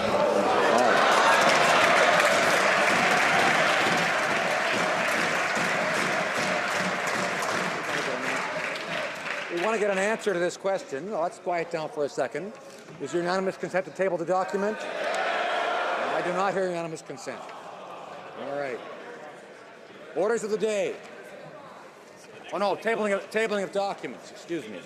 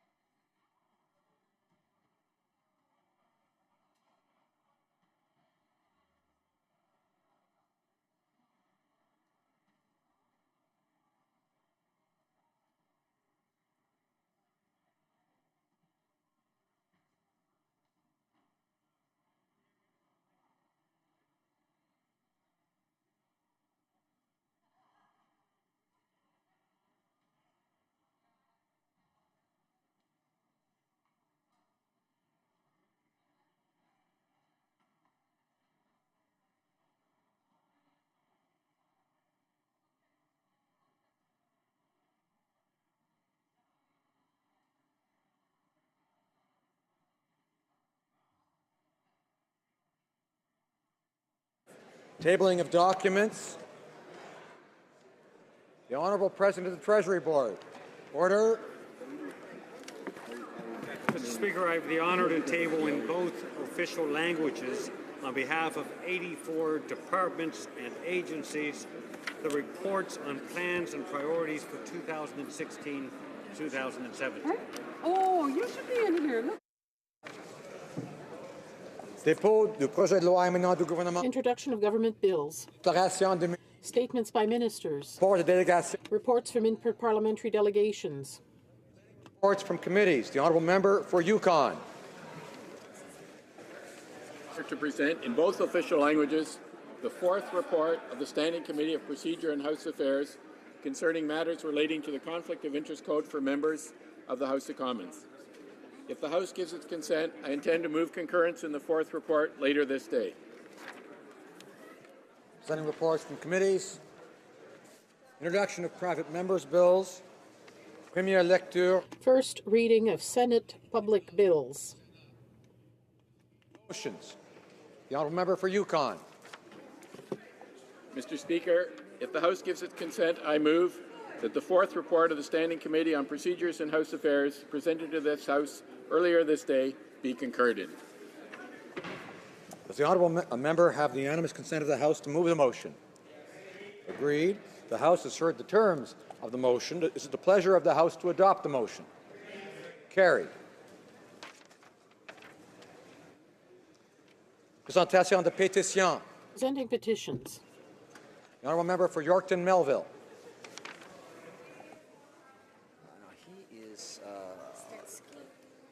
Stetsky is Windsor, Ontario, just over a year ago on December 14th, 2014. Tragically, there will be no justice for Cassandra's preborn baby girl Molly, who was killed in that violent attack. That's because in Canadian criminal law, a preborn child is not recognized as a separate victim in attacks against their mothers. This petition calls on Parliament to pass legislation to allow a separate second offence to be laid in the death or injury of a preborn child when that child's mother is the victim of a crime. Canadians want justice for victims like Molly. Molly matters. Presenting petitions, the honourable member for Kootenay, Columbia. Thank you, Mr. Speaker. I'm very pleased to rise today with a second petition from Kootenay, Columbia constituents concerning proportional representation, this time from Nelson, Balfour, Yack, Passmore, and Winlaw. Very clear, this is not a petition in favour of preferential ballot, which is really a second-past-the-post system. This is all about proportional representation. It's important for democracy. It's important for encouraging youth and disenchanted citizens to vote. So I really encourage the government to take it seriously when it comes time to look at proportional representation. Thank you. Présentation de pétitions. Presenting petitions. The honourable member for Saanich Gulf Islands. Speaker, I rise to present two petitions today. The first is from residents of Saanich Gulf Islands calling on the government to act to protect the southern resident killer whale population. We had just repeated cuts to the programs to help restore this population. We need monitoring, we need protections and mandatory setbacks to be observed in law. The petitioners ask for support to protect the southern resident killer whale population. The second petition, Mr. Speaker, would go a long way to reducing waste in our society through something called mandatory standard-produced responsibility programs. These are ones where the manufacturer has ultimate responsibility to take control of and dispose of and or recycle materials they produce. I'm proud to present both petitions, Mr. Speaker. Presenting petitions, the honourable member for Winnipeg North. Today I table a petition in regards to our Canada pension programs. My constituents that have signed this petition are calling upon the government to reaffirm its support of our OAS, GIS, and to ensure that the age does stay at the age of 65 in terms of the option for retirement, Mr. Speaker, which I'm glad to see that, in fact, that will be happening. Thank you. Presenting petition, présentation de pétitions.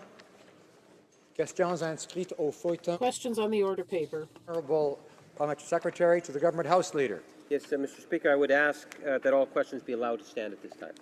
Is it agreed? Agreed. Agreed. So ordered. Orders of the day. Government orders, government bills, commons. Reprise du débat à l'étape de la... Resuming debate at report stage, it's Bill C2, an act to amend the Income Tax Act. Capel has 6 minutes remaining in his speech. Now, remember for Regina Capel.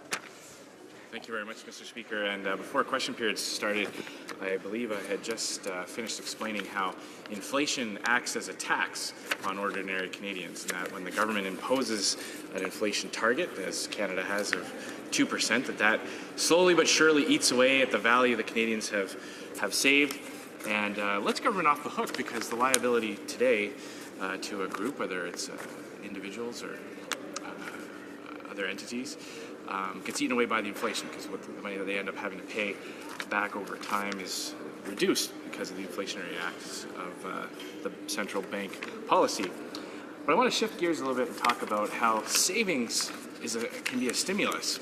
We hear these buzzwords around when it comes to economic times of liquidity traps and dead cash and all these kinds of phantom problems that we should be concerned about. I think a lot of people have a misconception about what actually happens when Canadians save money. When individuals put money in a tax-free savings account, that doesn't go in a mattress, it doesn't become dead money. That gets invested in the market. That becomes capital that businesses and individuals can tap into to expand operations, to invest in new equipment, capital expenditures for their business. It becomes loanable funds, real loanable funds, not the loanable funds the government creates out of thin air through deficit financing or through modern-day alchemy like we see in Europe and the United States with quantitative easing, these types of new monetary tools that many governments around the world have experienced with. It strikes me as how history repeats itself. You hear stories and in history books and legends of kings and queens commanding wizards and astronomers of the day to try to turn lead into gold. We call them alchemists, and they used to actually get support from the monarch in the area to try to take something of no value and turn it into something of great value. And the most common example is alchemy, to try and turn lead into gold. And now we see governments around the world doing that with monetary policy, like quantitative easing. Somehow printing more dollar bills will improve the economy. We know that's false, Mr. Speaker. So thankfully, under the previous government, we refused to go down that road and engage in that type of trickery. But savings, real individuals putting money into investment vehicles, whether it's a tax-free savings account, whether it's mutual funds, whether it's bonds, that is real capital. That is something tangible that savings today become stimulus tomorrow because they are real funds that are there. And that's what our economic policy was all about, Mr. Speaker, when our party was in power, encouraging private sector stimulus. We're hearing a lot in the last few days as we lead up to record deficits that we know are coming in the next budget. We're hearing a lot from the Liberals on how we need to stimulate the economy. The only thing that can do it, Mr. Speaker, is government spending. We hear that time and time again from the Parliamentary Secretary, from the Minister of Finance himself, who should know better, having been on Bay Street before, that somehow if the government could just spend the right amount of money, we would get back to big growth again. That's the problem that we're facing, Mr. Speaker. We hear from the other side that the government just wasn't spending enough money. And we look back over the decades and decades of budget documents. And as an aside, I know the Liberals don't like reading budget documents. They don't like reading Finance Canada reports because they actually show, Mr. Speaker, that we did leave them with a surplus. And it's becoming quite clear that the only people that don't believe that this government was left a surplus are the Liberals themselves. So, private sector stimulus. I want to point to a couple of examples. The first, the Energy East pipeline, Mr. Speaker. There is a $15 billion private sector stimulus package that doesn't require a cent of taxpayers' money, putting people to work because there's a market solution. There's a business case for it. We know there's a business case for it because if there weren't, the company wouldn't propose it. Similar example would be the Toronto Island Airport, and I know my friend from Trinity Spadina cares very passionately about this because he represents some very wealthy, what's that, sorry? Spadina, thank you. He represents a lot of very rich condo dwellers in downtown Toronto who don't want the inconvenience of jets landing and spoiling their waterfront view as they wake up in the morning and drink their fancy coffee. Meanwhile, people in Montreal who work in the aerospace industry their jobs are threatened because there isn't the ability for airlines to buy those jets to land them at the airport. So this is a classic Liberal example, Mr. Speaker, of putting up a wall and blocking an economic stimulant like the Energy East or the Toronto Island Airport, but then coming along with taxpayers and dollars and saying, but don't worry, we'll bail out the company, or don't worry, we'll expand EI benefits for all those people who are out of work for a long period of time. And that's the difference between the economic approaches of the two parties on this this side of the House, we want the private sector to provide that stimulus. We want to get government out of the way. We want to tear down those walls that prevent innovation and investment and allow the market to do what it does best, and that is allocate resources, make those investments, and get people back to work. We don't think the government should cause the problem in the first place and then come along with a solution that always just invariably results in more taxpayers' dollars being spent. Questions and comments. Questions et commentaires. The honourable member for Scarborough Agincourt. Thank you, Mr. Speaker. I want to thank my friend from Regina Capel for his comments, and I listened very carefully to his contribution to the debate on C2, on Bill C2. And I take to heart what he was saying about the inflationary factors that ultimately may erode the savings of Canadians. But what we really ultimately need to look at, Mr. Speaker, is a fundamental difference in approach with respect to savings. This side of the House is not opposed to Canadians saving their hard-earned money. The question at the end of the day is who ultimately benefits? Who can actually maximize the proposed contribution limits that have been proposed by the previous government with the new savings limits that have been proposed for TFSAs? And my question really was from the perspective of his particular party, was the increase from $5,500 to $10,000 an inflationary factor, or was it fundamentally about rewarding those who actually don't fundamentally need it? Honourable Opposition House Leader.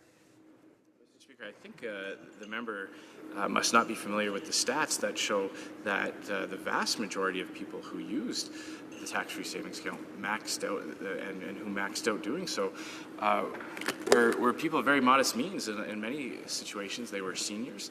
I've heard many examples of seniors who had to transfer money out of a registered retirement product and having to put it in to a vehicle. There's a huge tax implication there, and the tax-free savings account was an attractive way to do that, to take money through a RIF perhaps and put it into the tax-free savings account. So the fact of the matter is this increase in the limit benefited thousands and hundreds of thousands of people in many different demographic and income brackets. But it always goes back to the point where the Liberals always need to be talked into giving taxpayers money back to the hardworking Canadians. Our default position is government needs a reason to take the money, not a reason to leave the money in the pockets of Canadians. And that's the fundamental difference between our two parties. Questions and comments. Questions and commentaires. The honourable member for Carleton.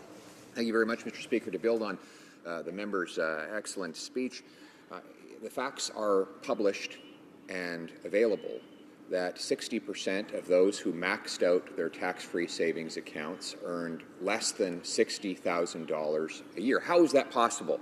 Asks the Prime Minister. How could someone who makes only $60,000 a year have $5,000 left to max out the TFSA every year? And the answer is they don't. They don't get it from their income. They get it from downsizing their home, which turns some of their home equity into cash, as many seniors do, when a spouse passes away and bequeaths their savings, or when they're forced to take money out of their RIFs, which they've accumulated over an entire lifetime. They often have large infusions, even though they are people of very limited means. Hence why 60% of people who max out their TFSAs earn less than $60,000 a year. And the decision by the present government to cut back tax-free savings accounts will limit the ability of these modest means people to put that money into a tax-free vehicle where it grows and pays them an income and a dignified retirement for the rest of their lives, 2/3 of them being in their retirement period. So I wonder if the member can comment on the irony of a government that wants to raise taxes on the savings of seniors and the retired, while simultaneously proposing a mandatory expansion of the CPP, which under the pretext of helping people retire. The honourable member for Regina Capel.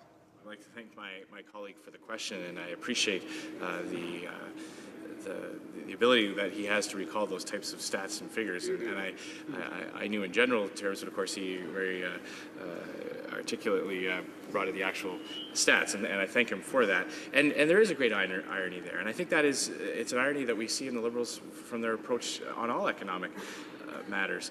I think fundamentally they fear the independence of ordinary Canadians. The Liberals like to have clients. They like to have people reliant on government. And if you have your own money in a TFSA, if you have your own RRSPs, you don't need government. You don't need the different programs to be increased or altered. You can just quietly go about living your life based on the savings that you've accumulated. But if you're not allowed to put that money in those types of vehicles and you have to depend on government programs, then you have a home, the Liberals have a base to grow, and they have people who are beholden to government. And that, I think, is ultimately what they're trying to do, is limit the independence of ordinary Canadians so that they do end up more and more heavily dependent on the state, and look for parties like the Liberals who constantly offer more and more and more spending.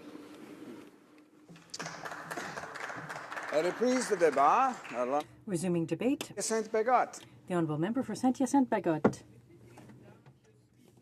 Mr. Speaker, I'm happy to have this opportunity to rise in the House today to debate Bill C2, which was tabled in December and which is now up for debate in the House of Commons.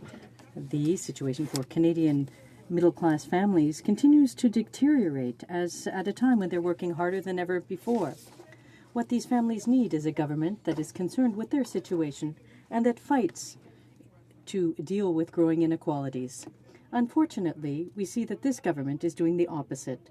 For months, the Liberals repeated that they had a plan for the middle class. They promised change that would be quick, urgent, and positive. But what we've noted today is that we have very few details on how these great changes will take shape and, above all, when. Bill C2 was an excellent opportunity to turn these commitments into action. Unfortunately, we realize that this Liberal plan has quite a bitter taste. The tax plan being proposed by the Liberals provides no advantage to 60% of Canadians. 60%, Mr. Speaker. 6 out of 10 Canadians. Once again, it will be richer Canadians who will benefit more. The NDP, for its part, put forth solutions that would benefit a number of Canadian citizens and that would provide for a better, fair reduction in taxes, like a national child benefit, an enhanced GIS, a national child care program at $15 a day for Canadian families, as well as a tax credit for Labour-sponsored funds. These progressive and realistic measures are measures that would truly help the middle class. The Liberals campaigned on a platform based on the middle class. As my colleague, the member for Rimouski-Nejet-Témiscouata-les-Basques, mentioned during his speech in this House, we wonder how the Liberal Party defines the middle class. This is a legitimate and fundamental question because the government continues to promise tax cuts for what it calls the middle class. However, according to a report by the Parliamentary Budget Officer, who explains this very clearly, the real middle class isn't receiving any benefit from these proposed tax cuts. A tax cut targeting the middle class should, however, benefit the middle class. When you study the Liberal plan, you see that, unfortunately, this plan doesn't hold water. The median revenue or income in Canada is approximately $31,000 per year. So what that means is that half of Canadians earn less than $31,000 a year and the other half more than $31,000 a year. So an employee working in a pizzeria in my riding who earns $20,000 will unfortunately not benefit from a tax cut, from this tax cut. Will a social worker earning $43,000 a year receive any benefit? No. The reality is that someone working really hard and earning $50,000 a year will probably receive only $20 or $30 a year. So that gives rise to the following question. Who will really benefit from this change? Well, when you look at the figures, we realize that it's people earning over $90,000 a year, and even someone earning $200,000 a year will receive the maximum tax cut. So saying that will benefit the middle class is not entirely true. I hope that I haven't lost you with all of these figures. But these figures are important to understand just how our hardworking families, our seniors living in poverty, and the real middle class will be left out of these measures, unfortunately. Now, as I was saying, if we base our calculations on the median income, people won't receive anything. If these calculations are based on an income that's considered the middle class, i.e. $45,000 a year, well, those people won't receive anything either. The people who will receive the bulk of these tax cuts are people who are in the top 20% of earners. That's not the middle class. Now, when I talk about these issues with people in my riding, people are disappointed. These tax measures by the Liberals will not help students, young families, and people in need.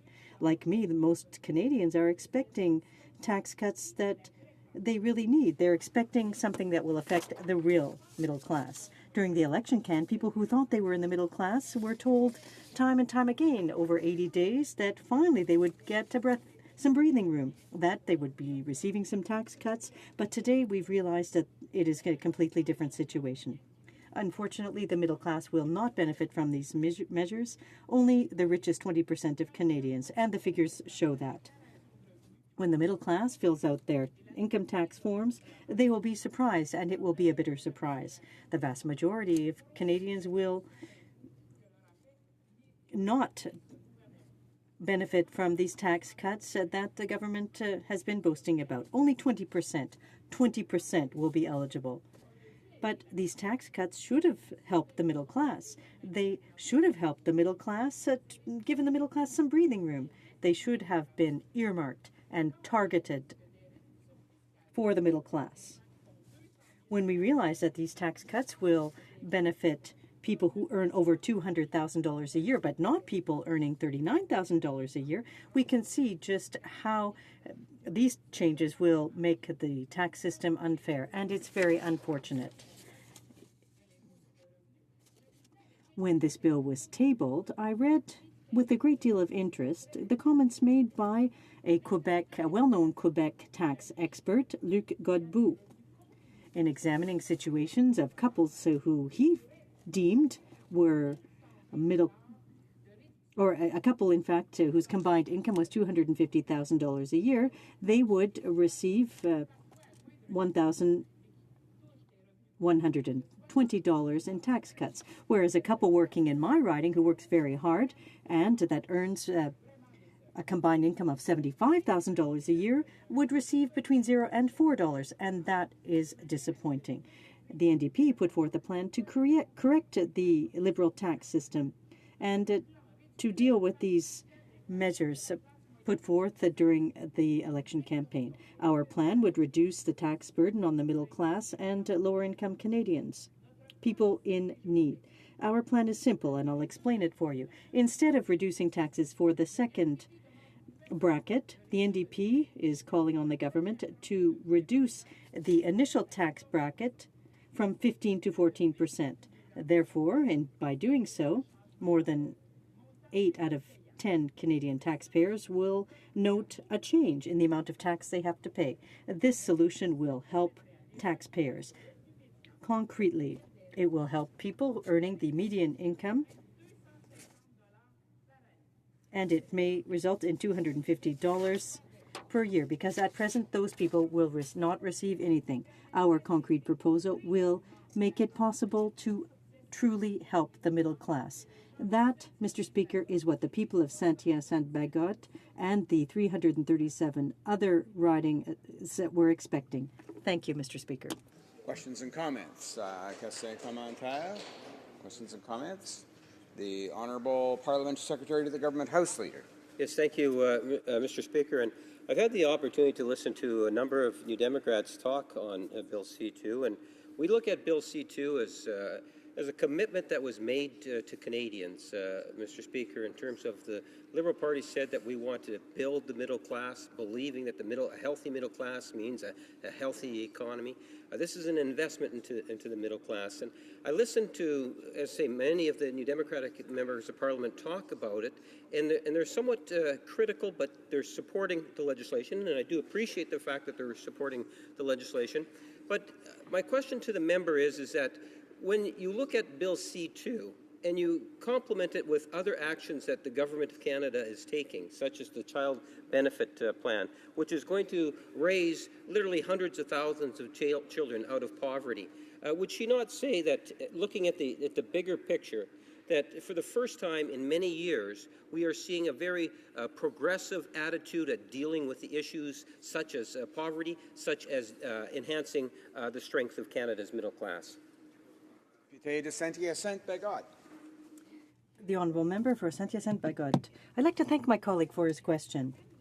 Indeed, we do support the bill, and at committee we hope that we will be in a position to make some changes to it. Now, we've just spent a week in our respective ridings, and over the past week, I was approached by people who said, "Bravo, thank you, I'm going to benefit from tax cuts. I'm a member of the middle class." And at that point, I asked them how much money they earned on a yearly basis, the combined income for their households. In each case, I was required and forced to say, well, no, in fact, the so-called middle-class tax cuts will not benefit you. They will be benefiting people who earn more than you. And that is disappointing. We are here to represent the people of our ridings, and it's up to us to speak about their disappointment. In the election, people had great expectations with respect to the promises made by the Liberals, and now they're living through all of this disappointment. The Honourable Member for Durham. Thank you very much, Mr. Speaker, and I'd like to thank the member for her speech here today. My question follows on the question from my Liberal colleague who tried to suggest that C2 was a progressive measure to help Canadians that needed help, the middle class. And the member who spoke identified that there's many people who aspire or consider themselves to be the middle class that would not be helped by the measures in C2 at all, and in fact it then raises taxes on a whole range of other Canadians. I'd like the member to comment on how a reduction to the GST, which the Conservative government had undertook, to reduce consumption taxes, the lower income and lower middle income consume most of their income, Mr. Speaker, and therefore lowering the consumption taxes and raising the basic personal exemption, which the Conservative government also did, actually took hundreds and thousands of Canadian families off the tax rolls entirely, Mr. Speaker. Could the member comment on how C2 actually misses some Canadians that are probably the most deserving of relief? The Honourable Member for Saint-Hyacinthe-Bagotte. I'd like to thank my colleague for his question. I think that the best way of redistributing wealth in our society is with a progressive tax system that takes into account annual income. Now, of course, consumption taxes will be put in place based on consumption based on income. So we know that for many basic commodities, whether someone, regardless of their income, in fact, people will have to buy some of those commodities. So to my mind, taking steps to deal with the tax rate fairly is a better means of taking action, a better way of redistributing wealth in our society.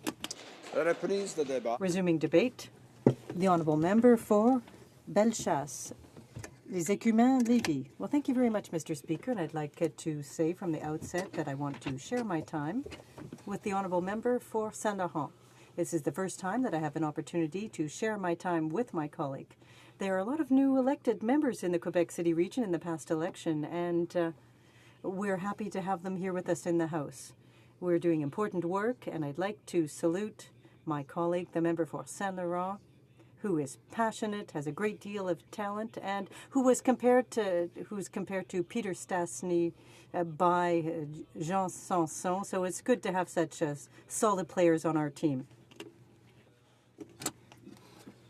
So, Mr. Speaker, we need to really keep an eye on the goal. We need good goalies these days because the Liberal government seems to be heading towards, at the very least, a hat trick when it comes to deficits. And they're helping those who don't need it. And so that's why I'm rising today in the speak out on behalf of the people of my riding, to say that I have the intention of not supporting the bill that is before us. In theory, the Liberals are claiming that they want to help the middle class. But the facts tell a completely different story, and that's what I'd like to show, Mr. Speaker, in my speech today. They want to make Canadians poorer and drive them deeper into debt with the tax measures that they're proposing. And they want to prevent Canadians from being able to protect their savings from being taxed. They're taking away a means of saving money and ensuring that that money stays tax-free. So, Mr. Speaker, if I look at the Quebec Statistics Institute and data that they've published, the average earnings for workers between 25 and 64 years old in my riding, people from Bellechasse, is just about $39,000. That's what people earn in Bellechasse. If I look at revenue income in Lévis, it's closer to $46,000 a year on average for people between 25 and 64 years old. And that's 2013 data, very recent data from the Quebec Statistics Institute. And the measures in the bill before us today aren't going to do much to help those people, Mr. Speaker, because the measures in this bill would drop taxes, Mr. Speaker, for those who earn over $45,000 a year. So everyone who's watching today who earns less than $45,200 a year are going to get 0.00 from this bill, Mr. Speaker. Not only that, but the measures in this bill are not fiscally neutral. What that means is that to pay for a tax cut for those who earn more than $45,000 a year, those who earn less than that are going to go deeper into debt and get poorer. That is the reality of the bill that's in front of us today.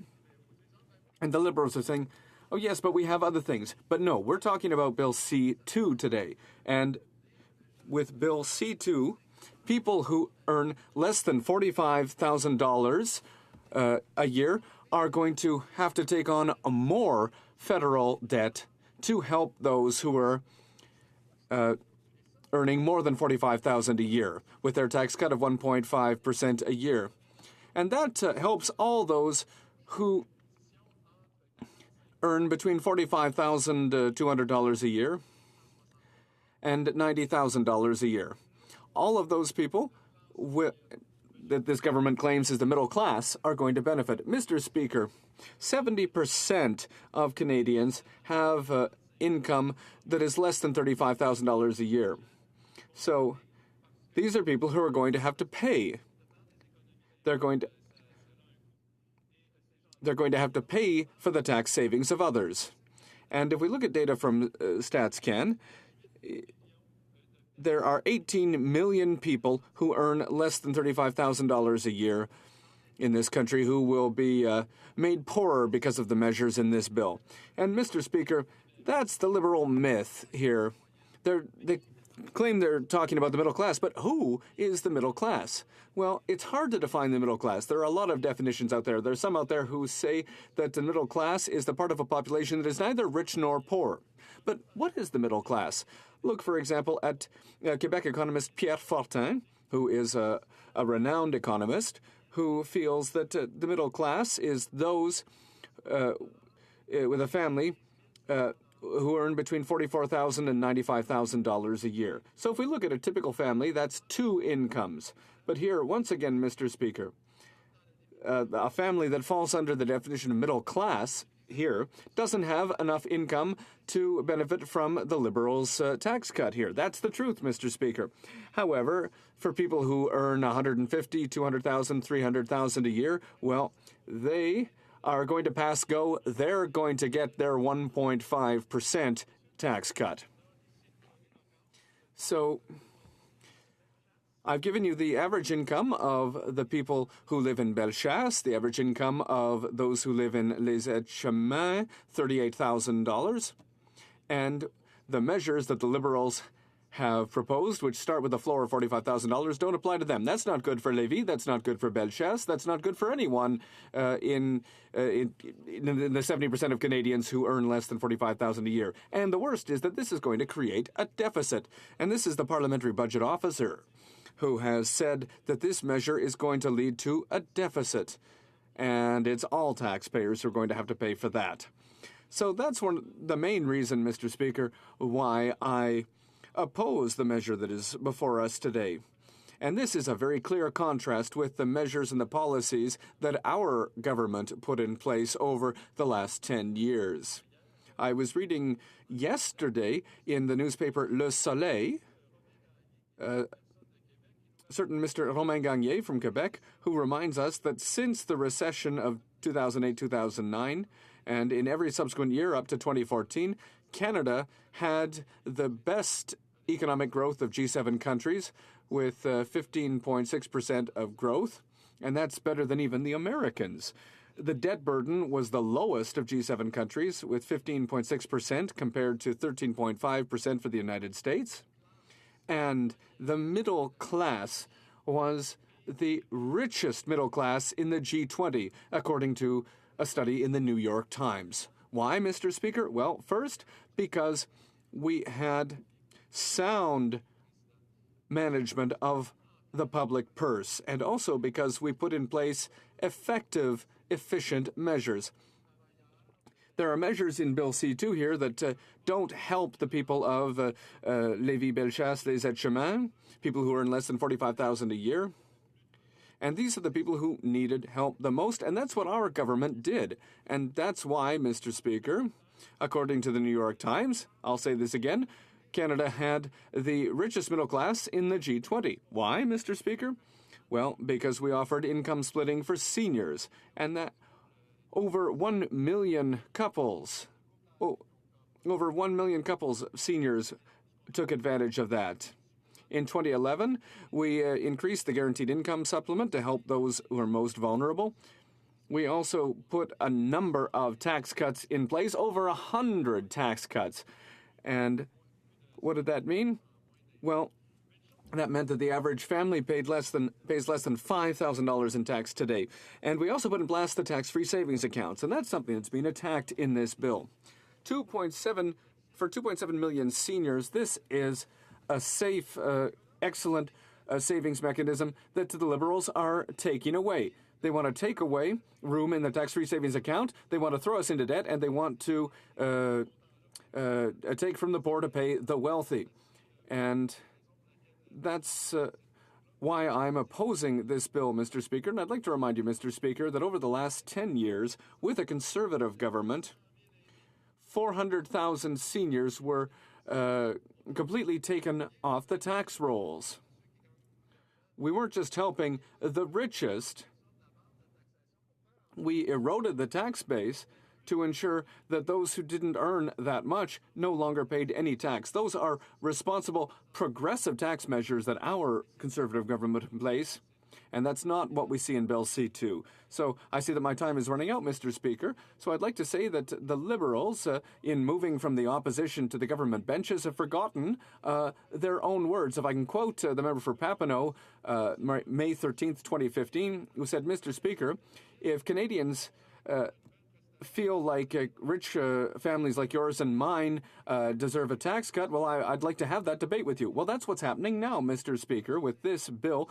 Those who earn the most are getting a tax cut, and those who earn less, like the people of Bellechasse, Lévis, Les Aides-Chemins, are going to have to pay for the deficit, $8.9 billion over the next little while. We are going to defend families, workers. We are going to vote against this Liberal bill, which is going to make those who need help the most even poorer. Questions and comments? Questions et commentaires? The Honourable Parliamentary Secretary to the Government House Leader. Yes, thank you, Mr. Speaker. The member is just wrong in his facts to state what he just said. he indicated that we are taking from the poor to finance the rich. And if you take a look at the legislation, there is an increase in tax for those in Canada that are our wealthiest, over $200,000 annually. The member makes a statement that it doesn't appeal to the thousands of people that it should appeal to, those that are at the lower annual earnings. Well, Mr. Speaker, this legislation appeals to the tens of thousands going into the millions, but just think of the factory workers. Think in terms of your teachers, individuals from coast to coast to coast that are a part of Canada's middle class that are giving and getting a tax break with this legislation, and there is an additional tax source of revenue for those that are actually making in excess of $200,000, Mr. Speaker. I don't quite understand where he's getting the content of his speech coming from, Mr. Speaker. The honourable member for Bellechasse, Les Etchemins, Lévis. I'd like to thank my colleague for his question, Mr. Speaker. What we're offering workers, manufacturing workers at Exceldor in Bellechasse, for example, we're offering to not put an additional $8.9 billion of deficit on their backs over the next 6 years, because they're not going to benefit from the tax cuts that the Liberals are proposing here, Mr. Speaker. $8.9 billion in debt for families and workers who earn less than $45,000 a year. I clearly showed in my speech, and I'm happy to table the document from the Institute of Quebec Statistics that shows that average incomes in my riding are lower than that. But in terms of the tax increases they're talking about, here's what Ronald Reagan had to say about tax cuts for those who earn the most. He said, "We're taking the largest number of feathers out of the smallest numbers of gooses here, and it's taxpayers who are going to have to pay for that." The honourable member for Sarnia-Lambton. Thank you, Mr. Speaker, and I want to congratulate the honourable member on his speech.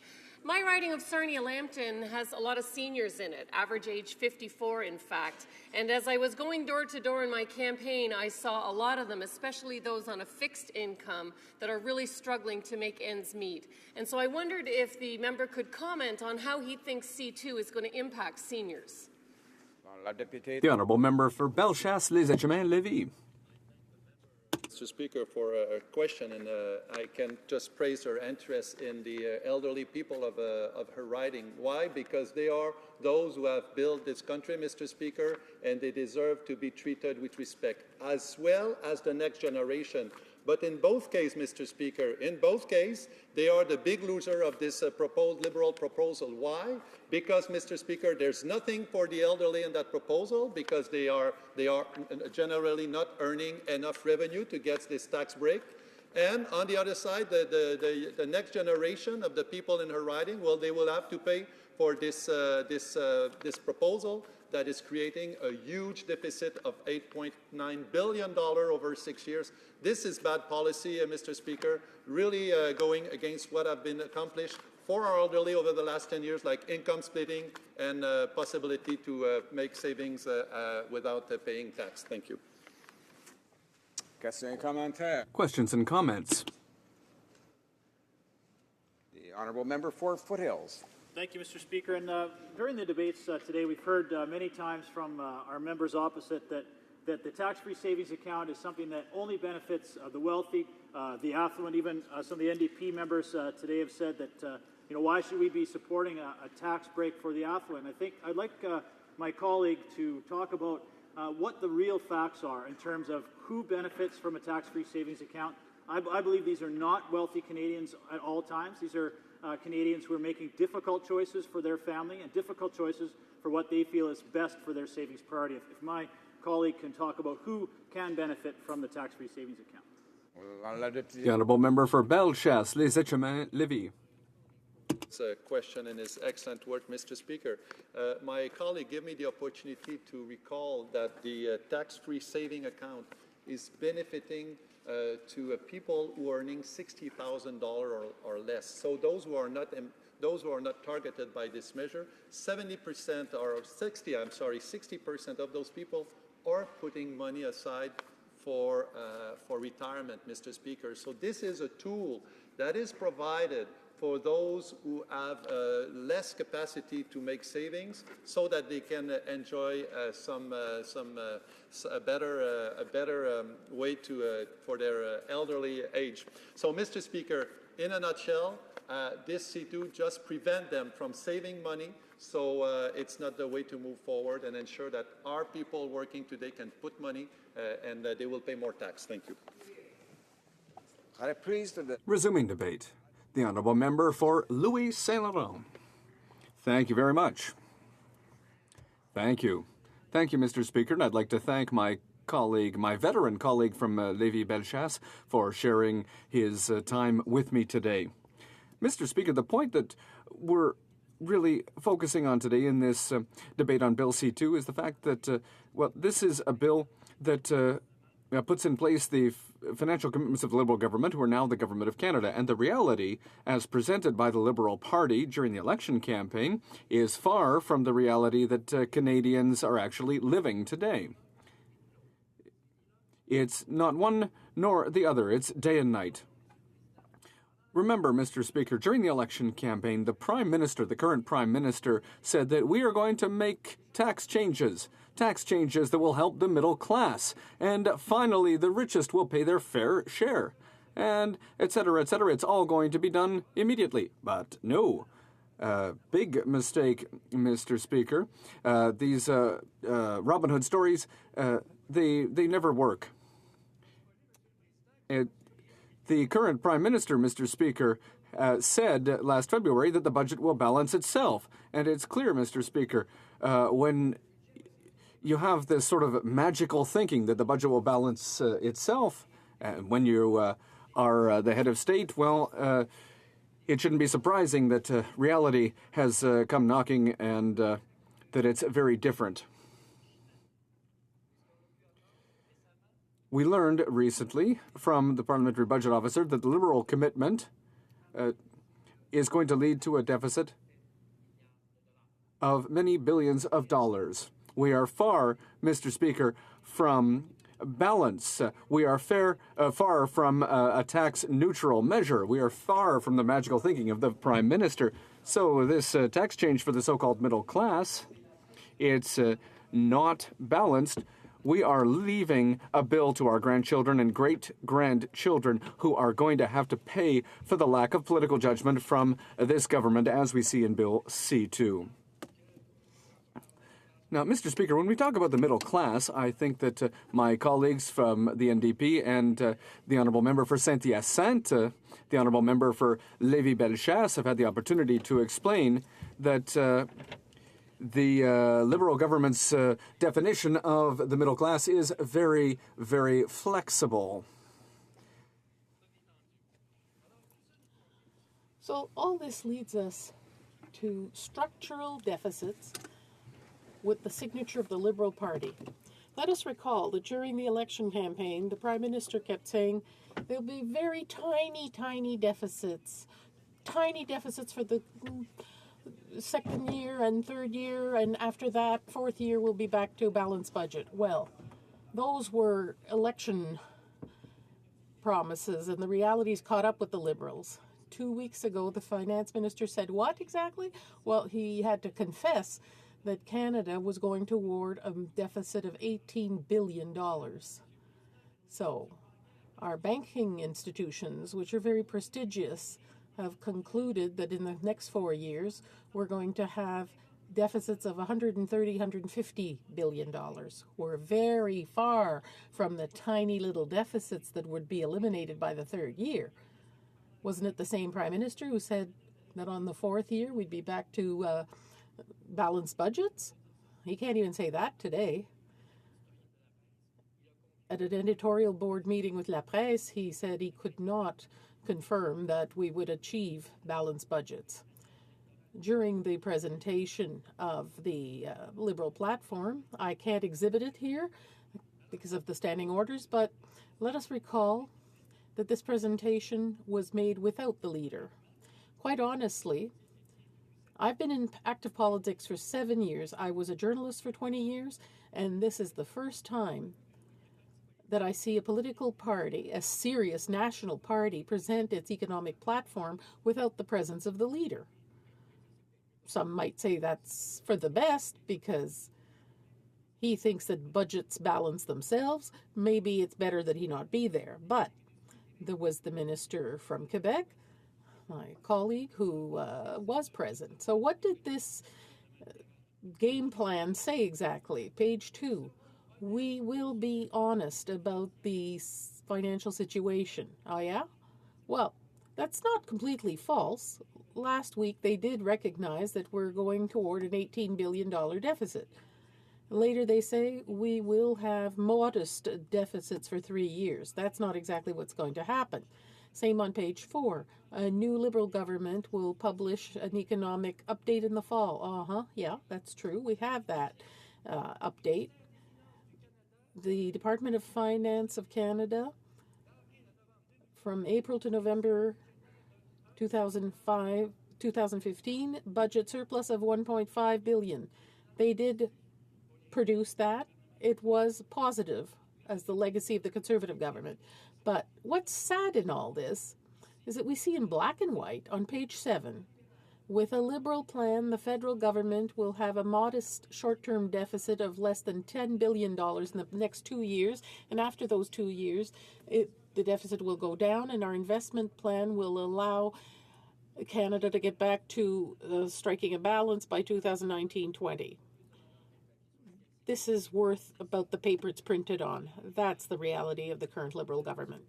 You know, Mr. Speaker, what maddens us the most in all this is that this government is actually torpedoing the rich legacy led by the Honourable Member for Calgary Heritage, because we left the House in order. Let's recall the facts here. We were in power in 2006. We were in power until 2014. In 2008, the whole planet was hit by the world financial crisis, the worst since the Great Depression of the 30s. Everybody recognizes that. What did our government do in this situation? It took the bull by the horns and made audacious decisions, courageous decisions. The result was that in 2014, our track record was very honorable, the best debt to GDP ratio. And that's important because a debt, if it's well controlled, is not a problem. We had a bigger GDP than debt. That is the legacy of the Conservative government. The best GDP ratio of G7 countries. That was our legacy. Best job creation during the crisis. The best relaunching of the economy in the G7. That's our legacy. We believe in infrastructure programs under the member for Roberval that we see back in the saddle today, and I salute him.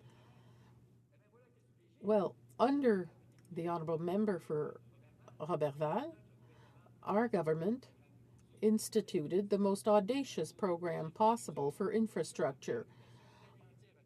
Our main concern was always reducing taxes, leaving more money in people's pockets. 140 measures were adopted by our government over 10 years. The GST was reduced. We promised it, and we did it. You promise tax cuts, you don't do it. So that is why we will not vote in favor of Bill C-2.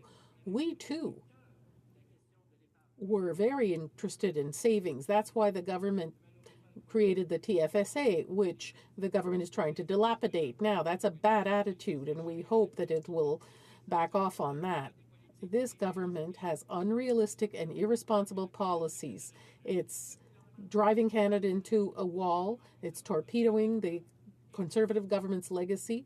And yet, this government, this political party, sometimes has a rich legacy too. This is a government that did attack the deficit. Louis Saint Laurent. I am the member for Louis Saint Laurent, but the Right Honourable Louis Saint Laurent was the Prime Minister who managed to eliminate the debt after World War II. Paul Martin also attacked the debt very vigorously. He had to cut back on health care, but he wanted to leave a strong economy and good public finances. This is what the current government is not doing, and that is why it's never too late to do the right thing. C2 could be amended to allow Canadians to have a better economy and have a realistic and responsible government. Thank you, Mr. Speaker. Question et commentaire. The Honourable Member for Moncton Riverview DF. Thank you, Mr. Speaker. First of all, I'd like to thank my colleague for his speech. Obviously, everybody in this room wants to see advantages for the middle class. I'd like to know why my colleague doesn't want a tax cut for the middle class. The Honourable Member for Louis Saint Laurent. Once again, the question of what the member is talking about, the whole concept is very elastic. The other reality is that this can't be done with neutrally. It will lead to a deficit. When we came up with our 140 measures to cut taxes, it wasn't done with a huge deficit, as this government is doing. Because while we're at it, if you're going to cut the taxes for the middle class, why not cut them more? Why not keep going? But no, we mustn't have that attitude. We have to be responsible. If we can't afford it, we don't do it. Question et commentaire. La députée. Honourable Member for Saint-Hyacinthe-Bagotte. Thank you, Mr. Speaker. I thank my colleague from Louis Saint Laurent for his speech. I wish to inform him that my riding is Saint-Hyacinthe-Bagotte. I sat with my colleague on a committee where he talked about the importance of nonpartisan work in committee. Given that, we decided to adopt or support a bill so that in committee we could improve it and assess whether at third reading we decide whether to support it or not, given the needs of the people we represent. My question for my colleague is, will he maintain that attitude and support the bill at this stage so that it can be improved to benefit the people we represent? The Honourable Member for Louis Saint Laurent. I thank my colleague for the question. I'm sorry I forgot that she was member for Saint-Hyacinthe-Bagotte. That's the birthplace of Daniel Johnson, former Quebec Premier. I have sat with my colleague on the end-of-life committee, and yes, that is our attitude. Now, when it comes to a parliamentary committee, of course we will cooperate. Of course we will go forward. But everything would need to be changed in this bill. You would have to cancel this tax cut, which are not cost-free. Of course we will do some work and propose amendments, but will they be accepted by these people that were elected under a platform they can't affirm today? I have doubts about that. Member for Durham. Thank you very much, Mr. Speaker. I wish to thank my colleague for his speech today. Mr. Speaker. And as the member for Louis Saint Laurent, he would make Louis Saint Laurent and a generation of leaders from Quebec quite proud with the passion and the knowledge he brings to this House. My question for him, and he touched on this in his speech, this is a very selective bill that cuts taxes for a few but claims to cut for many and actually leaves out the most needy, the lower to lower middle income Canadians. Yet at the same time, a government is now in the $30 billion plus deficit range, Mr. Speaker. And could the member comment that reckless deficit spending is future taxes? So while they may give a modest tax break to a few Canadians now, their work in building up liabilities and deficits and debts means taxes will go up, carbon taxes will be imposed, GST will be increased in the future if they're possibly ever going to keep a commitment to balance the budget for 4 years, Mr. Speaker. So could the member talk about how high deficit, high spending is future taxes on the people they claim to be cutting for now? The honourable member for Louis Saint Laurent. All my respect to the honourable colleague who has been not far away from now Cabinet Minister of Veteran Affairs, and he did a tremendous job. I know what I'm talking about because in my writing I have plenty of interest, and he did a heck of a good job, and I appreciate this member. So, talking about the future, yes, Mr. Speaker, it's very sad to see that the deficit in a situation where we are not in a crisis like we were in 2008, well, it's all wrong for the economy because we're putting it to the hands of our grandchildren who are not born today. And let me remind you that I pay all my respect to two Right Honourable former Liberal Prime Minister. But I also have to remind you that it's under another Liberal Prime Minister during the 70s that the deficit were back for the worst of the Canadian economy. Resuming debate, the honourable member for Courtenay, Alberni. Thank you, Mr. Speaker. It's an honour to rise in the House to join the debate on C2. I'd like to spend some of my time speaking on why definitions of the middle class are so important. In the last election, the Liberals campaigned on a promise to reduce taxes for the middle class and support those working hard to enter the middle class. Canadians took them at their word. And like most Canadians, I agree with my NDP caucus that additional benefits should be targeted at the middle class and those who need it most. The problem with this bill, Mr. Speaker, is the Liberal definition of middle class seems to have been created by the Donald Trumps of the world. Surely only the very rich would devise a bill that gives most of the tax benefits to those making around $200,000 a year, while offering Canadians who make $40,000 a year nothing at all, and still call it a tax cut for the middle class. Definitions matter, Mr. Speaker, for the middle class.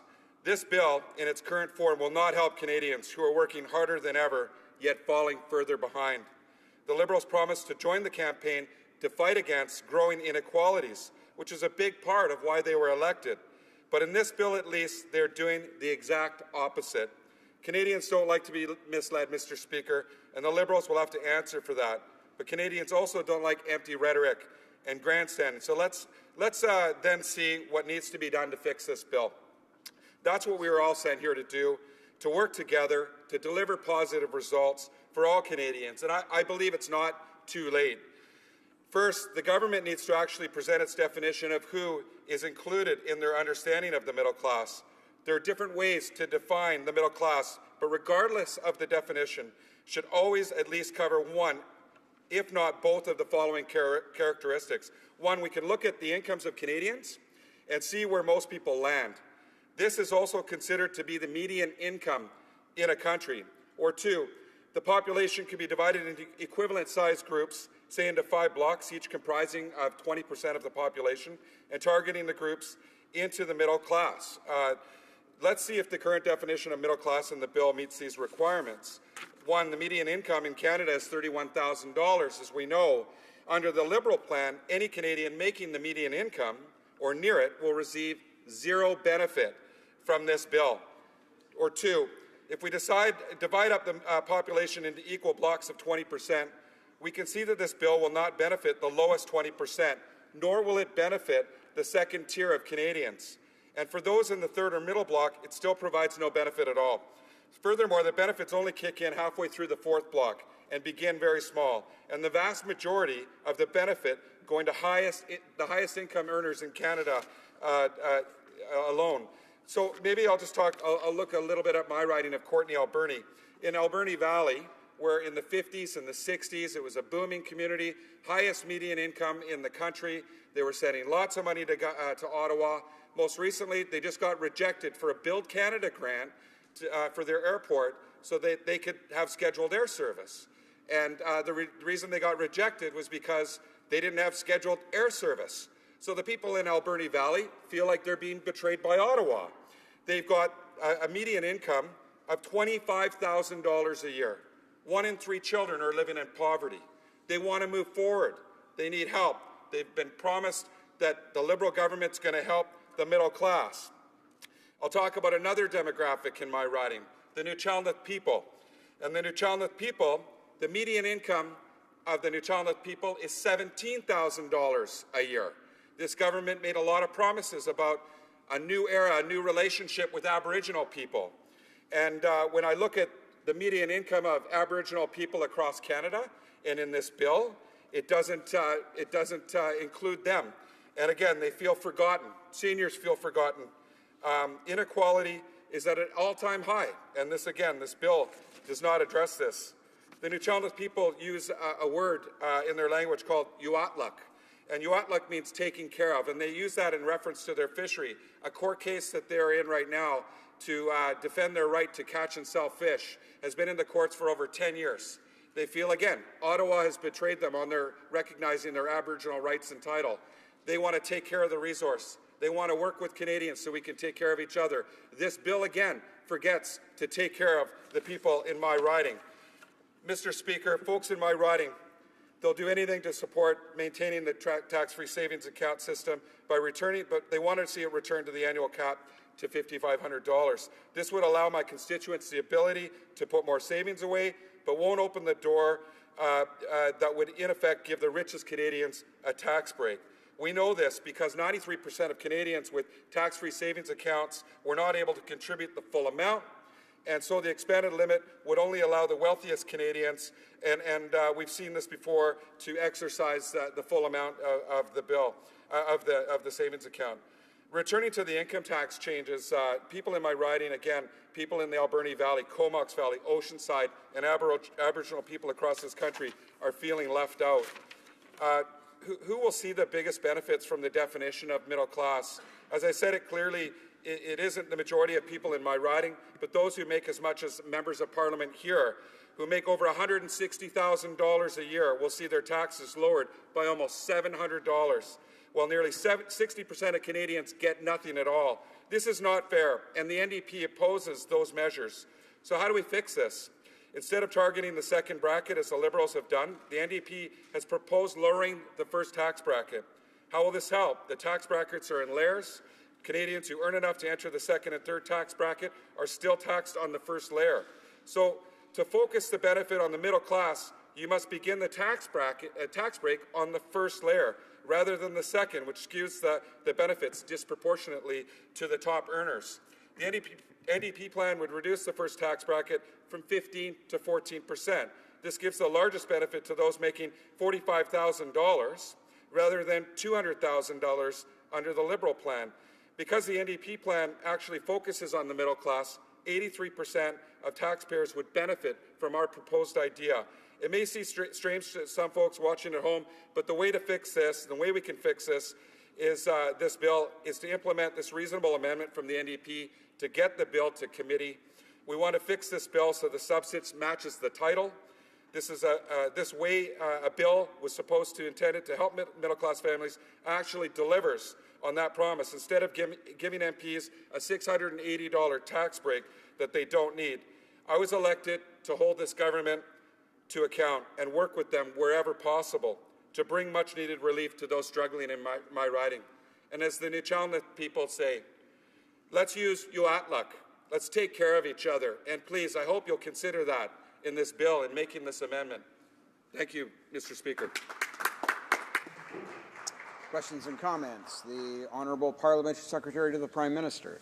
Thank you very much, and thank you very much to my colleague opposite for those comments. I think we share some similar values in terms of taking care of each other and trying to find ways to take care of each other. And I appreciate that this bill doesn't reach into some of the areas where he thinks attention needs to be paid, raising incomes and the outlook for people of First Nations, Aboriginal, Métis, and Inuit descent. We share those concerns. It's not in this bill because this bill is focused on income tax, not on necessarily those specific issues. On the issue of helping low-income children and low-income families in particular, again, the tax credit focused specifically on raising children out of poverty, as with seniors out of poverty, are not part of this bill. They're part of the budget to come. Would the member opposite not agree that the focus of this bill is to deal with tax measures which had to be in place before the calendar year began, because that's the time in which you fix the tax code, and that's why this bill is so narrowly focused? Honourable Member for Courtenay Alberni. Thank you for the question, and thank you to the Parliamentary Secretary for his words. I absolutely think that this is exactly the right time to help those people that are earning $17,000 a year. But no, they're not included in this tax bill, actually, Mr. Speaker, because anyone earning under $49,000 a year doesn't get a tax break with this tax bill that is being introduced. So include them is what I would like to see, Mr. Speaker. Asking the government to include everybody in this tax bill under $49,000 to be part of this tax bill. People that are earning $17,000 a year, people that are earning $25,000 a year. Right now in this bill, they're not being recognized, Mr. Speaker. They're being left behind, and inequality is going to continue to rise. And Mr. Speaker, it's those that are earning over $49,000 to start to see the benefit, and those that are earning more than $100,000 start to see the most benefit. So, Mr. Speaker, this is the right time to tackle inequality. This is the right time to show that we want a new relationship with people that are struggling to make ends meet, the working class, the medium income earners of this country. Thank you, Mr. Speaker. Some comments. Question commentaire. The honourable member for Sherwood Park, Fort Saskatchewan. Thank you, Mr. Speaker, and I certainly share some of the members' concerns with respect to how this bill does not help those who actually need the help the most, and I'm sure he'll applaud our record as a government by lowering the GST and lowering the lowest marginal tax rate that Canadians pay. But I'm a bit confused about the NDP position on tax-free savings accounts, because the numbers with respect to TFSAs are very clear, that over half of those who max out their tax-free savings accounts are actually making less than $60,000 a year. So why doesn't the NDP join with us as well in supporting tax-free savings accounts, a vital vehicle that is very useful to medium and low-income Canadians? Member for Courtenay Alberni. Thank you for the question. I appreciate the question from the member, because I think we both agree that tax-free savings accounts are very important. They're very important to help people save for the future. We want to encourage that, but again, at what cost? And we have to define the cost of what it's going to cost future generations. I mean, we know the finance minister from the last government said that future generations or a certain prime minister's granddaughter would be able to, it would be their problem to deal with the cost of increasing costs associated to tax-free savings accounts. I don't think that's a responsible way of taking this on. I think it's important that we take action right now, today, fiscally, and make sure that we manage both the economy, the environment, and the social well-being of our nation, and we invest in that today, but we also don't leave that to the detriment of future generations to pick up the tab. Questions and comments. Question commentaire. The honourable member for Sarnia-Lambton. Thank you, Mr. Speaker. I'd like to congratulate my colleague on a great speech. I really liked his commentary on the definition of the middle class, because for me, you know, it should be defined as being above the poverty line and below the highest tax bracket. And that would put it somewhere between $23,000 and $138,000 for individuals. However, this government tax is giving a break for the middle class that's going to be about $600 a year for people who make more than $50,000 and up to $200,000. So my question for the member is, does he think people that make more than $80,000 a year need a tax break of $50 a month? For Courtenay Alberni. Thank you, Mr. Speaker. And I think that the government is putting forward an idea they've made a decision that, and they got elected on that they were promising a tax cut to the middle class. And I want to make sure that the middle class get that tax cut. So if the median income in our country is $31,000 a year, that people that earn $31,000 a year should get a tax break. And that's a promise that was made by this government. And it can't be that you're going to fulfill all the government's going to fulfill all of the obligations and their promises through child tax benefits or old age security promises that we still haven't seen. Right now, here's the opportunity. They've been asked to provide a tax cut and relief for the middle class, and they're not doing it for those that are earning less than $49,000 a year. You have an opportunity right now. This government has an opportunity to bring it to committee, to fix this and make sure that everybody, 83% of Canadians, benefit from this tax measure. Thank you to the member for her question, and hopefully we can fix this and work together collaboratively in this House to move forward in the new in 2016, where we take care of each other. Order, please. Pursuant to Standing Order 38, it is my duty to inform the House of the matters to be raised by the House at adjournment this evening. The Honourable Member for Regina Leuven. on Regional Development, and the Honourable Member for Hochelaga, also dealing with social development. Debate. The Honourable Member for Richmond Centre. Here. Thank you, Mr. Speaker. There are two provisions to Bill C2. One is the reduction in the annual limit one can deposit inside a tax-free savings account, while the other provision is a reduction in the second income tax bracket while increasing the top tax bracket. I will begin my discussion on the tax-free savings account. The TFSA was introduced in the 2008 federal budget, back when the late Jim Flaherty was the Minister of Finance. Canadian families were able to invest their after-tax dollars and to earn income tax-free through their TFSAs. TFSAs can be used to invest in all sorts of eligible financial products, while it is GICs, mutual funds, or stocks and bonds, to name a few. Canadians were already taxed once on their income. The TFSA will allow them to earn income on their savings without having to be taxed once again. Unlike our RSPs, the TFSA alleviates the risk that governments will change the tax rates as withdrawals from the TFSA are not taxed. It is not surprising, especially with the Liberals set to increase taxes in the upcoming budget, that Canadians with all sorts of income levels are choosing to invest in their TFSAs. The Liberals would like nothing more than getting their hands on the savings of Canadians. That's right. Mr. Speaker, simply put, the country benefits from Canadians saving their hard-earned money, and the TFSA allows us to do so. We should be encouraging savings and not discouraging it, as Bill C2 is doing. The Conservative government was able to increase the TFSA contribution limit because our last full fiscal year in government was a surplus. The Auditor General confirmed this. Indeed, the Minister of Finance's own department, through the monthly Fiscal Monitor publication, showed that in the first 9 months of the current fiscal year, ending December, Canada's budgetary surplus was $3 billion. Now the Liberals are choosing to squander the surplus and plunge us into massive deficits, including with Bill C2. I will now bring my attention to the second part of Bill C2, which is the proposed adjustment of the income tax brackets. Since I was elected to the House of Commons in October 2008, the rates for the federal tax brackets have not changed. There has been a 15% bracket, a 22% bracket, a 26% bracket, and the top bracket was 29%.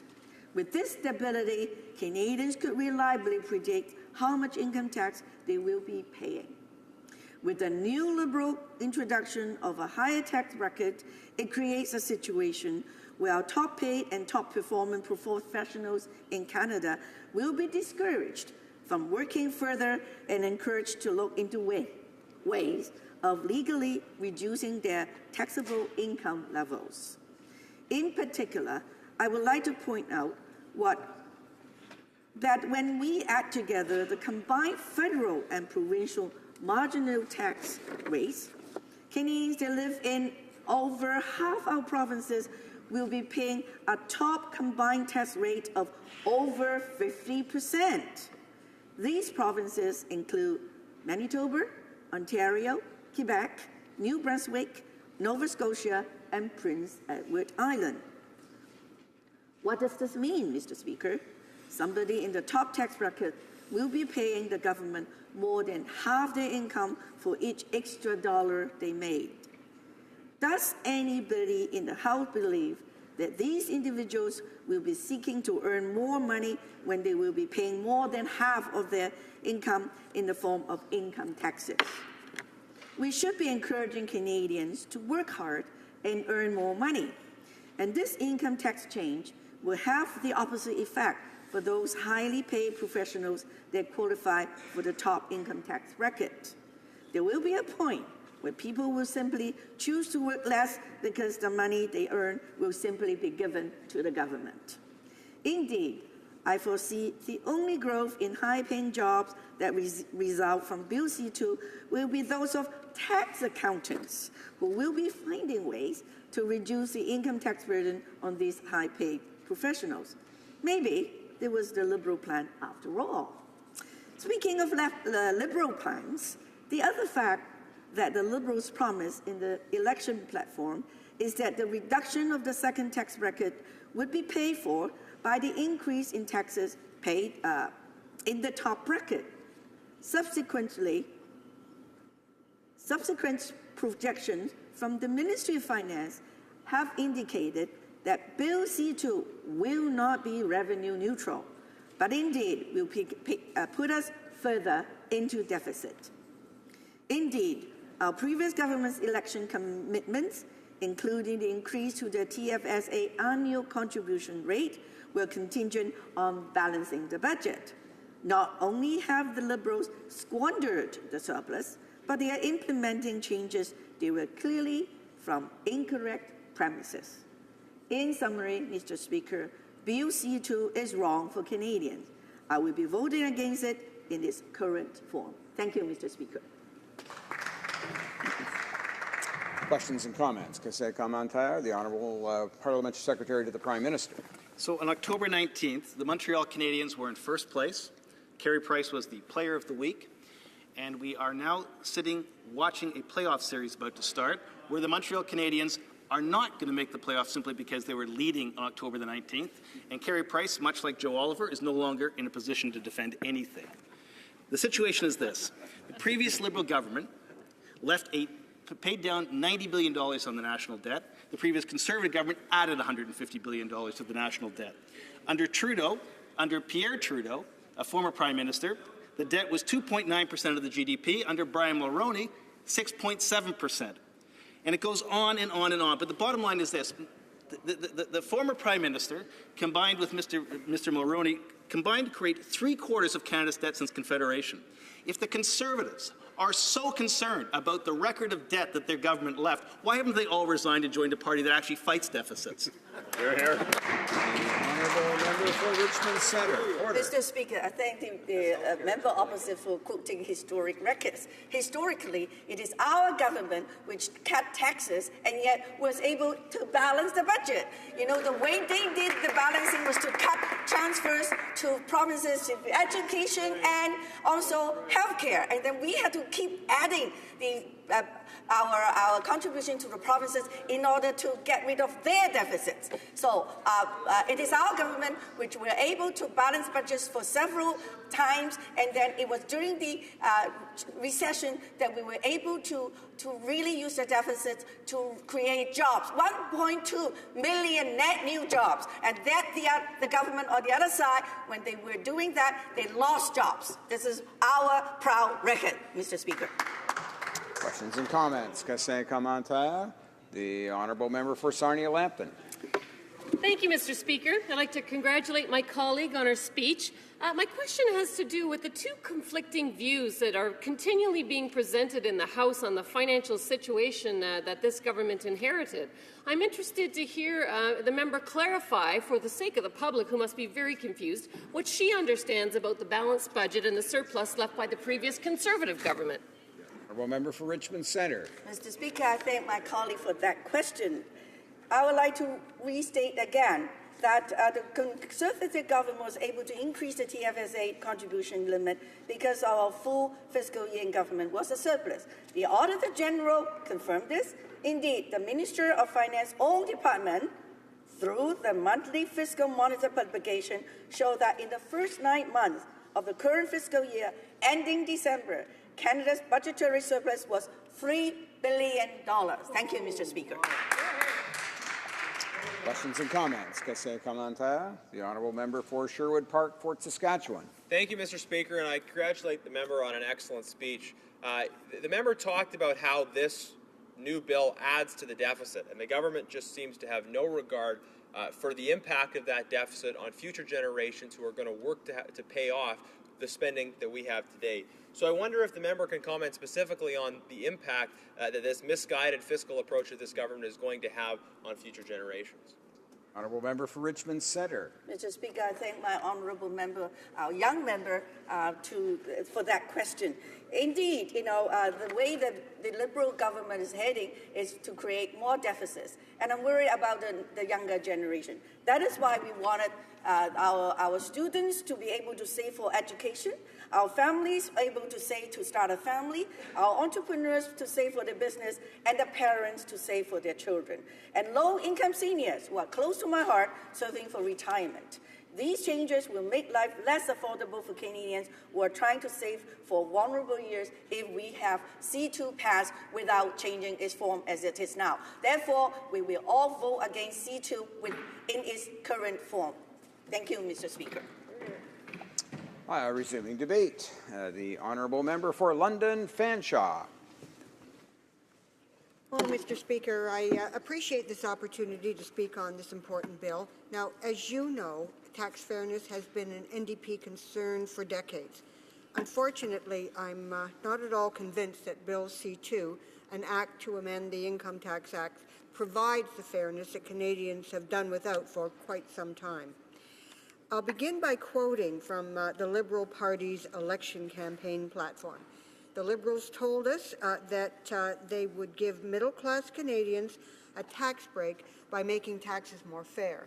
When middle-class Canadians have more money in their pockets to save, invest, and grow the economy, we all benefit. But there's a problem here, Mr. Speaker. The Liberal definition of middle class seems to be a moving target. And worse, that vagary seems to be intentional.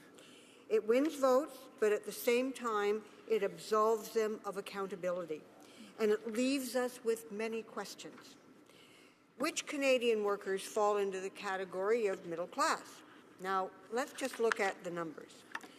Based on Money Sense, estimates for 2013, based on Statistics Canada data, an individual Canadian earning an income between $23,000 and $37,000 annually makes more than the poorest 40% of Canadians and less than the richest 40%. It's reasonable then to assume, Mr. Speaker, that if you sit in a wage range where the number of Canadians making more than you and the number of Canadians making less than you is equal, you fall in the middle. A middle whose top end, using this definition, is just under $37,000. In fact, the Liberal tax proposal excludes anyone making less than $45,000, or in other words, Mr. Speaker, this tax reform excludes the lowest 60% of wage earners. But as I've pointed out, Mr. Speaker, the Liberal definition of middle class is a little vague.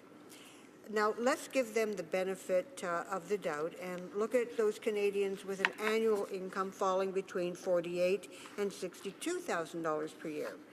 The tax benefit now kicks in at a whopping $50. As an aside, Mr. Speaker, and because this bill also proposes a rollback in the TFSA limit, while it may be sad and perhaps somewhat surprising to learn that the claims of the previous Minister of Employment, the member for Carleton, turned out to be inaccurate when he said that 60% of individuals contributing the maximum amount to their TFSAs had incomes of less than $60,000 per year in 2013. Were they middle class? And for those income earners, the additional $50 tax benefit, or 96 cents per week, doesn't really amount to much. Why, Mr. Speaker, with that increase to your take-home pay, you'd have to wait 2 weeks just to buy yourself a double-double. It seems to me that, except for the fact that the Conservative Party leader seems to have had a change of heart and is now aligning herself with the 99%, the old Liberal Tory, same old story adage holds true here. True here again today, Mr. Speaker, because under the current Prime Minister's plan, the highest 30% of Canadian income earners are the main beneficiaries of this legislation, while the wealthiest 10% pocket most of the money. Don't you think an income tax reduction designed for the middle class should actually benefit a larger proportion of Canadians? Mr. Speaker, a federal tax system is put into place in order to create and maintain an equal and just society, to provide essential services for Canadians, and to ensure that not one of us is left behind. It's the vehicle of a strong social democracy. And, Mr. Speaker, I'd like to suggest that the plan should be sustainable. New Democrats know that is possible. How can the Liberals justify this change when it will result in a total revenue loss of $8.9 billion between now and 2021? We have an opportunity here, Mr. Speaker, to effect real change for the people who need it most. And in doing that, everyone benefits. Unfortunately, this tax change proposed by the Liberals doesn't even come close. Why not aim higher? Why not make changes that will ensure that no Canadian lives in poverty? New Democrats know that we don't have to get bogged down in the definition of who's middle class to see that Canadians are being left behind as a result of Conservative and Liberal government inaction.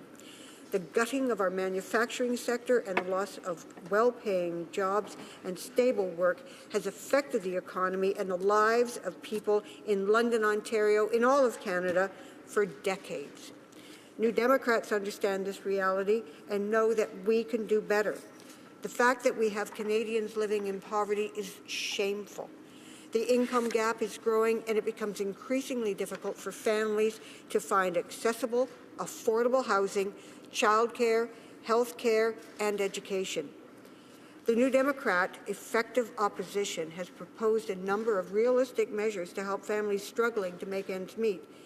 The National Child Benefit Supplement, Guaranteed Income Supplement, $15 a day childcare for all Canadian families, and reinstatement of the Labour-sponsored tax fund credit, to name just a few. The NDP understands the reality of the middle and lower income earners of this country. If the government were to reduce the tax rate for Canadians earning less than $45,000 a year by just 1%, from 15% to 14.8 to 14, 83% of those people, 9 million Canadians, Mr. Speaker, would benefit. The cost difference would be minimal and could be easily recovered with a very slight increase, 1/2 of a percentage point to the corporate tax rate. New Democrats' proposal makes sense, Mr. Speaker, dollars and cents. Our proposal would also enable the government to increase the working income tax benefit, which has proven to be very effective for low-income workers and puts more money back into local economies. As tomorrow is International Women's Day, let's talk a little bit about equity, Mr. Speaker. You know that creating equity for workers with the lowest incomes benefits women. Federal tax policy is structured such that the ratio of profit between women and men is 60-40, more or less. It favors those with higher incomes, and since men, by and large, earn higher incomes than women, men are advantaged and women are disadvantaged under current taxation regimes. Because, on average, women fall more often into the category of low-wage earners, this disadvantage follows them from the time they enter the workforce to retirement, since those benefits are often calculated based on annual income. Income, Mr. Speaker, that is more likely to be part-time, precarious, or interrupted in order to raise children. So, as you can see, Mr. Speaker, tax cuts to the lowest tier of Canadian income earners, such as those proposed by the NDP, not only benefit those workers and their communities, but represent a small and vital step towards gender equality. Mr. Speaker, the NDP has always worked for seniors. I'm very proud to say that we're the only party that has a national strategy on aging, and I'm thankful to my staffer, Tara Hogeterp, who worked diligently in the last Parliament with the aid of our NDP research staff team to bring that strategy to the public. We do not believe that an increased TFSA limit is the solution for lifting nearly 200,000 seniors out of poverty. So we support this government's proposal to amend it. We fought against the Conservatives' reckless decision to raise the retirement age from 65 to 67. We proposed to increase funding to the Guaranteed Income Supplement by more than $400 million.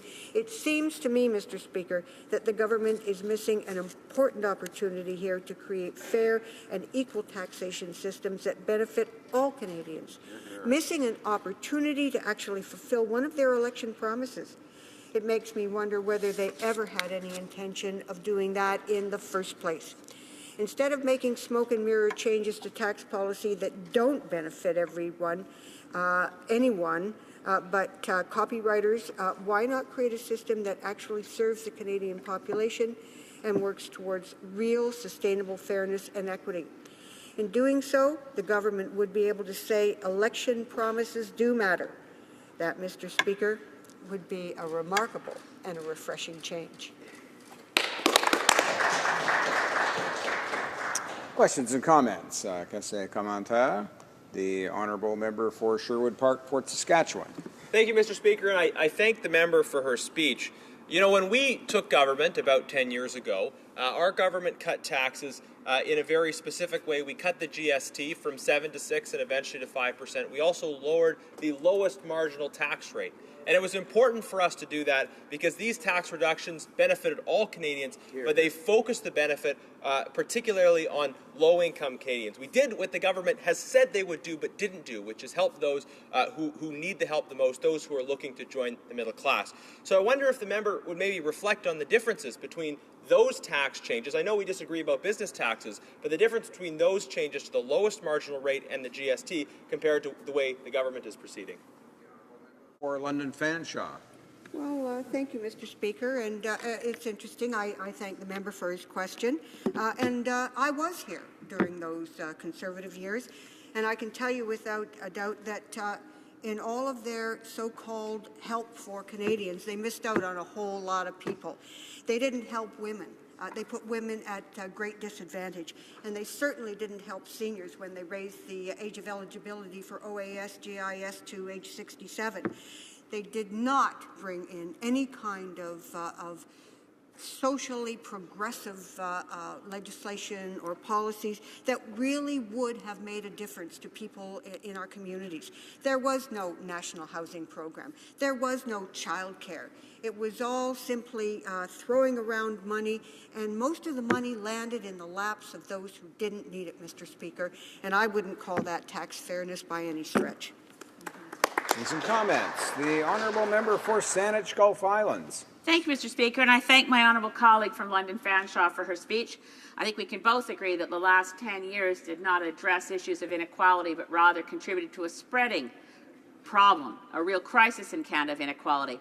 I'd like to ask if the Democratic Party is willing to consider joining the Greens in supporting guaranteed livable income so that we can end poverty for all in Canada. I've been encouraged to hear the new Minister of Families, Children and Social Development actually talk out loud about maybe moving to that progressive policy, Mr. Speaker, and I'm hoping the NDP is ready to join us.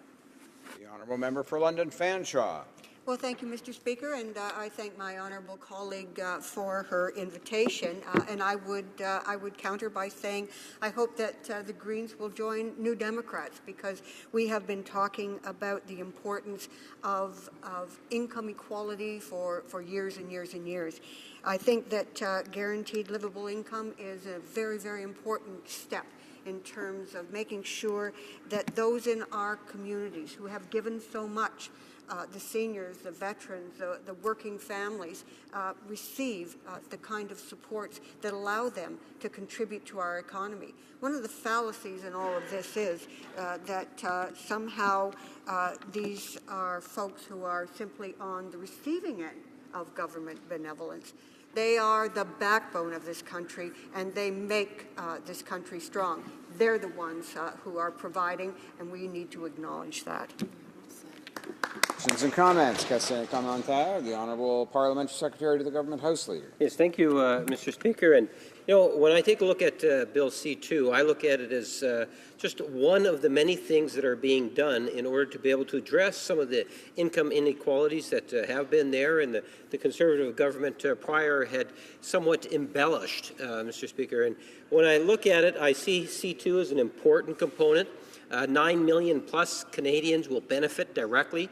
Tens of thousands of workers from every region of our country will get tax money going back into their pockets. I see that as a positive thing. When you take into consideration issues such as our pension programs, our senior pension programs, where there's going to be substantial increases, along with substantial increases, from what I understand, Mr. Speaker, coming up in that March 22nd budget that I know Canadians are waiting to hear, that there is a movement in the other direction, a direction that empowers Canadians and Canada's middle class, which would be healthier for our economy. Would the member not agree?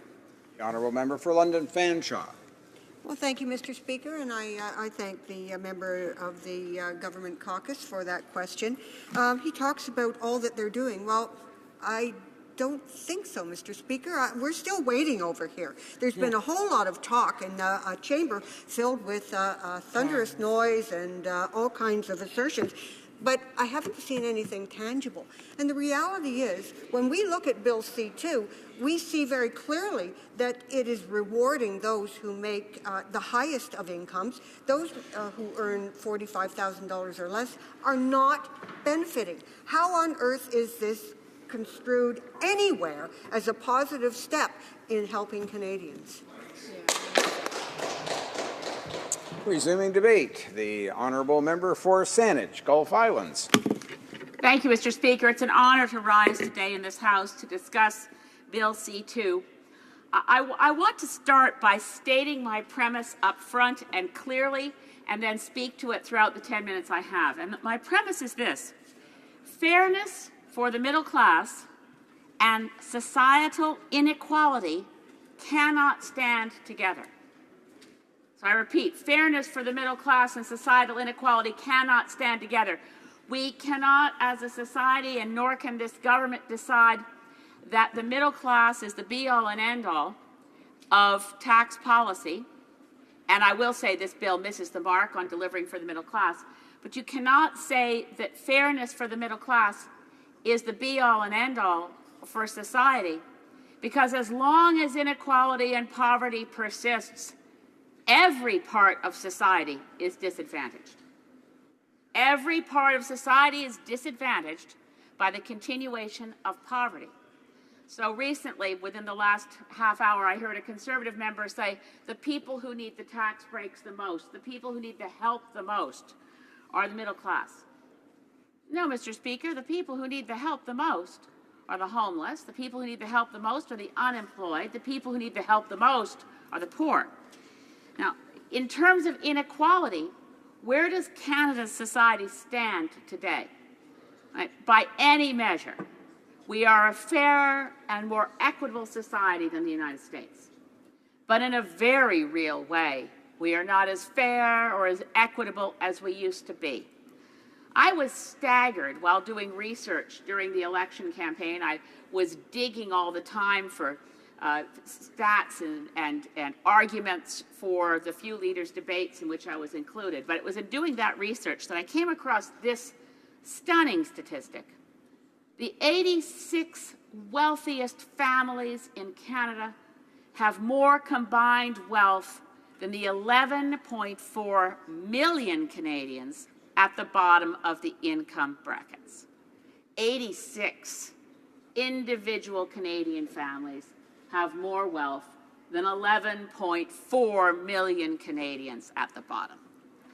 Now, is this a problem?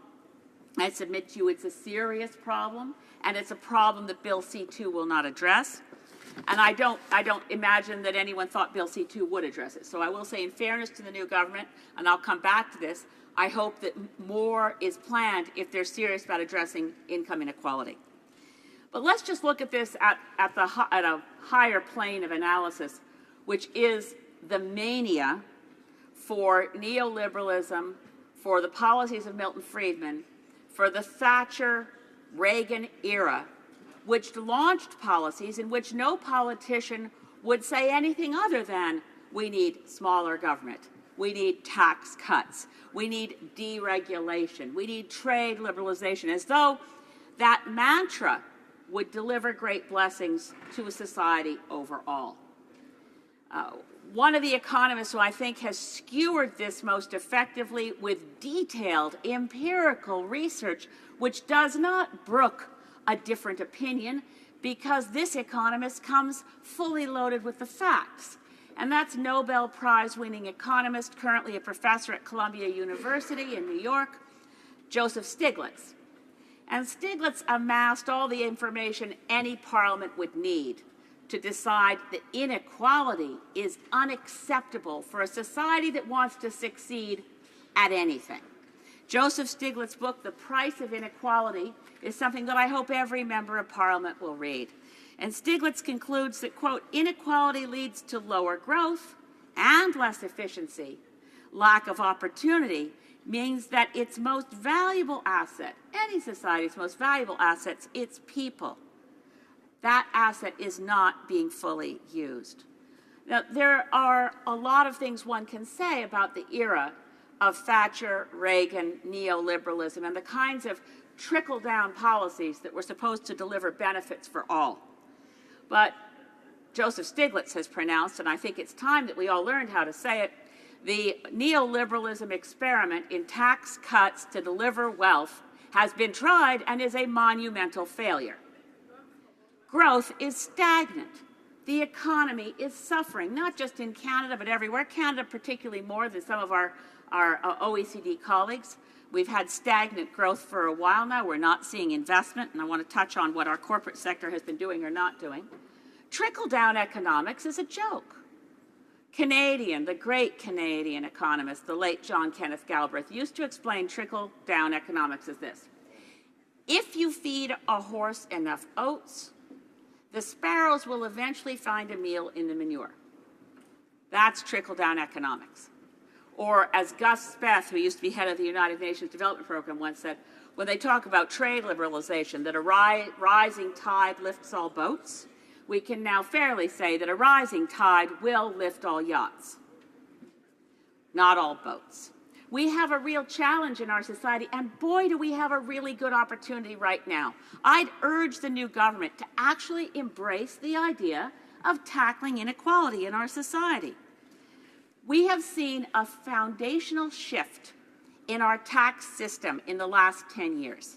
Let me just give you this statistic. I'm indebted to a great Canadian economist who I wish hadn't just moved to Australia, Jim Stanford, for having identified this, that over the 10 years of the previous government, the federal government revenue share of GDP, federal revenues as a share of GDP, fell from 16% in 2006 to 14.3% last year. Now, that may be celebrated by some, but tax cuts overall end up with shrinking revenue to do the things that society needs, like make sure our healthcare system works, deliver child care for all, make sure that we don't have people living in poverty who can't get adequate housing. Because again, and I repeat, the empirical evidence is clear, that disadvantages all of society, not just the poor. So if we're going to see a rise in revenue, that means politicians are going to have to get used to saying some words that have been drilled out of our lexicon since the Thatcher-Reagan era began, and that is to begin to say, where are we going to find the taxes to increase government revenue? Now, it's clear that this tax cut moderately readjusts a tax bracket, and our highest income earners, the top 20%, basically see $3 billion removed from the very highest taxpayers. So the very next highest taxpayers get a slight benefit. It's not bad in itself, but it is not on its own tax relief for the middle class, nor does it strike any significant blow against income inequality. So it's a small step, but tepid. And what it fails to do is really address the needs of the middle class, nor does it address the needs of the poor, nor does it really deal with the complicated tax code we have. I'd like to propose to the Minister of Finance that we need root and branch tax reform. We need to step back from all the fashionable pandering to individual sectors of a voting electorate, the boutique tax cuts of the previous 10 years. We need to review all of the complications that work against a tax code that, frankly, that fiscal conservatives say they want, that people in Canadians for Tax Fairness absolutely argue we need. We need to simplify our tax code by taking out the special rewards. If you happen to have a kid who's already in hockey, you can get a prize for that. If you're already taking the bus, you can get a prize for that. That's not good tax policy. We also need to look for where we should be increasing taxes. And I would suggest we need to look no farther than what happened to the tax code for the corporate tax rate in the previous 10 years. Now, it used to be 28% in the year 2000. By 2006, when the previous administration took over, it had dropped from 28% to 20%. It now stands at 15%. You might be interested to know, in comparison, the U.S. corporate income tax rate stands at 35%. Other than Ireland, which is at 12%, Canada has the lowest tax rate in the industrialized world, but certainly right now we stand with the lowest tax rate in the G7. And I would just, in the few seconds I have left, Mr. Speaker, draw members' attention to the fact that Canada's corporate tax cut has resulted in about $700 billion to date, being considered, as former Governor of the Bank of Canada described it, dead money. $700 billion sloshing around as available cash, not being reinvested in our economy where we need it. We may need to look at other tax measures. Down the road, we may need to look at the GST. The Green Party is not advocating raising that tax. We're talking about increasing the corporate tax rate. We believe it should be set where it was in 2008. We really need to look at a guaranteed livable income, because the bottom line is Canada's society are middle class. All of Canada's society will not experience well-being and prosperity as long as poverty persists. Questions and comments. Conseil commentaire. The honourable member for Yukon. Thank you, Mr. Speaker, and you're doing a great job. And I really enjoy being in the House with the member that just spoke. I have a great deal of respect for her. I think she, along with the Prime Minister, were one of the longtime movers of civility in the House, and I really appreciate that. And I appreciated the topic of her speech today on on equality. I think it's very interesting that a lot of research has been done on this, and it shows that equality, it doesn't matter if a country is very wealthy or very poor, what determines its success is the disparity in income groups and the disparity in various people from the highest range to the lowest range. So it's certainly an admirable goal that will lead to profitable economic and social results by reducing income inequality. What I'd like to ask the member, she referred to earlier in a question actually about the guaranteed annual income, and I just wonder if she could expound a bit on her vision of that, because it's a very interesting concept where you take all the various supports and you put them into a guaranteed annual income. Would she see that being going to every single citizen, or would there be a limit so that it would be affordable and the lower incomes could get a higher amount? Just how might that system that she's contemplating work? Honourable member for Saanich Gulf Islands. Thank you, Mr. Speaker, and thank you to my honourable colleague for the Yukon. If he's pleased to see me here, I can't tell him how happy I am to see him here, back again. Look, the guaranteed livable income, the premise of it, and it was embraced once by Reverend Martin Luther King as the only true solution to poverty. It must apply to everyone. That's the way it works. Some people describe it as a negative income tax. The essence of it is that every single citizen receives an income from the government that would replace quite a lot of other programs, and that's why it's a savings. It would replace, for instance, it could replace welfare, could replace unemployment insurance. It would be a phenomenal benefit for students in school. It would be set at a level that would alleviate poverty in its extreme form, but would not create a situation where someone didn't want to work. In other words, it's not a sufficient income that induces people to stay home. What it does do is say to a woman who's a single mother, where the welfare system penalizes a single mother from going back to work or encourages an underground economy.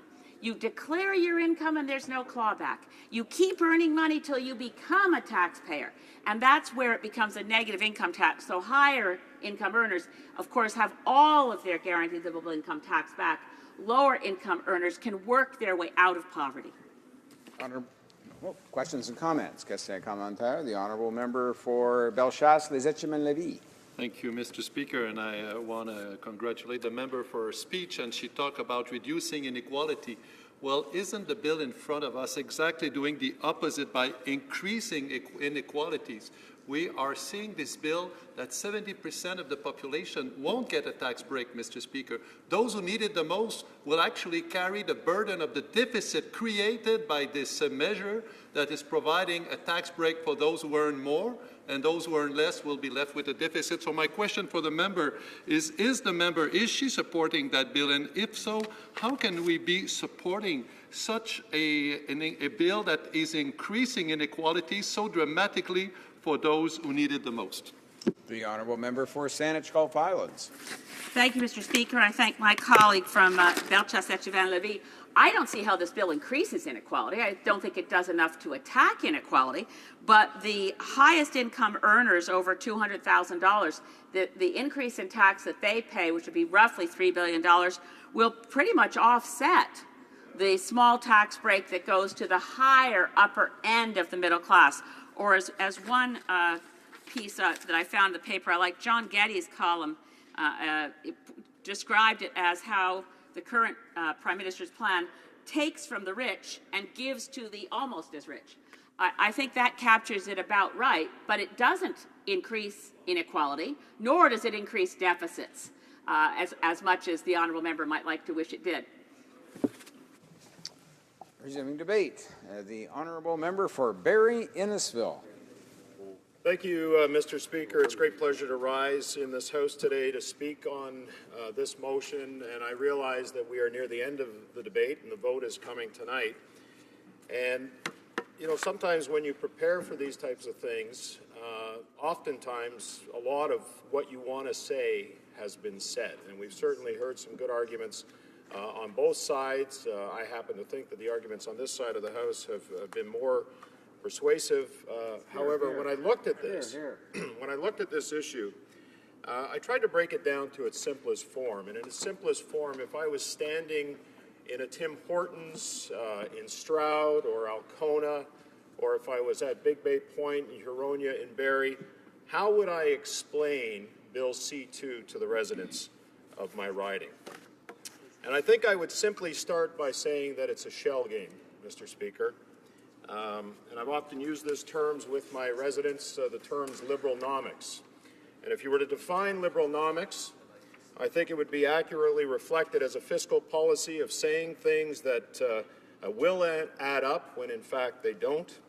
A fiscal policy that equates to playing pin the tail on the donkey in the dark and where a government keeps missing its targets. And a fiscal policy that says if government members made decisions using their own money, they certainly would not make the same types of decisions they are, including those that appear in Bill C-2. So who's going to pay for this? And I think that's the question. When you look back at the Liberal promise, where they said that they were going to give middle-class Canadians a tax break by making taxes more fair, they said that they will cut the middle-class tax bracket to 20.5%. They've certainly done that. But they also said, Mr. Speaker, that this was going to be revenue neutral. And I think in all of the speakers that have been presented on our side, clearly, even information that's been presented to us from the Parliamentary Budget Officer indicates that, in fact, there will be a $1.7 billion deficit created by this year, and effectively an $8.9 billion deficit over 6 years, and that this actually benefits the top 30% of wage earners. So, how would I explain this to the people of my riding if I was standing in Tim Hortons? I'd probably look at, and I know this may not be necessarily a great example for this side to use, but it is an example nonetheless, and it comes from Mr. David McDonald, who's a senior economist with the Canadian Centre of Policy Alternatives, and he spoke to Maclean's magazine. And in the article, Mr. McDonald, through a study, said that 1.6 million families making $48,000 to $62,000 a year will in fact see roughly about $51 a year in tax savings. For those families making $62,000 to $78,000 a year, they'll in fact be making $117 in tax savings. And I would define those figures, and I think Mr. McDonald did as well, as the middle class, Mr. Speaker. But then he moves into an interesting category that he defines, and I think that most of us could define as the upper middle class. And those Canadians that make from $124,000 to $166,000 a year will see a benefit of this middle tax decrease of about $521 a year, while those making $166,000 to $211,000 will actually be seeing tax savings of $813 a year. So how would I explain that to my residents in Tim Hortons? And I would simply say to them, Mr. Speaker, that in fact the most benefit of this middle class tax decrease actually affects every single member of this House more than it affects those that need it the most. And if I was to say to those Canadians, and we've heard the finance minister stand up many, many times in this House during question period and say, Mr. Speaker, 9 million Canadians are going to benefit from this. Well, if the Parliamentary Budget Officer's estimates are correct, and there's no reason to think that anyone in this House should discount them, that means for those 9 million Canadians, the amount of deficit that they would have to pay is equal to about $164 each. So if I was to walk up and explain to my residents in Barrie Innisfil, with an average median household income of $69,000 in Barrie and $66,000 in Innisfil, and say to them, listen, the maximum amount that you're going to get as a result of this middle class decrease is $51, but the expectation that you'll have to pay $164 for the amount of this deficit is there, not one of them, Mr. Speaker, would think that this is a good deal. Here, here. And yet the Canadian government is running around because of this election promise saying that 9 million Canadians will actually benefit from it, when in fact, at the end of the day, you know, Mr. Speaker, and I know, and every member of this House knows, that it's in fact Canadians that pay the price. In fact, based on Finance Canada's estimates, the new Liberal tax plan amounts to an average of an extra $634 a week for those who qualify, merely ahead of cauliflower with the way the prices are today. The other thing that Bill C-2 talks about, and again, if I was to explain this to my residents in a lineup in Tim Hortons, is the TFSA account and the reduction of the TFSA from its current amount down to $5,500. In fact, Mr. Speaker, 11 million Canadians took advantage of the TFSA account. My wife and I, who I would classify as middle-class Canadians, my kids in university, have used TFSAs as a savings and investment vehicle. And it's a tool, in fact, that lessens the dependence on government. It gives people options, Mr. Speaker. And to reduce it just doesn't make sense, because what it does is it does put Canadians in control of their future if they choose to. Recently, Mr. Speaker, I was with my financial planner, and he was telling me about the TFSAs, and he was quite concerned about the fact that we were going to see a reduction in them. He told me the story of a 22-year-old student who had invested the maximum amount in a TFSA, and in fact, that TFSA was now worth $220,000. That's $220,000 that that person will be able to take out tax-free and to use for whatever purpose they choose to use it for. That's what the purpose of that TFSA was all about. And Mr. Speaker, about a century ago, American author and journalist H.L. Mencken wrote that complex problems have simple, easy-to-understand wrong answers. He may as well have been referring to the idea that budgets balance themselves, or that the Government of Canada can foster economic growth by simply injecting mountains of taxpayer money into the economy. Mr. Speaker, government stimulus spending is not a magic wand that creates jobs and a better income for people. It is good public policy that creates the proper conditions for better economic environments so business and workers alike can succeed. However, Mr. Speaker, bad public policy, one based on pin the tail on the donkey approach, Liberalnomics, sees companies rushing for the border and everyone else heading straight to the unemployment line. Mr. Speaker, that's exactly the road that the people in my home province have found themselves traveling on over the past 13 years, and Canadians are sadly following the same disastrous route under this government. Tax breaks that don't help those who need it the most creates deficits that are not needed, and Mr. Speaker, that is Liberalnomics. And that is how I would explain it to the residents of my riding why I'm not supporting Bill C-2.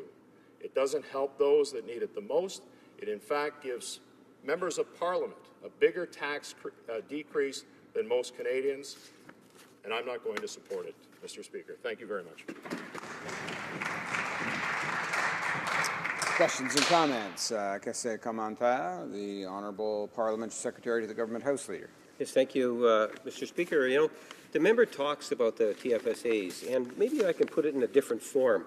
The constituents that I represent in Winnipeg North are very much the hardworking middle-class Canadians that we are giving these tax breaks to. I would suggest to you, Mr. Speaker, and when you look at the increase, and it was an increase in last year's fiscal budget under the former Prime Minister, that increased the TFSAs from 5,000 to 10,000. This particular piece of legislation rectifies the wrong, and it brings it back down to 5,000. I can tell the member that in my discussions that I've had with my constituents, they don't have that extra $5,000, $10,000 after paying for their mortgages and their loans, having to provide the food and the necessities for children or even on their own. That it was, in fact, a policy decision from the previous government that did not address the needs of Canada's middle class. This legislation that we have today goes a long way in addressing those needs, especially if you take it into as part one of another part that's going to be coming with the child tax benefit. Would you not acknowledge that? Well, member for Barrie Innisfil. Well, Mr. Speaker, thank you for the question. I think all members on this side have acknowledged that, in fact, the Liberal plan is not what it was made out to be. And I said very clearly in my remarks that, in fact, those that need it the most are actually not going to benefit from it. It's actually going to be members of Parliament that benefit from this tax decrease the most, Mr. Speaker. And as someone who comes from the middle class, I can tell you that in contrast to the member opposite, there are many people in my riding who use tax-free savings accounts as a vehicle because it gives them choices. Because it gives them choices for their future. Like university students, seniors, there are many people in my riding that have used tax-free savings account as a vehicle to save for their future, and to reduce it is morally flawed, Mr. Speaker, because they don't want to live on government dependence. They want to be able to do things on their own, and it's just the wrong thing to do, Mr. Speaker. Questions and comments. Question commentaire. The Honourable Member for Lanark, Frontenac, Kingston. Well, thank you, Mr. Speaker, and I want to thank my colleague for mentioning what arguably is my very favorite quote of them all, the H.L. Mencken quote that for every problem there is an answer that is simple, easy to understand, and mistaken. And I would suggest that the government's plans are just full of these kinds of things. I want to ask the member about the reduction in the size of the TFSA annual donation from $10,000 to $5,000.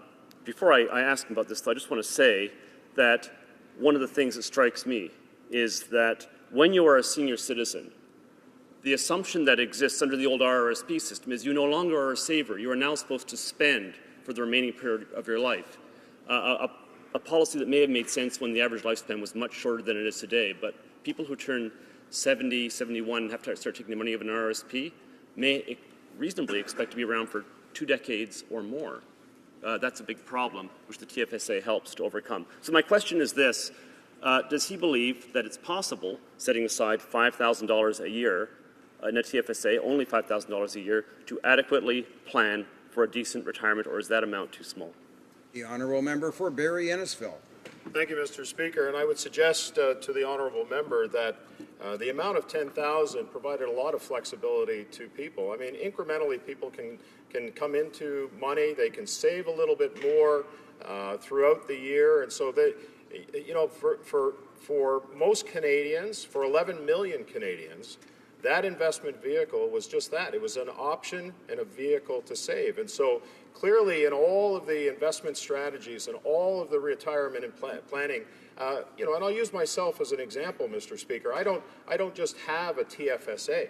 I have other investment vehicles as well, but I chose the option of a TFSA because it was there. And there are many young Canadians who are using that option because it's available to them and it provides them with the opportunity to gain income for retirement, for buying a home, for many other circumstances in a tax-free way. And that's what we should be encouraging among Canadians. It's one option of many, Mr. Speaker. Resuming debate, the honourable member for Kitchener-Conestoga.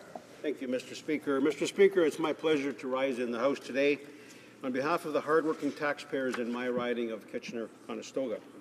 It's with their interest in mind that I speak in opposition to the government motion that does not help the middle class. Instead, it raises taxes on Canadians and makes it harder for my constituents to save their hard-earned money. Mr. Speaker, what we're debating here today in the House is a fundamental difference between the Liberal Party and the Conservative Party of Canada. On this side of the House, we know that ordinary Canadians are best positioned to determine how their money is saved and spent, and on this side of the House, we believe that government should be making it easier for Canadians to adequately prepare for their own retirement. The Conservative Party supports both immediate and long-term broad-based tax relief. Reducing personal income taxes is a priority for the Conservative Party because it increases take-home pay and raises the living standard of all Canadians. It leaves more money in their pockets and less in the government's, where far too often it is not used efficiently by governments of all stripes, Mr. Speaker. Over the past 10 years, our Conservative government cut the GST from 7% to 5%.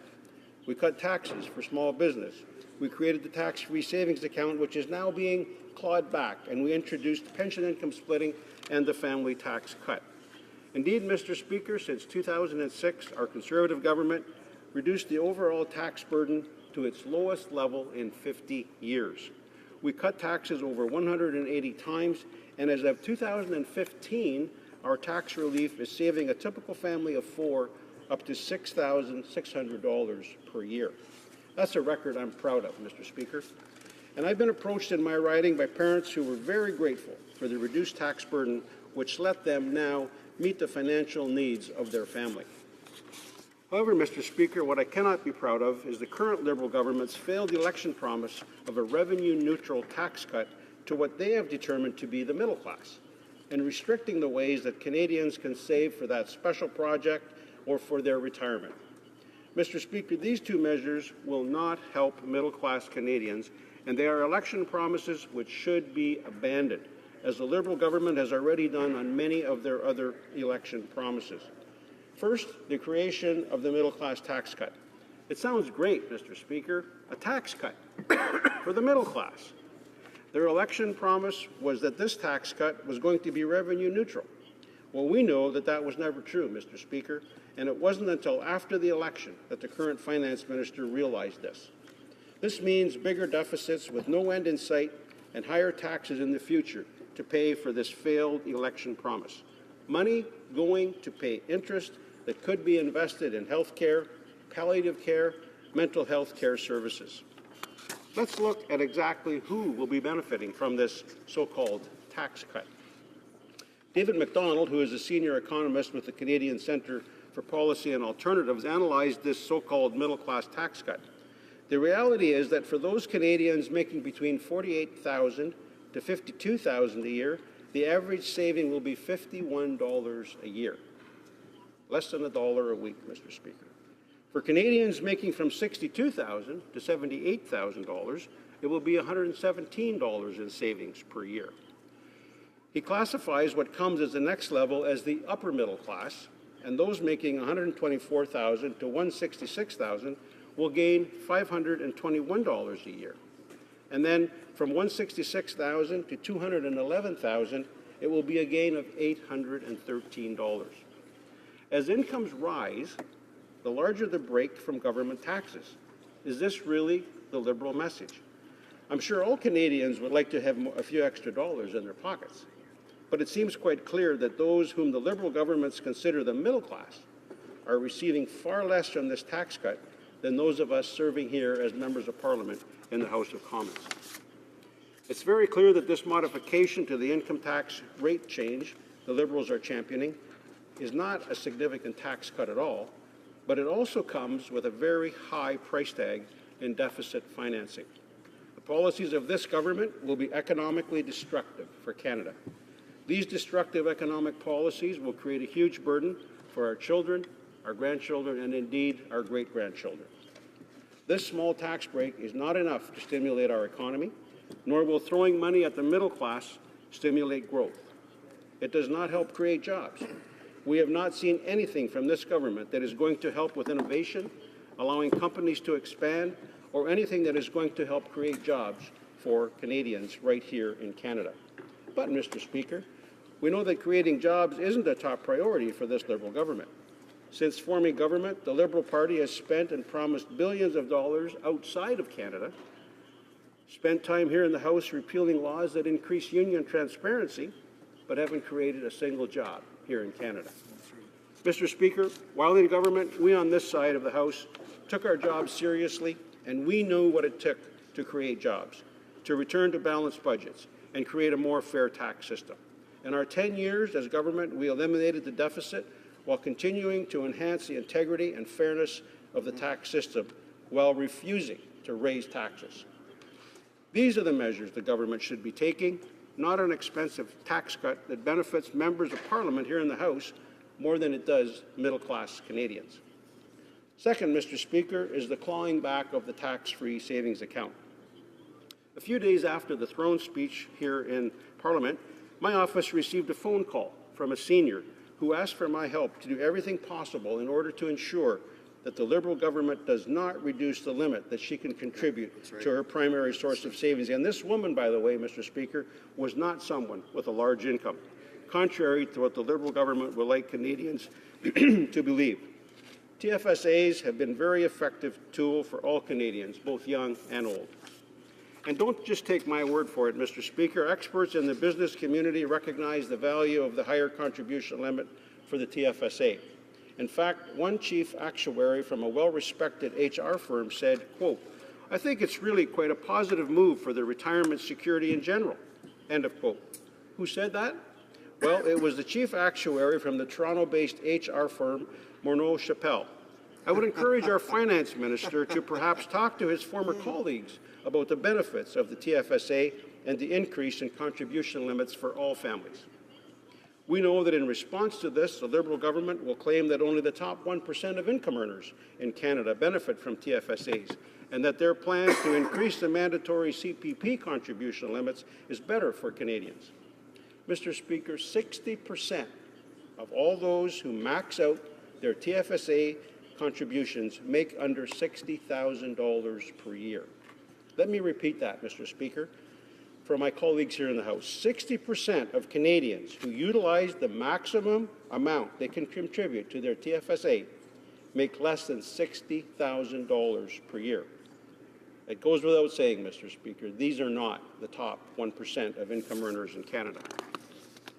Then, Mr. Speaker, I would return to my initial point on the differences between our two parties. On this side of the House, we trust Canadians with their own money. We realize that it's our job to create ways in which Canadians can save for their own retirement and make it economically beneficial for them to do that. The Liberals, on the other hand, have decided that they know what is best, and that Canadians have no say in how their money is invested for their retirement.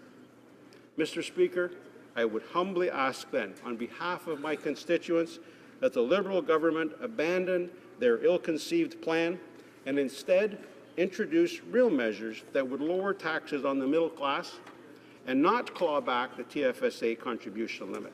Let Canadians keep more of their hard-earned money in their own pockets, where it will be invested wisely, spent judiciously, in ways that spur our economy. We don't need more debt and more interest payments, Mr. Speaker. Thank you, Mr. Speaker. Questions and comments. Question commentaire. The honourable member for Yukon. Thank you, Mr. Speaker. And thank the member for his speech. I enjoyed it, his philosophy, though it's totally different than mine. But I'm just curious if the member, I can't understand, if I was a Conservative member, I'd be really worried about the vote tonight, because I can't understand how a Conservative member could vote against a tax cut. As he said in the beginning of his speech, that's their philosophy, that to let Canadians keep their money, and this would allow millions of Canadians to keep some more of their taxes. I assume had that been a Conservative proposal, he would have voted for it, and I'm sure they must be conflicted internally coming up to this vote about voting against a tax cut for millions of Canadians. The honourable member for Kitchener-Conestoga. Well, I want to thank my colleague for the question, and I want to also welcome him back to the House. I had the honour of serving with him on the, I believe it was the Aboriginal Affairs Committee a number of years ago. But no, Mr. Speaker, I'm in no conflict in terms of voting against this motion, because as I pointed out in my comments, what the Liberals are trying to imply is that this is a tax cut for the middle class, when in fact, Mr. Speaker, it's some of our lower and middle income earners that will fare the poorest under this system. If $1, if my colleague can actually say that a $1 a week benefit is something that should take up this amount of time in Parliament to debate and discuss and then implement, when we know that in the end this so-called tax cut is going to simply add to our deficit, Mr. Speaker, I can assure him that I will have no conflict in terms of voting against this bill tonight. Thank you. Questions and comments. Question commentaire. The honourable member for Red Deer Lacombe. Well, thank you very much, Mr. Speaker. I'd like to thank my roommate for his elucidated comments, for my seatmate here for his comments, sunny ways. Anyway, Mr. Speaker, the comment that I want to make to him, notwithstanding the ridiculous question posed by the member that from the Liberal Party that just asked it, is this: anybody who's a financial advisor, anybody that understands what financial investment is and personal income security would understand that anybody earning less than $40,000 a year currently has no or little realized benefit from putting their money into an RSP. That money is better put into a tax-free savings account until the income earner is in an income bracket where it makes more sense for them to put their money into an RSP. If you do the math on this, Mr. Speaker, and you apply it, an individual Canadian that can save or put money, say $5,000, $6,000, $7,000 a year into an RSP, earning less than $40,000 a year, if they do so and put that money instead into a TFSA, which is they're going to lose under Bill C-2, they're going to lose that extra capacity, that extra ability, will be able to further advance their own income security and their own income retirement by maximizing the use of the contributions of the tax-free savings account early in their careers, and when they become seniors and need to take money out of their RRSPs or out of their locked-in retirements accounts at the other end. This is the most important financial vehicle that has ever been brought in by a government, and the fact that this has been undermined and played political games with is actually astounding. And I wonder if my colleague could talk to the importance of Canadians who can look after themselves, being able to look after themselves with vehicles like a tax-free savings account. The honourable member for Kitchener-Conestoga. Thank you, Mr. Speaker. I'm sorry. I want to thank my colleague for the question. It's obvious that he's more of an expert in finance matters than I am. However, let me say that this goes to the heart of the differences between the Liberal Party and our party. We on this side do believe that we as Canadians should take responsibility, the primary responsibility for our retirement savings. And the TFSA has been an incredible tool for that. And it's been referred to a number of times that it only benefits the wealthiest. Well, Mr. Speaker, as I pointed out in my remarks, most of the people who maxed out their contribution to TFSA were making $60,000 or less. Right. These are not the wealthiest of Canadians. And in terms of what we use the TFSAs for, it could be used for retirement, Mr. Speaker, but I know people who are not even close to retirement who are using it to save up for that special project they want to do 3, 4, 5 years from now. It could be a renovation on their house. Or, Mr. Speaker, it could be as simple as making a lump sum payment on their mortgage when that comes due. If they're save the money in February, March, April, May, put it in the TFSA, and when their annual renewal date comes up, they can make a lump sum payment on their mortgage and reduce their debt. Mr. Speaker, this TFSA maximum limit of $10,500 was an incredible tool that should be maintained, and it's really disappointing to see the Liberals taking it away. Hear, hear. Resuming debate, the honourable member for Sherwood Park, Fort Saskatchewan. Thank you very much, Mr. Speaker. I want to begin my remarks today on just a point of relative refutation, because listening to the debate today, we've heard some discussion around inequality in Canada. I think the member for Saanich Gulf Islands, in fact, used the phrase a crisis of inequality. And I think we need to review the record about inequality. I see this bill, frankly, is going in the wrong direction. But we have a really positive record as a government over the last 10 years, in fact, about addressing inequality, as the numbers clearly show. At the beginning of our mandate, as I've mentioned before, we lowered the GST, which is the tax that all Canadians pay. We also cut the lowest marginal tax rate. This is a very different approach from the approach that the government is taking. We lowered the lowest marginal tax rate and the sales tax. Now, the best way to measure inequality, in my view at least, is through something called intergenerational earnings elasticity. What that means is people's ability to move between different income brackets across generations. What are your chances of being a wealthier person even if you had relatively lower income parents, and vice versa? And if you look at the data on intergenerational earnings elasticity, I'll just refer members to a great paper written by Miles Korak from the U of O here. The numbers are clear that Canada is near the top when it comes to equality, when it comes to intergenerational earnings elasticity. Canada gets a score of 0.19, where low is good. We're actually fourth in the world. We're far ahead of the United Kingdom, of France, of Italy, of countries with a very different social system. We're also ahead of the United States. So we've got a combination of factors in Canada that's good for equality. I would argue it's a combination of certain necessary social programs in areas like education and healthcare, but also of economic opportunity, and historically what we've had over the last 10 years of limited but effective regulation of business and low business taxes. This environment has been good for equality, and it's one thing for members to throw out phrases like crisis and inequality, but if you look at the data, specifically I would argue around intergenerational earnings elasticity, we see that Canada is, right now at least, in a very good spot. But I will argue, and I agree with our colleagues in the NDP, that with respect to equality, this bill does not move in the right direction, because it cuts taxes in certain categories,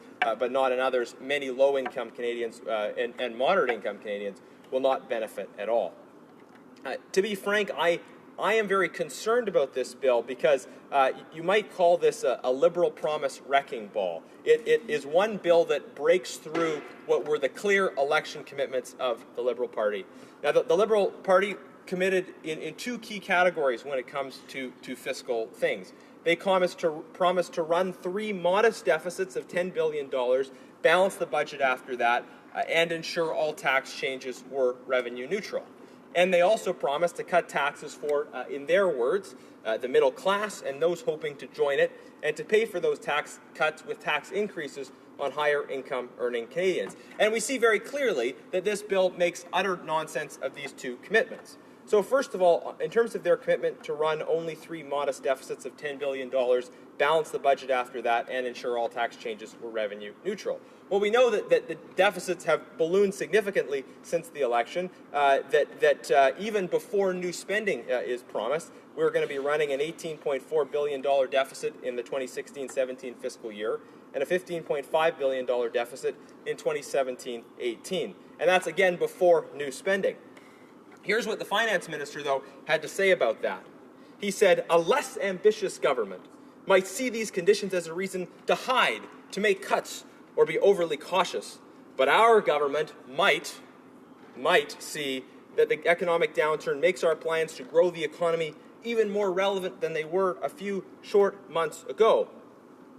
May I say, first of all, Mr. Speaker, that this is a rather strange definition of ambition, to leave the cupboard bare for the next generation. Let's define our ambition by how much we leave to the next generation, not by how little we leave to the next generation. Now, the Prime Minister has said that Canada has room to run these new massive deficits because of our relatively low debt-to-GDP ratio at the federal level. And it is true that our government left Canada with a low debt-to-GDP ratio. In fact, a reduced debt-to-GDP ratio compared with when we first took office. But the combined federal, provincial, and municipal debt-to-GDP ratio is actually alarmingly high. It's over 90%. It's in the same ballpark as the debt-to-GDP ratio in the US and the UK. Again, if you combine federal, provincial, and municipal debt. So we actually don't have room at all to run these massive, new, reckless deficits. And of course, this large debt-to-GDP ratio, including the provincial level, is led by the very large deficit and debt here in the province of Ontario. The policies of the Kathleen Wynne government, which I think unfortunately this government wishes to emulate, have made Ontario the most indebted sub-sovereign borrower on earth. We cannot go in that direction at the federal level as well. We are already significantly weighed down by that combination of federal, provincial, and municipal debt. Now, C2 makes tax changes which have a significant cost to our Treasury. And by ignoring the value of tax-free savings accounts, they also have a significant cost to our economy. This bill cuts tax-free savings accounts and lowers some taxes while raising others, but it's not revenue neutral. According to the Parliamentary Budget Officer, it costs the Treasury $1.7 billion per year. It's clear that this government is not sticking to their $10 billion per year deficit commitment. They have no serious plan to balance the budget in year 4. Their tax changes are not revenue neutral, and estimates are now that they will increase instead of lowering the debt-to-GDP ratio. Over the next 4 years, it is projected that they will increase the deficit that they will increase the debt more than we did in 10 years. They will increase the debt-to-GDP ratio, and they will do it not because of a financial crisis, but because they have no regard for the importance of planning for the next generation. They are spending today with no regard for the future at all, and certainly, again, making nonsense of their initial budget commitment. Now, they said as well they would cut taxes for the middle class and those hoping to join it. Well, the details don't measure up to that commitment at all. Their proposal is a modest tax reduction for those making between $45,000 a year and $90,000 a year. Individuals making less than $45,000 a year get nothing. Perhaps families with a combined income approaching $90,000 a year get nothing. And whether those people consider themselves middle class or those hoping to join it, they in fact lose because of these changes. And even individuals at the low end of that tax bracket may be worse off because of the other changes this government is bringing in with respect to tax-free savings accounts. Now, those who benefit most, as has been pointed out, are those making over $90,000 per year, perhaps families with a combined income approaching $200,000 a year. That's the reality of these changes. As a member of Parliament, I know I make a good salary, and my wife, as a part-time physician, does as well. With 2 incomes, each individually less than $200,000 a year, we are in the group that benefits most from these changes. But the fact is, members of Parliament and senators don't need tax cuts. Canadians do, hardworking, middle-class Canadians, and those who are hoping to join it. The rhetoric just doesn't match the reality in this bill at all. Instead, what they're doing by reducing tax-free savings account limits, they're hurting those Canadians who need it the most. Here are the real numbers on tax-free savings accounts. Over 65% of tax-free savings account holders make less than $60,000 a year. Almost half of TFSA holders make less than $40,000 a year, and over half of those who currently max out their TFSAs make less than $60,000 per year. This government somehow behaves as if those making over $90,000 a year count as middle class for the purposes of their rate cut, but those making less than $60,000 a year for the purposes of tax-free savings accounts count as wealthy. This is a clear paradox in their plan. Why are they cutting benefits for those who make less than $60,000 a year while increasing benefits for those who make more than $90,000 a year? Again, this bill drives a stake through their election commitments. They promised to run 3 modest deficits of $10 billion, balance the budget after that, and ensure tax changes were revenue neutral. That was and is nonsense. They promised to cut taxes for, in their words, the middle class and those hoping to join it, and to pay for those tax cuts with tax increases on higher income Canadians. Again, clearly, if you look at the numbers, this is total nonsense. Mr. Speaker, those of us who are on the Conservative side of the House, and even our colleagues in the NDP, we have convictions, we stick to them, we try and advance them. But it's clear that this Liberal government already has no regard for their platform. They've broken more promises in a mere 4 months than we did in 10 years. So shame on them for that. Questions and comments? The honourable member for Winnipeg North. A few words come to my mind, Mr. Speaker, and one of them is, you got to be kidding. Mr. Speaker, you know, it was just a couple of weeks ago, I was at a local restaurant, and someone says to me, you know, your Prime Minister, and I can't say the Prime Minister's name because it would be unparliamentary inside the chamber at this point in time, but in reference to the new Canadian Prime Minister, and said that, you know, in the first 100 days, that he has accomplished more to making our society a better place to live than the previous Prime Minister in his entire 10 years. I don't know where the member gets off with the comments that he has put on, Mr. Speaker. But let me ask the member. You know, we talk about an election platform because he seemed to be focused on that. Take a look at what Bill C-2 does. It fulfills a major party platform. It will, in fact, give money to Canada's middle class. That is something in which it was promised, and this bill is a promise kept from a platform issue. It said that we were going to give an increase to those that are Canada's wealthiest, that 1%. Again, it is a promise that is kept. But let's not give up hope, Mr. Speaker, because there's more that's coming on March 22 that's going to give even that much more in terms of Canada's middle class and those aspiring to be a part of the middle class, Mr. Speaker, through the Canada Child Benefit Program. We have seen the greatest redistribution of income inequality, trying to address that issue in the last 120 days plus, Mr. Speaker. Be a little bit more patient, and there's a lot more to come. Would the member not recognize, at the very least, that this government has done more for the Canadian middle class than the previous government did in the previous 10 years? Honourable member for Sherwood Park, Fort Saskatchewan. Thank you, Mr. Speaker. I thank the honourable member as well for his speech. He's alluded, and other members have alluded to, surprises in the budget. Well, we frankly have had quite enough surprises from this government already, and it's great to hear the anecdote about the member going to a restaurant and finding someone there who agrees with him. But the fact is, if you look at the numbers, if you look at the facts, I talked about numbers with regards to inequality. I talked about numbers with regard to the tax changes. The Liberals have trouble with this. They have trouble with the numbers. And it's clear from their budget policy that they have trouble with the numbers. But those who benefit from their tax change are those making between $45,282 a year and $90,563 a year. Those are the only ones who get a tax cut. If you're making less than that $45,000 mark, you pay more because you lose the benefit of tax-free savings accounts. This bill benefits members of Parliament who make less than $200,000 a year but more than $90,000 a year. It benefits other people in that higher income category. It does not benefit those who need it most. These are the lines that the Liberal have, but they simply do not match up with the reality of the numbers. Questions and comments? The honourable member for Regina Leuven. Thank you, Mr. Speaker. I would thank the member for Sherwood Park, Fort Saskatchewan, for introducing the concept of intergenerational mobility into this debate. And I would agree that that's a very important measure of equality of opportunity.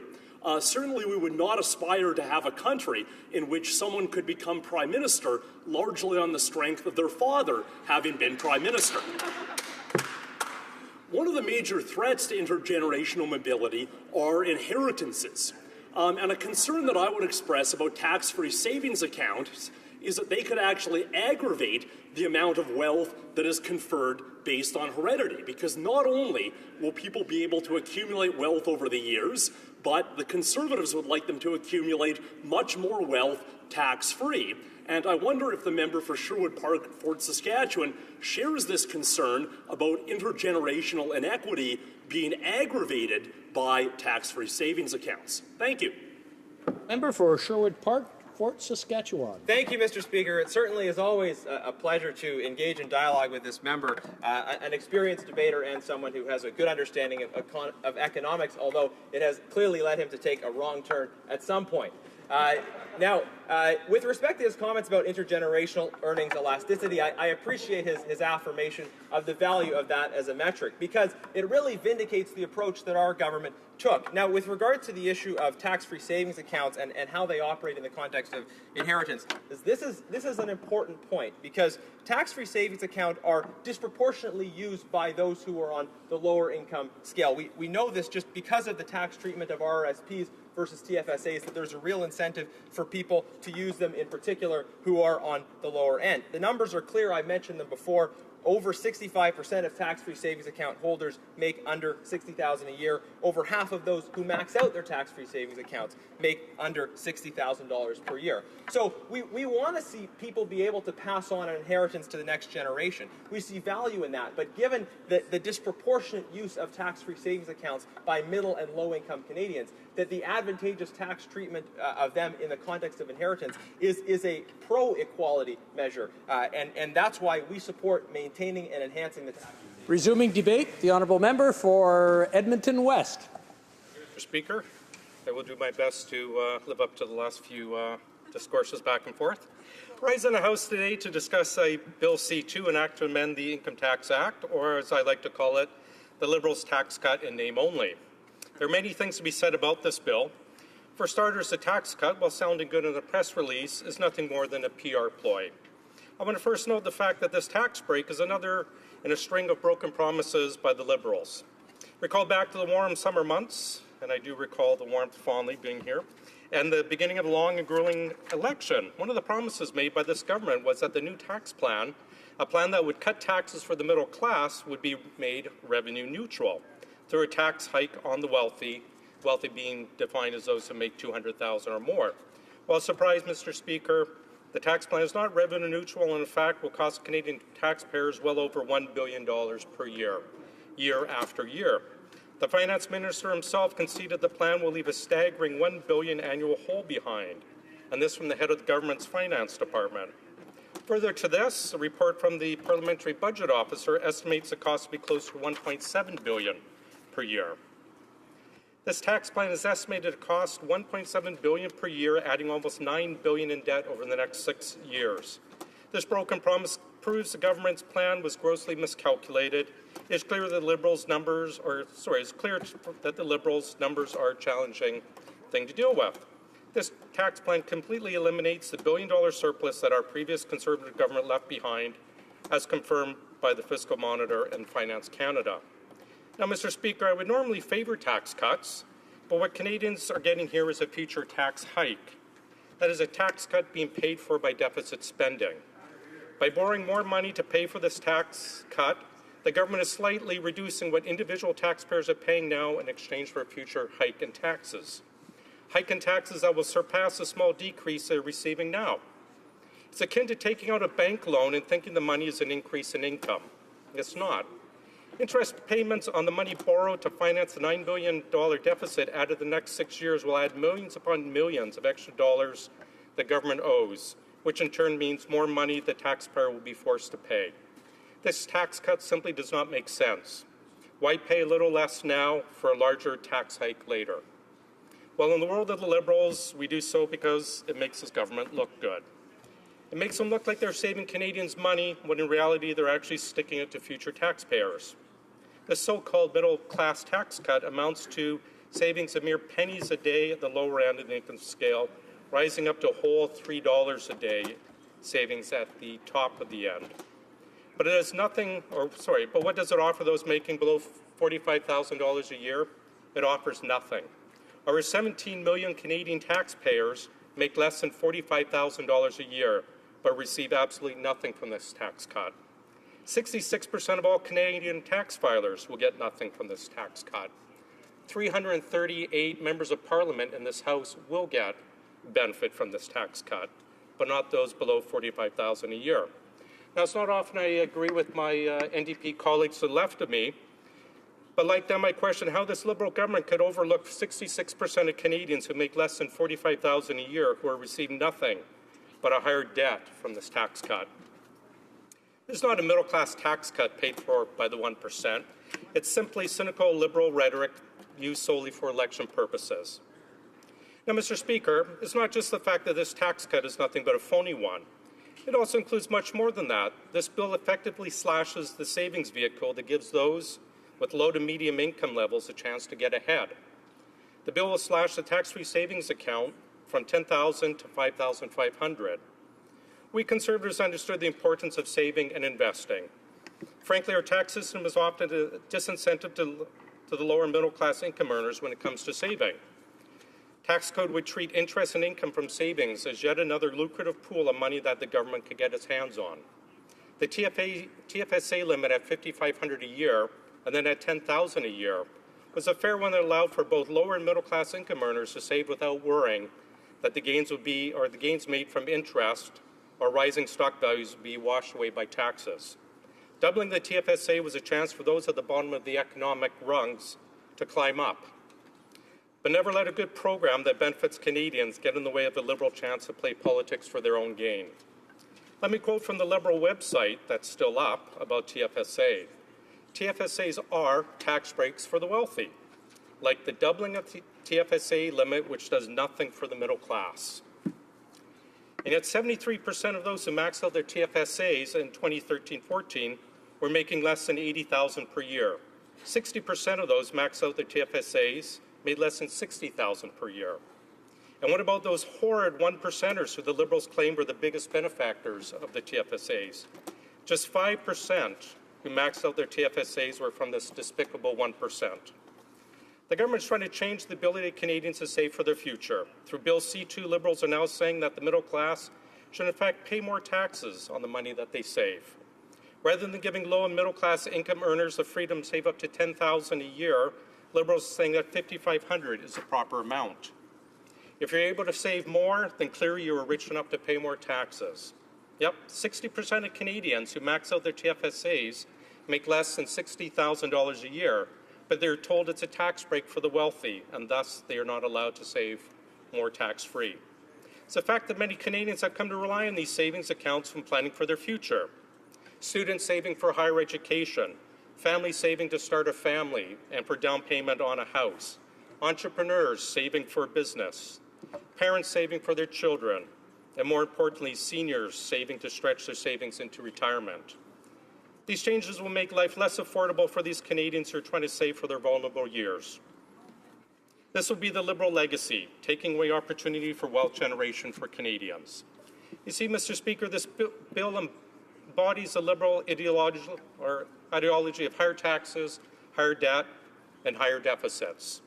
It highlights the financial literacy of this government. To Liberals, debt and deficit are great things. Taxing people more is a great thing. This is a stark contrast to what our previous Conservative government did. Under our leadership, Canada was prosperous. We had the wealthiest middle class in the world. Canada was an island of stability in a turbulent world. We had a proud legacy of tax fairness for cutting taxes.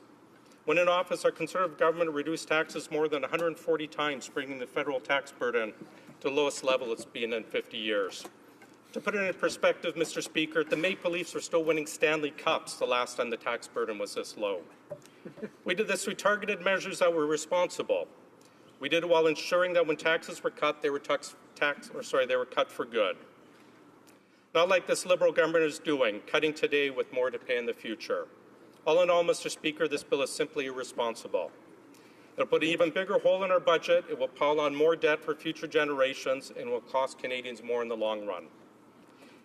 It will also take away the economic freedom of Canadians to be able to save and invest in their already tax hard-earned money tax-free. It's for these reasons, Mr. Speaker, I will not be voting in favour of this bill.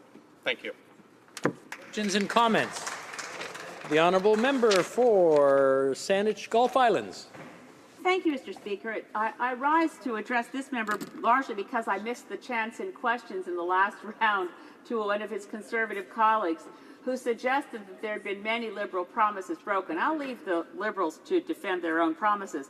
But I did want to ask this member if the current Conservative caucus has any explanation for the fact that the Conservative promises of the 2000 election campaign included not taxing income trusts. That was broken on October 31st of 2006. A very substantial commitment to reduce wait times in our medical system. That was also a promise broken. A very specific promise to bring in measures on ethics and a bill on ethics with over 60 specific promises, most of which were broken, as well as a plan not to touch our pension ages of retirement. Now, that's just the 2006 election campaign promises of the Conservatives. I could go through the 2008 broken promises and the 2011 broken promises, but I don't have enough time in one question. Member for Edmonton West. Mr. Speaker, I thank my honourable colleague for that question. I'm sure Mr. Lamoureux the honourable member from Winnipeg North and Crossway will probably continue from 2008 to 2011 with the broken promises. I'm very proud to stand with this Conservative government. We've made many great promises, lowering taxes, increasing the TFSA. We've stood proud behind our record, and I do so today as well. Thank you. Et commentaires, l'honorable député de Honourable member for Louis Hébert. Definitely nice to hear our Conservatives colleague be so worried about low and middle income Canadians. I share their concern. It would have been even nicer had they passed the memo to the previous administration 10 years ago. That being said, I'd like to come back to the TFSA doubling according to the Parliamentary Budget Officer, Kevin Page, it would have been a policy that would have benefited the most to the 10% wealthiest Canadians. It was also considered by the Parliamentary Budget Officer as a regressive tax policy. According to many economists, it's a promise and it's an engagement that the Conservatives have taken that would have cost them $15 billion a year a few decades from now. According to the previous finance minister, it's a problem that we should have left to Stephen Harper's granddaughter. According to us, it's not a problem that we should leave to anybody's granddaughter. That's why we've reduced the limit to what it was before. So I'd like to know his take on all these opinions about the TFSA doubling. Thank you. The honourable member for Edmonton West. Thank you, Mr. Speaker. I thank my colleague for the question. The reality is the majority of TFSA accounts are low and middle class. You can sit there and say it's benefiting the wealthy, but reality is 73% of those maxing out are making less than $80,000 a year. So it is benefiting the middle class. I do find it quite strange to have someone across the way comment about future debt when they're piling on $19, $20, $30 billion of debt this year alone and $9 billion of irresponsible spending from this so-called middle class tax cut. Thank you. Questions and comments? The honourable member for Central Nova. West Nova, darn. Thank you very much, Mr. Speaker. I appreciate the comments made by my friend in his speech. I'm wondering, with regard to the tax-free savings account, I think it's clear that members on this side of the House support the tax-free savings account. What we're talking about is the increase that was made last year to almost double the tax-free savings account and whether that was fair and proportional way in order to allocate those resources. So we support it. We believe it's an important savings tool, which is why we support it going back to the way it was in 2014. There's no disagreement there. In fact, it was brought into effect in 2009 and in 2010, in 2011, in 2012, it remained at $5,000 as the maximum. Then in 2014, it was tied to go up with index based on the rate of inflation to $5,500. We want to go back to the 2014 level, which we think is fair and proportionate.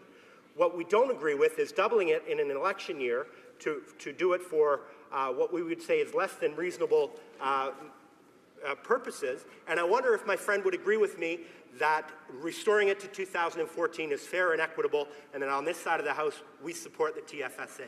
Thank you. The honourable member for Edmonton West in 30 seconds or less, if possible. Thank you. We do not agree with your position, Mr. Speaker. We believe that the TFSA, and it's shown it benefits massively and it's taken advantage of massively by those who are in the middle to lower class. Clearly 50% of it is by people who make less than $50,000 a year. It benefits the lower middle class. The more we can benefit them, the better our country is. Thank you. Good. Resuming debate. Before I continue with the debate, though, I just want to remind everyone that The Speaker doesn't have a position. I'm sure it was in third person. The honourable member for Calgary Signal Hill. Well, thank you, Mr. Speaker. It is I wish I could say it was my pleasure to stand up here today and speak on this particular piece of legislation, because unfortunately it is not. But I think it's important to put some views on record, and these are views of my constituents that I talked to during the election campaign, and as went through door to door through my various communities. The issue of the tax-free savings account was seen as a very creative way that as we move away in the future from defined benefit plans, that the tax-free savings account is something that they could contribute to and rely on as they went through their retirement years. Now, Mr. Speaker, we've seen in the, I guess, 150 or so days of this government where promise after promise after promise has been broken. And this is one that I wish the government would have broken their promise on, Mr. Speaker. I sort of have reflected on how some of these decisions were made by the Liberal campaign team, and I sort of envision in this particular case, Mr. Speaker, the Liberal plane was flying over Sault Ste. Marie, and the Liberal leader all of a sudden decides that he doesn't have a promise to make when he lands in Winnipeg, because everywhere I go, I want to promise something, Mr. Speaker. So some bright staffer said, well, let's give a middle-class tax cut. Nobody really knows what middle class is. I'll come back to that in a minute, Mr. Speaker, but we're going to give a middle-class tax cut. One of the staffers pipes up and says, yeah, but that's going to cost us a lot of money, Mr. Leader. How are we going to make up that revenue? And he said, well, we'll just put this little tax on the rich. And then he said, in addition to that, we're going to roll back that promise of the TFSA from $10,000 to $5,000, and that should make this all revenue neutral. And of course, we've seen in this House already where it is not revenue neutral. It was a broken promise, Mr. Speaker. It was an ill-thought-out promise, and now we're going to be paying for that. Mr. Speaker, I think that my constituents, what they want to see out of a government is they want to see planning, they want to see logical planning going forward. They don't want to see back-of-the-napkin design programs, and that's, frankly, what we've seen too much of with this particular government, Mr. Speaker. I want to talk a little bit about the so-called middle class, this new terminology that's been invented by our Prime Minister, or glommed onto by our Prime Minister and by the Finance Minister. You know, when the Finance Minister appeared before the House of Commons Finance Committee, I asked him to explain what his definition of middle class is. And he didn't answer. I think he didn't answer because I don't believe they know what they're referring to when they talk about middle class. Mr. Speaker, I asked the Finance Minister, if I'm not middle class, what am I? Am I lower class? Am I upper class? What am I if I'm not middle class? I call on this government to start to define some of the terminology that they use, because in my view, in this country, we don't have a class system, Mr. Speaker. We have a system where we can work and improve our life living, and I frankly am one that's offended by continuing to hear this term middle class thrown around like somehow there's a particular class that might, a particular level of Canadians that might be better than other Canadians. So that's one of the problems I have with these bills that have been thrown out and designed to sort of appeal to a segment of the voting population. We all know that TFSA, Mr. Speaker, is one of those programs that has been incredibly successful. We've tried to impress on this side of the House that some 11 million Canadians have in one way or another contributed to the TFSA. And I would dare to say, Mr. Speaker, that if this particular government left alone the commitment to move to a $10,000 level and then even looked at increasing it further down the road, many more Canadians would be contributing to that, and we wouldn't have some of these unfunded pension liabilities that we're starting to face with our baby boom population. So, Mr. Speaker, I would appeal to those members who are so disposed to think about this. We've got a vote coming up fairly soon in this House, Mr. Speaker. I would suggest that we have, and I would appeal to a couple of my colleagues from Calgary, Mr. Speaker, the member for Calgary Skyview and our member from Calgary Centre, who's the Minister of Veterans Affairs. I know that they've taken a lot of heat over the past couple of weeks because they chose to be whipped and vote against supporting the Energy East pipeline. So we now have a great opportunity here, Mr. Speaker, for at least these two members. So the member from Calgary Skyview, when the vote comes and you, Mr. Speaker, ask the House who would oppose this particular motion, this is a great opportunity for the member from Calgary Skyview to stand up and vote with his constituents, Mr. Speaker, not vote the way the whip nods his head up and down or sideways, Mr. Speaker. So we also have the Minister of Veterans Affairs, who I've had many discussion with. I know his constituency, his riding very well, Mr. Speaker. I know many people who live in his riding, and I know for a fact, Mr. Speaker, that they support what we did in relative to the TFSA increase. So I think this is a great opportunity for the Minister of Veteran Affairs to raise his hand and say, you know what, probably made a mistake on not supporting that Energy East motion that was put forward by the Conservatives.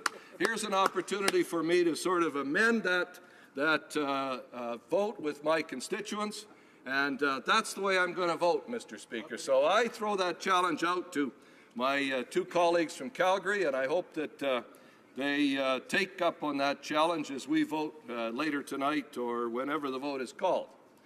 Mr. Speaker, I'd like to come back to the whole idea of savings, because you know, it's been well documented that in our country we are in a situation where far too many people are over-leveraged, far too few people are saving for the future. And I think that we need to, as government, as legislators, ensure that we have models in place that if a third of Canadians want to save for their future and not rely on some unfunded pension that may or may not be there as our baby boom population starts to increase in age, I think this is an opportunity that if we nurtured the TFSA well, that there's clearly no reason why it couldn't continue to succeed.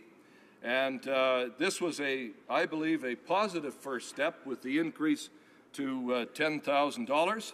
And I would strongly encourage some of those members on the other side who say they support the TFSAs to take this opportunity to show their leader, their Minister of Finance, that we need to ensure that we have in place programs that can allow Canadians to make some of their own decisions. One of the concerns that I have, Mr. Speaker, is I think as we ratchet back this particular program on TFSAs, that we're going to find ourselves increasing the amount that small business is going to have to pay in to the Canada Pension Plan. It's going to give retirees less opportunity, less ability to manage their retirement funds. And I think that is a wrong-headed approach under this particular plan, Mr. Speaker. So with those few words, I would encourage some members of the government to send a message to their finance minister that this is the wrong piece of legislation, and I will not be supporting it, Mr. Speaker. Thank you. Questions and comments? The honourable member for Bow River. Thank you, Mr. Speaker. I appreciate the comments made by my colleague from Calgary. One of the things I do know is that he does stay connected and he really does know his constituency, and he has talked to a lot of people in Calgary. So when he has done that and he refers to the positive feedback, my question would be to him, the demographics in the sense of the response you've got. Was it older, younger, middle? Could you just expound and say what kind of response demographically did you get on that issue? The honourable member for Calgary, Signal Hill. Mr. Speaker, I think that's it's interesting because, you know, one of the things that I found when I was door knocking that I have a fair representation of those who are on retirement pension plans, like all members have.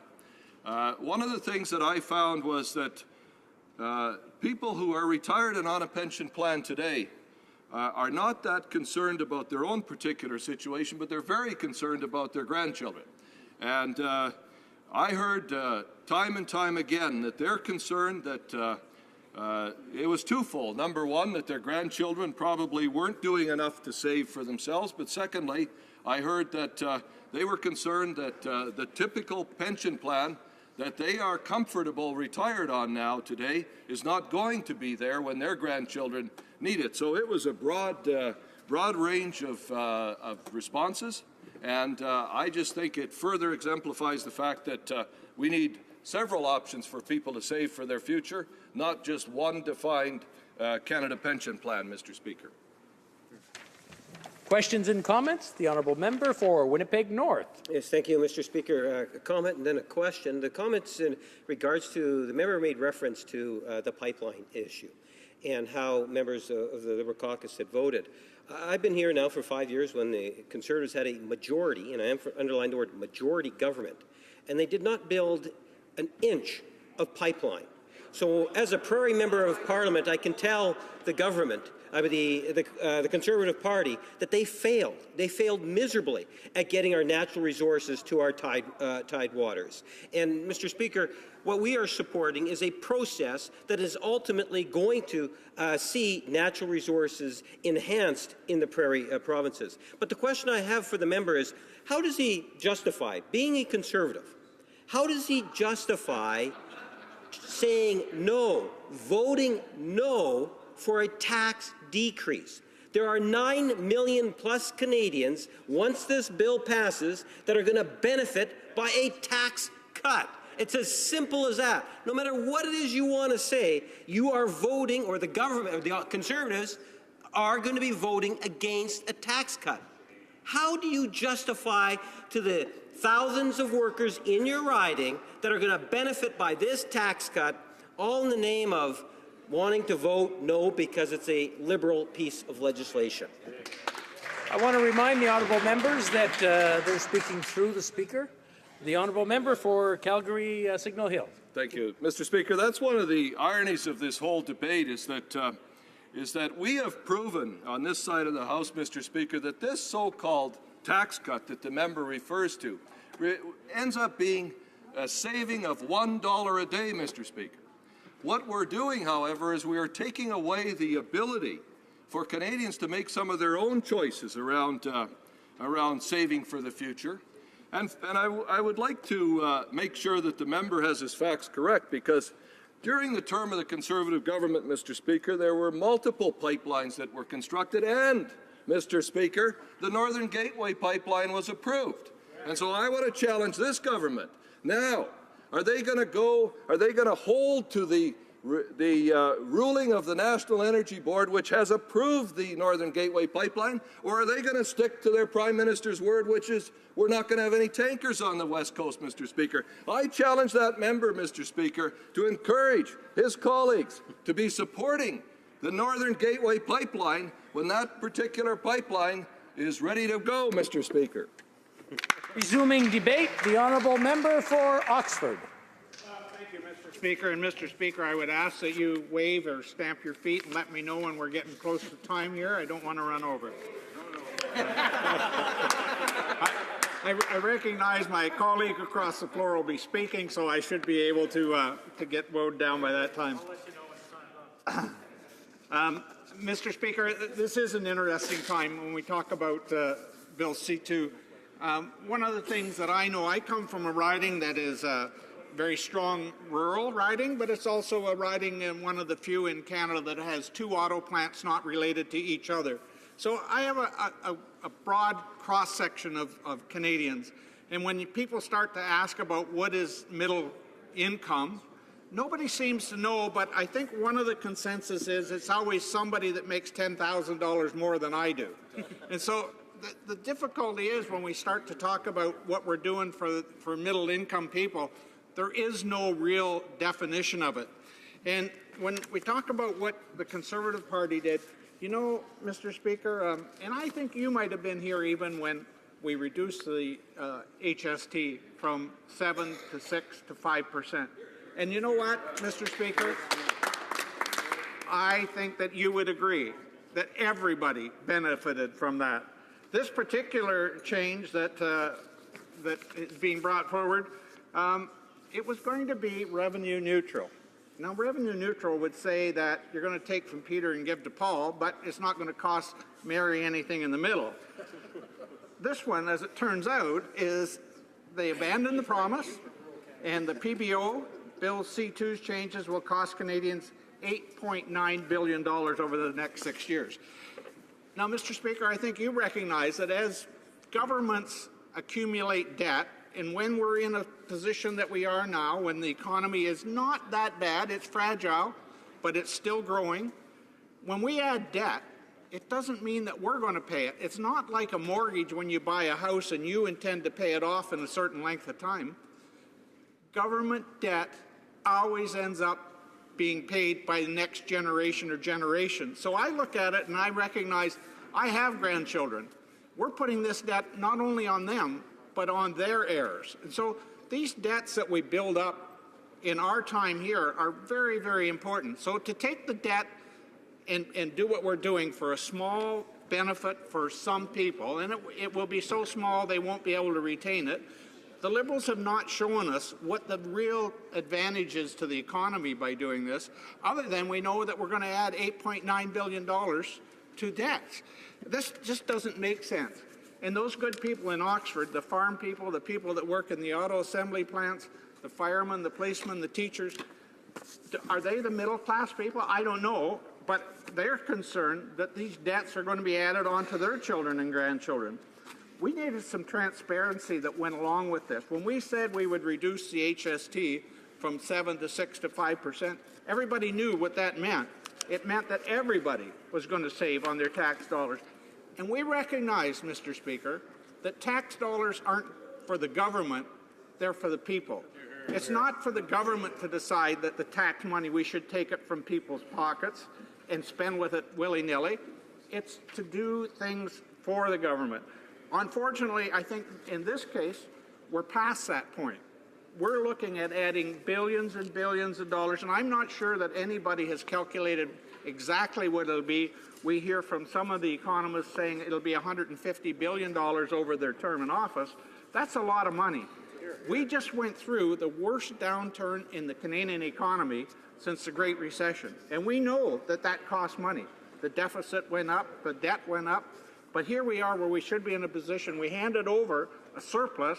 We should be looking at starting to pay it down as we did in our first 3 years in government. So I think that Canadians are starting to see the sunny ways turn into dark, cloudy days, and we're adding that big debt to our children to pay. Now, the tax-free savings account is the one area that's been focused on a great deal. And I know when I talk to those people in my riding about the tax-free savings account, they see no benefit to reducing it. We haven't heard why it's so important to reduce it, other than Conservatives did it, must be bad, so we'll go back to where it was. I hear from young people saying, I wanted to save that money to buy a house. And it is a difference between an RRSP and a tax-free savings account. When they want to buy a home out of an RRSP, it just means that they've got another debt. They can take it out of their money, but it's got to be paid back, or they have to pay the tax on it. These young people who are smart enough, and there are many of them, recognize they can put the money into a tax-free savings account. It won't grow leaps and bounds, but it will grow. They can take the money out, purchase a home. They don't have to put the money back in, but they do have the opportunity to put that same amount back into the tax-free savings account. It's a totally different scenario, so many of them are looking at that. Many middle-aged people are looking at it as the opportunity to build in their retirement. They're not anxious to take part in the new scheme in Ontario, for instance, while you and I will be in that part where the Ontario government wants to have their own pension plan, something like the CPP, but we don't know exactly what it is. They're not interested in that. They want to save for themselves, to put that money away for the time in their life when they know they're going to retire. Why it would make sense to cut that back it just is illogical. It doesn't cost anything. The government's losses in revenue from that will be minimal. It's just a slap in the face for those people who felt the need to put the money away. And as we know, the vast majority of the people who put their money in a tax-free savings account are people that would be deemed to perhaps be in the lower half of the income bracket. They're not high-income people. So this is a penalty on people that can least afford it, people that would like to save for their future, people that don't want to be part of a nanny state.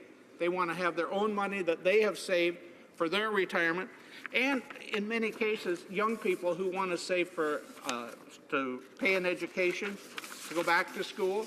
They want to buy a house. They may want to buy a car. They may want to start a business, Mr. Speaker. And so when we look at it and we say, why do we want to cut this back? What is the harm in leaving it where it is? It's a big harm to the people who, thank you, Mr. Speaker, a big harm to the Speaker or to the people who wish to save it, but it's no harm to the coffers of the federal government. So to turn around and at the same time have this tax break that we talk about that we know is minimal. I think I heard a number here today of like $1 a day. What is the benefit to that? Like, you can't even buy a coffee. Well, I guess there's one chain that gives you free coffee now. It'd do that, but it's rather difficult to see how that $1 a day or $2 a day is going to make a great deal of difference to the average Canadian. Different than when the HST was reduced. We knew what it would do to the auto industry, to the recreational industry, the equipment industry, all of those things. We haven't heard what this is going to do. Nobody can say, well, we'll see an increase in productivity or we'll see an increase in opportunities for manufacturers. It just isn't there, Mr. Speaker. But what we do know from the PBO, and I'm sure that everybody on that side agrees with the PBO now, that it's going to cost $8.9 billion over the next 6 years. And that's just a number that gets added on to the growing deficit that we hear about. We're going to have a $10 billion deficit during the election campaign. Well, you know, that $10 billion deficit was part of the 300 promises. Well, now that $10 billion deficit seems to have grown to $30 billion. And when you put $30 billion here and 30, it's just a number. I know that, Mr. Speaker, and budgets will balance themselves eventually, but somehow they get balanced by our young people. You know, my family, my grandchildren, your grandchildren. It's just not fair that we push this on to them. And we've been doing it for far too long as a nation and as a province. I'm from the province of Ontario, so when we put our debt here, along with the province of Ontario debt, you can just imagine the kind of money that our young people are going to have fished out of their pockets to pay for what we haven't paid for. And it just doesn't make sense in the big picture of society. And so, Mr. Speaker, I'm really puzzled as to why we would want to support taking away just one little thing, the tax-free savings account. It just doesn't make any sense, Mr. Speaker, and I can see you're getting anxious to stand up. So I don't want to take away your time when you stand up and tell us that we're finished, but I just know that from this side, we do not understand why we want people not to have the opportunity to save their own money, because that's really what it is saving their own money.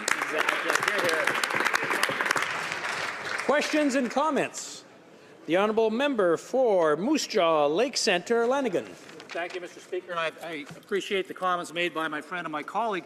The one thing I'd like him to comment on is this inconsistency we've consistently heard, if that makes sense, from the Liberals opposite in the government.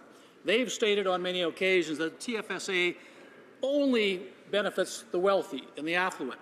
Well, we've heard that before, Mr. Speaker. We heard it when we made cuts to the GST from 7 to 6 to 5%.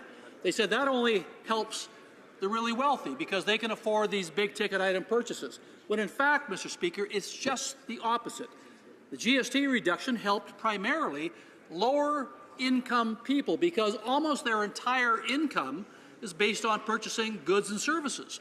So if we could cut the goods and services that the lower-income people have to purchase by 20%, that's a huge saving. Could my colleague please comment then, is there any correlation between lower-income and middle-income people benefiting from the TFSA, or is it, as the Liberals suggest, only for the wealthy? Honourable member for Oxford, very briefly, if you don't mind. I understand very briefly, and Mr. Speaker, there is no difference when you take the money out of somebody's pocket and build up a debt. It's just not beneficial to anyone. Questions and comments? Is the House ready for the budget for the question? The question is as follows. Mr. Monod, seconded by Mrs. Leboutillier, move that Bill C-2, an act to amend the Income Tax Act, be now read a second time and referred to the Standing Committee of Finance. Mr. Coleman, appuyé par Mr. Hoback, propose l'amendement. Proposes the following motion. Dispense. Okay, dispense. Where are we here? Is it the pleasure of the House to adopt the amendment? All members in favour say yea. All members opposed say nay. In my opinion, the nays have it. Call in the members. Mr. Speaker, I request that the vote be deferred to Tuesday, March 8, 2016, at the end of the time provided for oral questions. Very good. Okay. It being 6:30 p.m., comme il est 18h30, It being 6:30 p.m., the House will now proceed to the taking of the deferred recorded division on the motion of Ms. Trudel relating to the business of supply. Call in the members.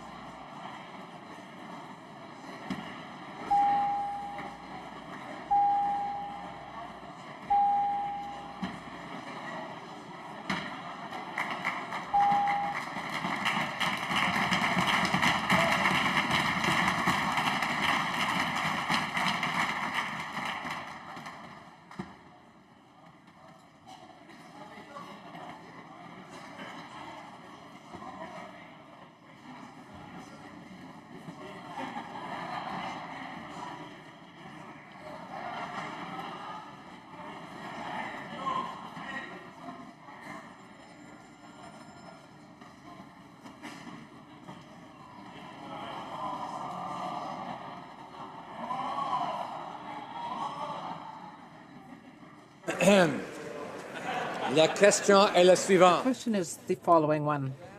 Ms. Trudel, seconded by Ms. Ashton, moved that the House A acknowledge that mounting job losses combined with a lack of access.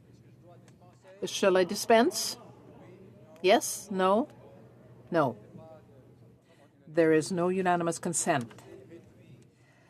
Combined with the lack of access to employment and insurance, contribute to growing income inequality and a situation where too many Canadians are struggling to make ends meet. And B, call on the government to honor its campaign promises and throne speech commitment to strengthen the EI system in order to make sure that it best serves both the Canadian economy and all Canadians who need it, by taking immediate action to 1. Create a universal qualifying threshold of 360 hours for EI regardless of the regional rate of unemployment. 2. Immediately repeal the harmful reforms of the previous government, including those that force unemployed workers to move away from their communities, take lower-paying jobs, and those that eliminated the extended EI benefits pilot program to help seasonal workers. 3. Protect the EI account to ensure that funds are only spent on benefits for Canadians, including training, and never again used to boost the government's bottom line. All those in favor of the motion, please rise. Ms. Ashton. Ms. Ashton. Mr. Julian. Mr. Julian. Ms. Duncan Edmonton Strathcona. Ms. Duncan Edmonton Strathcona. Mr. Christopherson. Mr. Christopherson. Mr. Davies. Mr. Davies. Mr. Donnelly. Mr. Donnelly. Mr. Massey Windsor West. Mr. Massey Windsor West. Mr. Garrison. Mr. Garrison. Madame Boutin-Souis. Madame Boutin-Souis. Ms. Matheson. Ms. Matheson. Monsieur Dubé. Monsieur Dubé. Madame Laverdière. Madame Laverdière. Madame Brosseau. Madame Brosseau. Monsieur Boulris. Monsieur Boulris. Ms. Kwan. Ms. Kwan. Mr. Rankin. Mr. Rankin. Madame Moore. Madame Moore. Mr. Stewart. Mr. Stewart. Mr. Duval. Mr. Duval. Monsieur Aubin. Monsieur Aubin. Monsieur Nantel. Monsieur Nantel. Monsieur Caron. Monsieur Caron. Madame Quash. Madame Quash. Monsieur Dussault. Monsieur Dussault. Madame Sans Souci. Madame Sans Souci. Monsieur Choquette. Monsieur Choquette. Madame Trudel. Madame Trudel. Mr. Blakey. Mr. Blakey. Mr. Weir. Mr. Weir. Ms. Benson. Ms. Benson. Mr. Stetsky. Mr. Stetsky. Mr. Cannings. Mr. Cannings. Mr. Johns. Mr. Johns. Ms. Malcolmson. Ms. Malcolmson. Mr. McGregor. Mr. McGregor. Ms. Hardcastle. Ms. Hardcastle. Ms. Ramsey. Ms. Ramsey. Ms. Jolibois. Ms. Jolibois. Ms. Blaney, North Island, Powell River. Ms. Blaney, North Island, Powell River. Madame Hughes. Madame Hughes. Monsieur Fortin. Monsieur Fortin. Monsieur Plamondon. Monsieur Plamondon. Monsieur Sainte-Marie. Monsieur Sainte-Marie. Monsieur Marcil. Monsieur Marcil. Monsieur Thériault. Monsieur Thériault. Monsieur Boudria. Monsieur Boudria. Ms. May, Saanich Gulf Islands. Ms. May, Sandwich Gulf Islands.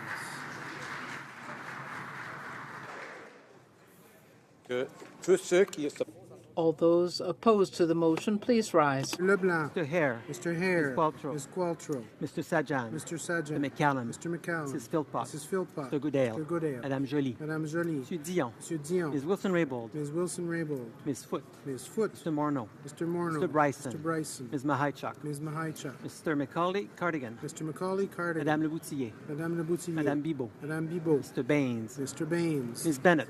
Ms. Bennett. Ms. Fry. Ms. Fry. Mr. Nault. Mr. Nault. Monsieur Paradis. Monsieur Paradis. Mr. Easter. Mr. Easter.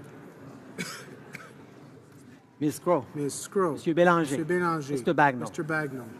Mr. Casey Cumberland Colchester. Mr. Casey Cumberland Colchester. Mr. McGinty. Mr. McGinty. Mr. Scarpalegia. Mr. Scarpalegia. Mr. Iking. Mr. Iking. Monsieur Picard. Monsieur Picard. Monsieur Poisson. Monsieur Poisson. Ms. Goldsmith-Jones. Ms. Goldsmith-Jones. Mr. Algabra. Mr. Algabra. Ms. Haidou. Ms. Haidou. Monsieur Duclos. Monsieur Duclos. Ms. Monsef. Ms. Monsef. Mr. Leslie. Mr. Leslie. Mr. Sohi. Mr. Sohi. Monsieur Garneau. Monsieur Garneau. Ms. Chager. Ms. Chager. Ms. Duncan Etobicoke North. Ms. Duncan Etobicoke North. Mr. Virani. Mr. Virani. Ms. Jones. Ms. Jones. Ms. Murray. Ms. Murray. Monsieur Fergus. Monsieur Fergus. Mr. Beach. Mr. Beach. Ms. Hutchings. Ms. Hutchings. Monsieur Champagne. Monsieur Champagne. Mr. Casey Charlottetown. Mr. Casey Charlottetown. Mr. Blair. Mr. Blair. Ms. Elleslev. Ms. Elleslev. Mr. Sims. Mr. Sims. Ms. Ratansi. Ms. Ratansi. Mr. Rota. Mr. Rota. Mr. Jesnitsky. Mr. Jesnetsky. Mr. Daliwal. Mr. Daliwal. Madame Mendez. Madame Mendez. Mr. Oliphant. Mr. Oliphant. Monsieur Lemaitre. Monsieur Lametti. Ms. Kira. Ms. Kira. Mr. Duguid. Mr. Duguid. Ms. Young. Ms. Young. Ms. Rudd. Ms. Rudd. Monsieur Shifke. Mr. Shifke. Mrs. Caesar Chavan. Mrs. Caesar Chavan. Mr. Chan. Mr. Chan. Mr. Vaughn. Mr. Vaughn. Mr. Boissonneau. Mr. Boissonneau. Monsieur Lauzon, Argenteuil, La Petite Nation. Monsieur Lauzon, Argenteuil, La Petite Nation. Mr. Lamoureux. Mr. Lamoureux. Ms. Dillon. Ms. Dillon. Monsieur Dubourg. Monsieur Dubourg. Mrs. McCrimmon. Mrs. McCrimmon. Mr. Wilkinson. Mr. Wilkinson. Mr. McKay. Mr. McKay. Mr. Cosner. Mr. Cosner. Monsieur Rodriguez. Monsieur Rodriguez.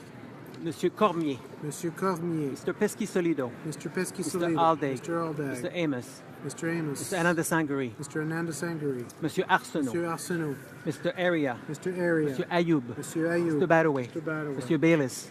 Monsieur Bayliss. Mr. Biddle. Mr. Biddle. Mr. Basio. Mr. Basio. Monsieur Breton. Monsieur Breton. Ms. Dabroussen. Ms. de Brussen.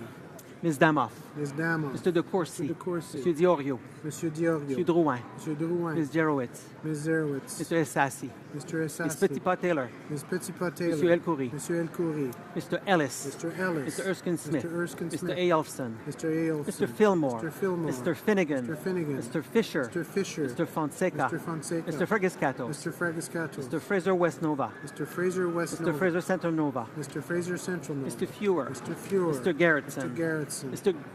Monsieur Graham. Mr. Graham. Mr. Greywall. Mr. Greywall. Mr. Hardy. Mr. Hardy. Mr. Harvey. Mr. Harvey. Mr. Housefather. Mr. Housefather. Mr. Hussein. Mr. Hussein. Monsieur Yacono. Monsieur Yacono. Mrs. Jordan. Mrs. Jordan.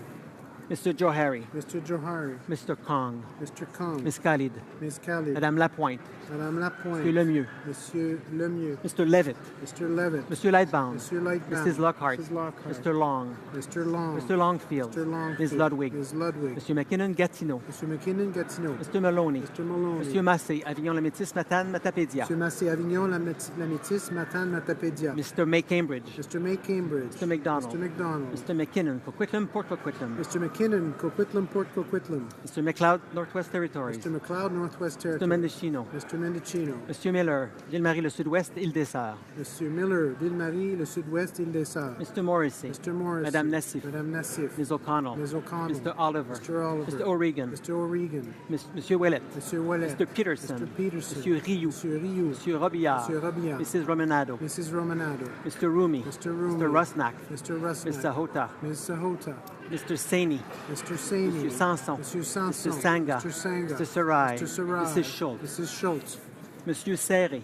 Monsieur Serre. Madame Shanahan. Madame Shanahan. Mr. Sheehan. Mr. Sheehan. Mr. Sidhu. Mission Masquino, Fraser Canyon. Mr. Sidhu, Mission, Matsui, Fraser Canyon. Ms. Sidhu, Brampton South. Ms. Sidhu, Brampton South. Mr. Seacon. Mr. Seacon. Mr. Sorbera. Mr. Sorbara. Mr. Spiegelman. Mr. Spengeman. Mr. Tabera. Mr. Tabara. Mr. Tan. Mr. Tan. Ms. Tazi. Ms. Tassi. Monsieur Vandal. Monsieur Vandal. Ms. Vandenbeld. Ms. Vandenbeld. Mrs. Zahid. Mrs. Zahid. Ms. Ambrose. Ms. Ambrose. Mr. Harper. Mr. Harper. Mr. Nicholson. Mr. Nicholson. Ms. Finley. Ms. Finley. Mr. Ritz. Mr. Ritz. Mrs. Block. Mrs. Block. Mr. O'Toole. Mr. O'Toole. Mr. Shear. Mr. Shear. Monsieur Lebel. Monsieur Lebel. Ms. Watts. Ms. Watts. Mr. Kenny. Mr. Kenny. Mr. Clement. Mr. Clement. Ms. Rampel. Ms. Rampel. Monsieur Bernier. Monsieur Bernier. Mr. Van Loan. Mr. Van Loan. Mr. Straw. Mr. Straw. Monsieur Clark. Mr. Clark. Mr. O'Brien. Mr. O'Brien. Monsieur Paulus. Monsieur Paulus. Mr. Poiliev. Mr. Poiliev. Mr. Workington. Mr. Workington. Mr. Bazan. Mr. Bazan. Mrs. McLeod, Kamloops, Thompson, Caribou.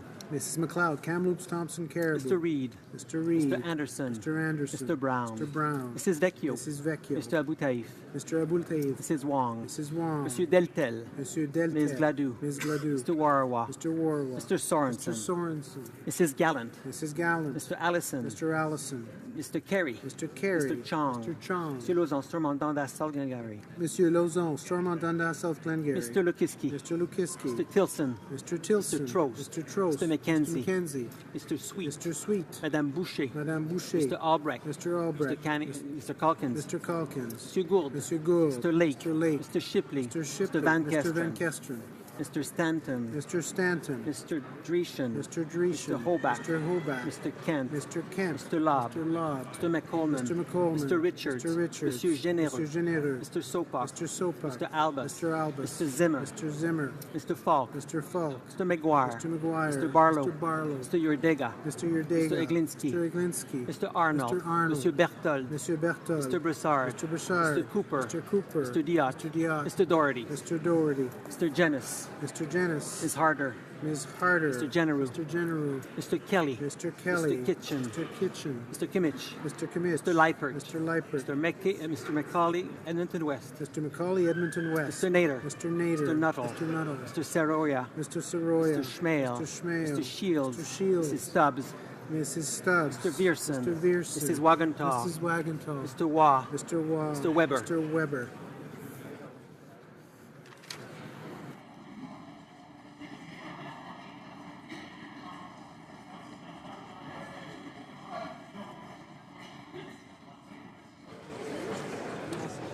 Yeas pour 48, 48. Nays contre 262, 262. I declare the motion defeated. Pursuant to order made Thursday, February 25th, 2016, the House will now proceed to the taking of the deferred recorded division on the amendment of Mr. Deltel to the motion at second reading of Bill C-4. The question is as follows. Ms. Mahaichuk, seconded by Ms. Chager, move that Bill C-4, an act to amend the Canada Labour Code, the Parliamentary Employment and Staff Relations Act, the Public Service Labour Relations Act, and the Income Tax Act, be now read a second time and referred to the Standing Committee on Human Resources, Skills and Social Development and the Status of Persons with Disabilities. Mr. Deltel. Monsieur Deltel, appuyé par Monsieur. Seconded by Mr. Barlow, move the following amendment. That the motion be amended by deleting all the words after the word that and substituting the following. The House declined to give second reading to Bill C-4, an act to amend the Canada Labour Code, the Parliamentary Employment and Staff Relations Act, the Public Service Labour Relations Act, and the Income Tax Act, since the bill violates a fundamental principle of democracy by abolishing the provision that the certification and decertification of a bargaining agent must be achieved by a secret ballot vote-based majority. The question is on the amendment. All those in favor of the amendment will please rise. Ms. Ambrose. Mr. Harper. Mr. Harper. Mr. Nicholson. Mr. Nicholson. Ms. Finley. Ms. Finley. Mr. Ritz. Mr. Ritz. Mrs. Block. Mrs. Block. Monsieur Blaney, Bellechasse, Les Chemins, Lévis. Monsieur Blaney, Bellechasse, Les Chemins, Lévis. Mr. O'Toole. Mr. O'Toole. Mr. Shear. Mr. Shear. Monsieur Lebel. Monsieur Lebel. Ms. Watts. Ms. Watts. Mr. Kenny. Mr. Kenny. Mr. Clement. Mr. Clement. Ms. Rampel. Ms. Rampel. Monsieur Bernier. Monsieur Bernier. Mr. Van Mr. Loan. Van Loan. Mr. Straw. Mr. Straw. Monsieur Clark. Monsieur Clark. Mr. O'Brien. Mr. O'Brien. Monsieur Paulus. Monsieur Paulus. Mr. Poiliev. Mr. Poiliev. Mr. Workington. Mr. Workington. Mr. Bazan. Mr. Bazan. Mrs. McLeod, Kamloops, Thompson, Caribou. Mrs. McLeod, Kamloops, Thompson, Caribou. Mr. Reed. Mr. Reed. Mr. Anderson. Mr. Anderson. Mr. Brown. Mr. Brown. Mrs. Vecchio. Mrs. Vecchio. Mr. Abul Taif. Mr. Abul Taif. Mrs. Wong. Mrs. Wong. Monsieur Deltel. Mr. Deltel. Ms. Gladue. Ms. Gladue. Mr. Warawa. Mr. Warawa. Mr. Sorensen.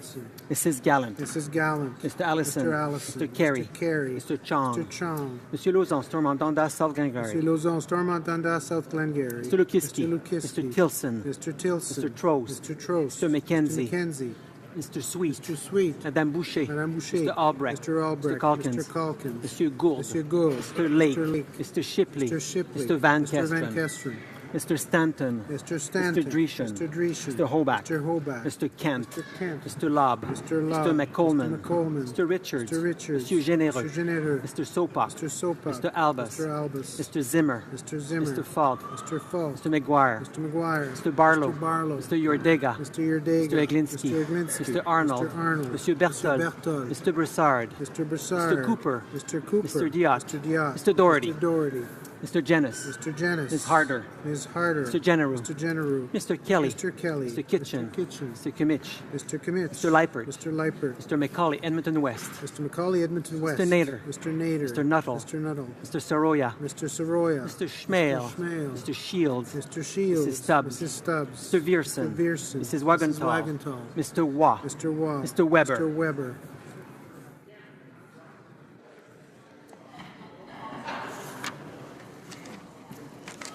All those opposed to the amendment will please rise. Monsieur Leblanc.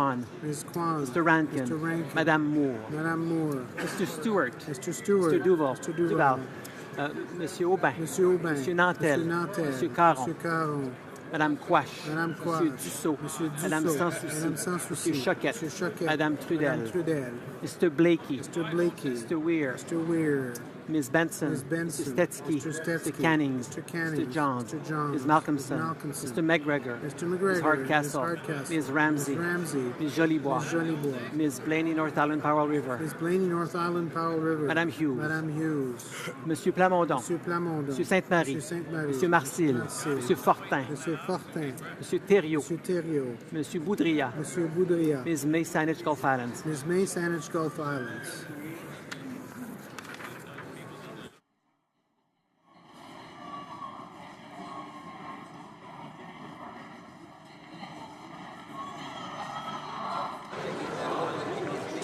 Yeas pour 91, 91, nays contre 220, 220. I declare the amendment rejected. Defeated.